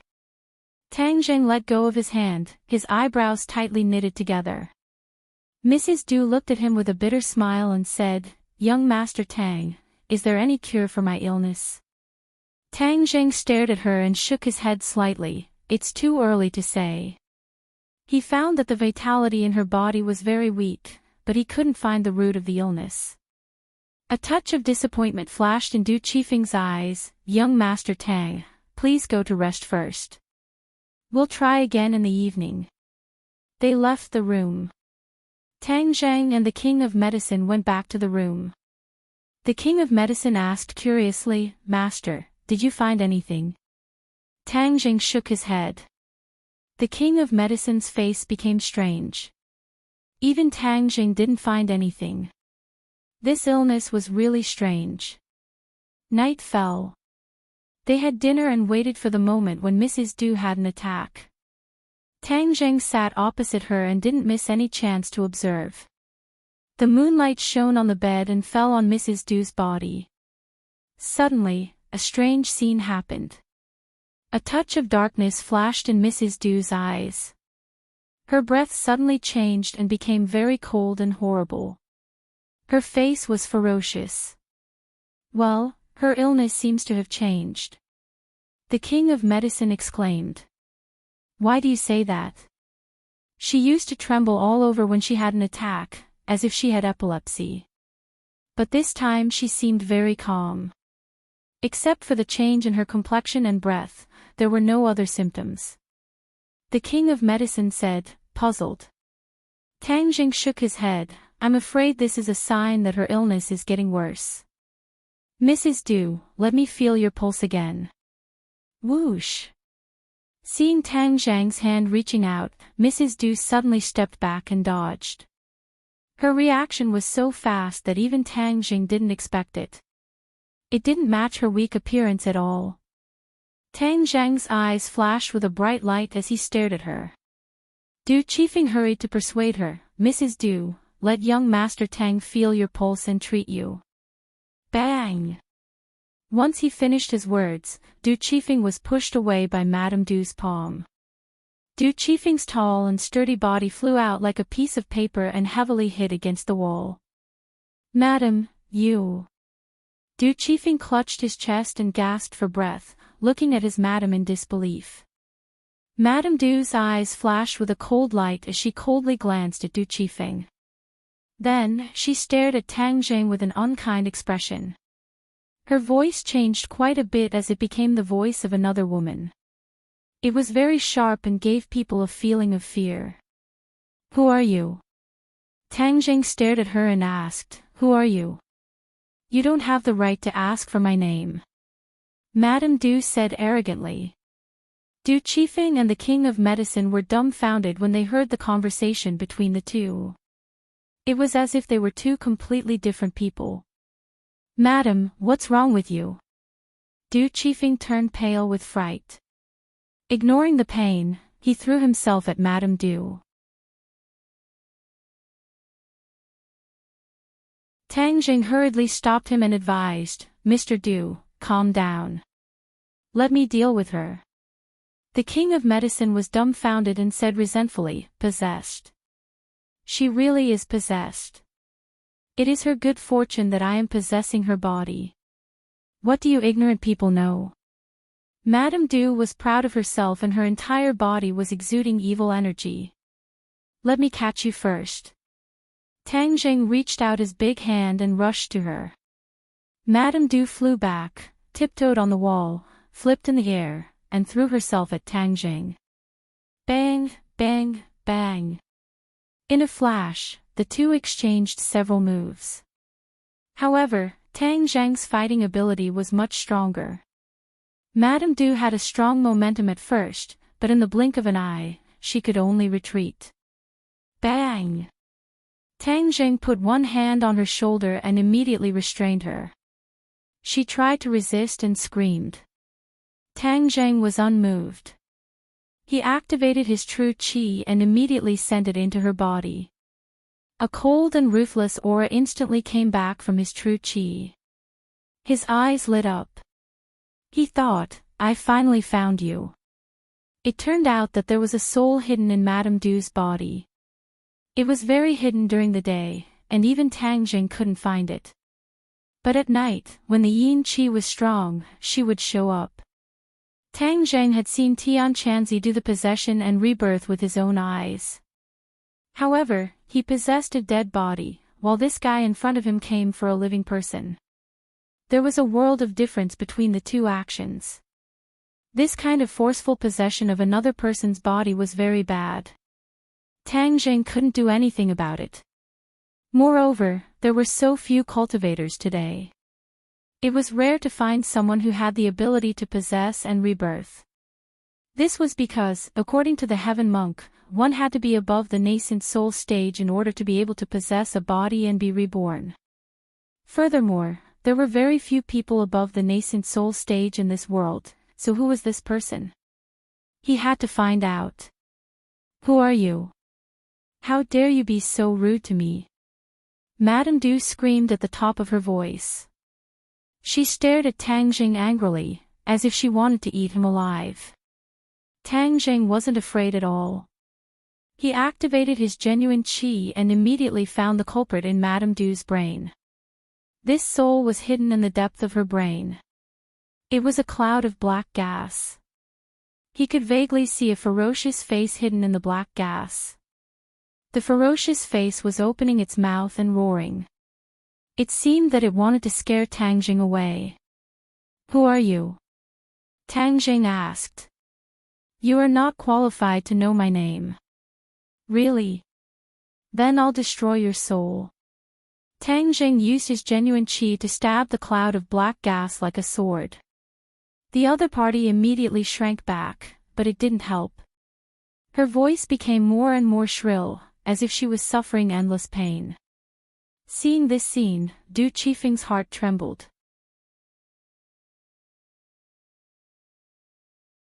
He wanted to persuade her, but was stopped by the king of medicine in time. Director Du, if you want to save your wife, don't disturb my master.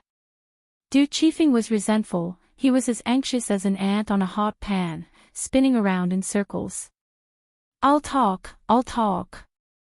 Mrs. Du seemed to be unable to endure the torture and finally compromised. I escaped from the prehistoric heavenly tomb. Prehistoric heavenly tomb. Tang Zheng was shocked. What does this have to do with the prehistoric heavenly tomb? After the restrictions of the prehistoric heavenly tomb were completely broken, many of the creatures or magic treasure that were imprisoned in the prehistoric heavenly tomb took the opportunity to leave that damned place and regain their freedom. What? Tang Zheng was shocked. He was actually one of the people who knew about this matter. Back then, in order to regain his freedom, the 100 Transformation Star Lord had broken through the restrictions of the Buzhou Mountain, which was equivalent to breaking through all the restrictions of the prehistoric heavenly tomb. That was why the Thundercloud Beast was able to leave the prehistoric heavenly tomb as it pleased. However, the side effect was that without the restrictions, any living being could leave the prehistoric heavenly tomb. Back then, he, Tian Chanzi and the others had personally seen tens of thousands of rays of light soaring into the sky. Tian Chanzi had once said that those rays of light were countless magic treasures or in generals. In any case, they were living beings imprisoned in the prehistoric heavenly tomb. The people buried in the prehistoric heavenly tomb were all experts from the ancient era. Due to that restriction, the souls of these people did not enter the cycle of reincarnation, but were instead imprisoned in the prehistoric heavenly tomb. After tens of thousands of years, these souls interacted with the Yin Qi, and in the end, many of them became Yin generals. They lost their nature and became bloodthirsty people. Back then, Tang Zheng had met this kind of Yin general. Other than that, there were also magic treasures. The mountain-shattering meteor hammer that Sinosaurus had coincidentally obtained was one of them. It was just that, Tang Jing did not pay too much attention to this matter in the past, and had almost forgotten about it. This was because, other than Sinosaurus, there was no other similar news. Now it seemed that he was too optimistic. In fact, many changes had already happened, but they were hidden under a calm appearance, confusing his eyes. Now it seemed that the one attached to Mrs. Du's body was a Yin general. The other party called himself this seat, so it seemed that he had not completely lost his life. All of this was because of him. If he had not barged into the Buzhou Mountain, the 100 Transformation Star Lord would not have broken through the restrictions and released so many living beings.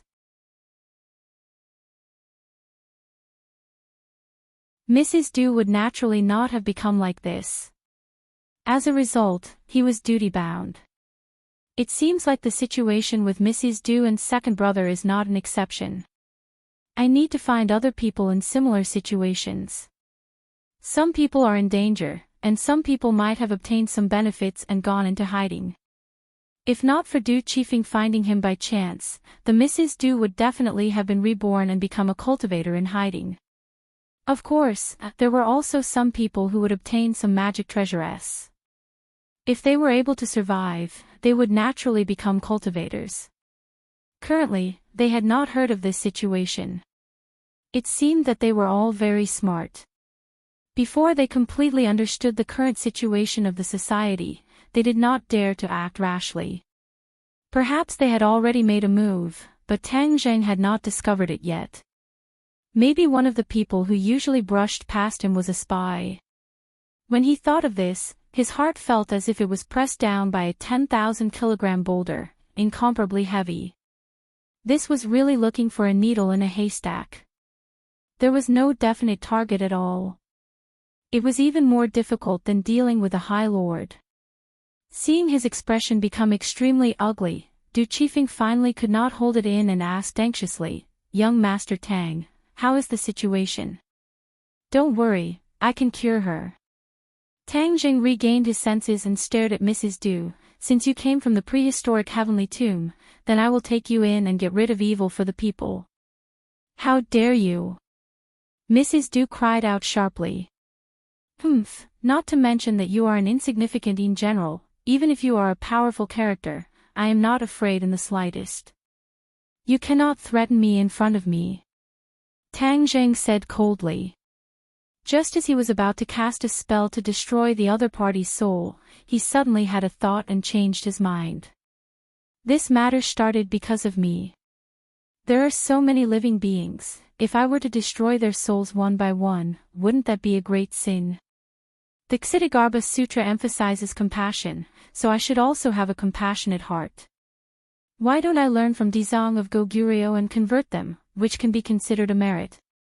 Without a doubt, in order to suppress the Asura, he recited the Ksitigarbha Sutra every day. The effect on himself could not be underestimated, and his state of mind had undergone quite a bit of change. He had experienced too many massacres, and there was a lot of evil in his heart. After reciting the Ksitigarbha Sutra every day, the evil in his heart gradually decreased, and his state of mind became much calmer. Of course, this was an imperceptible change that even he himself did not notice. Mrs. Du seemed to be a little afraid, and understood that she was not his match. Seeing that he was about to make a move, she hurriedly begged for mercy, "Please let me go, I will never do this again." You're tuning into the LoveLore Library YouTube channel. We're so grateful for your support, and don't forget to subscribe to join us on this incredible journey through captivating stories. Your generosity through donations truly makes a world of difference, as it's the primary source of revenue that allows me to expand and enhance this channel for you. Thank you from the bottom of my heart for being a part of this adventure.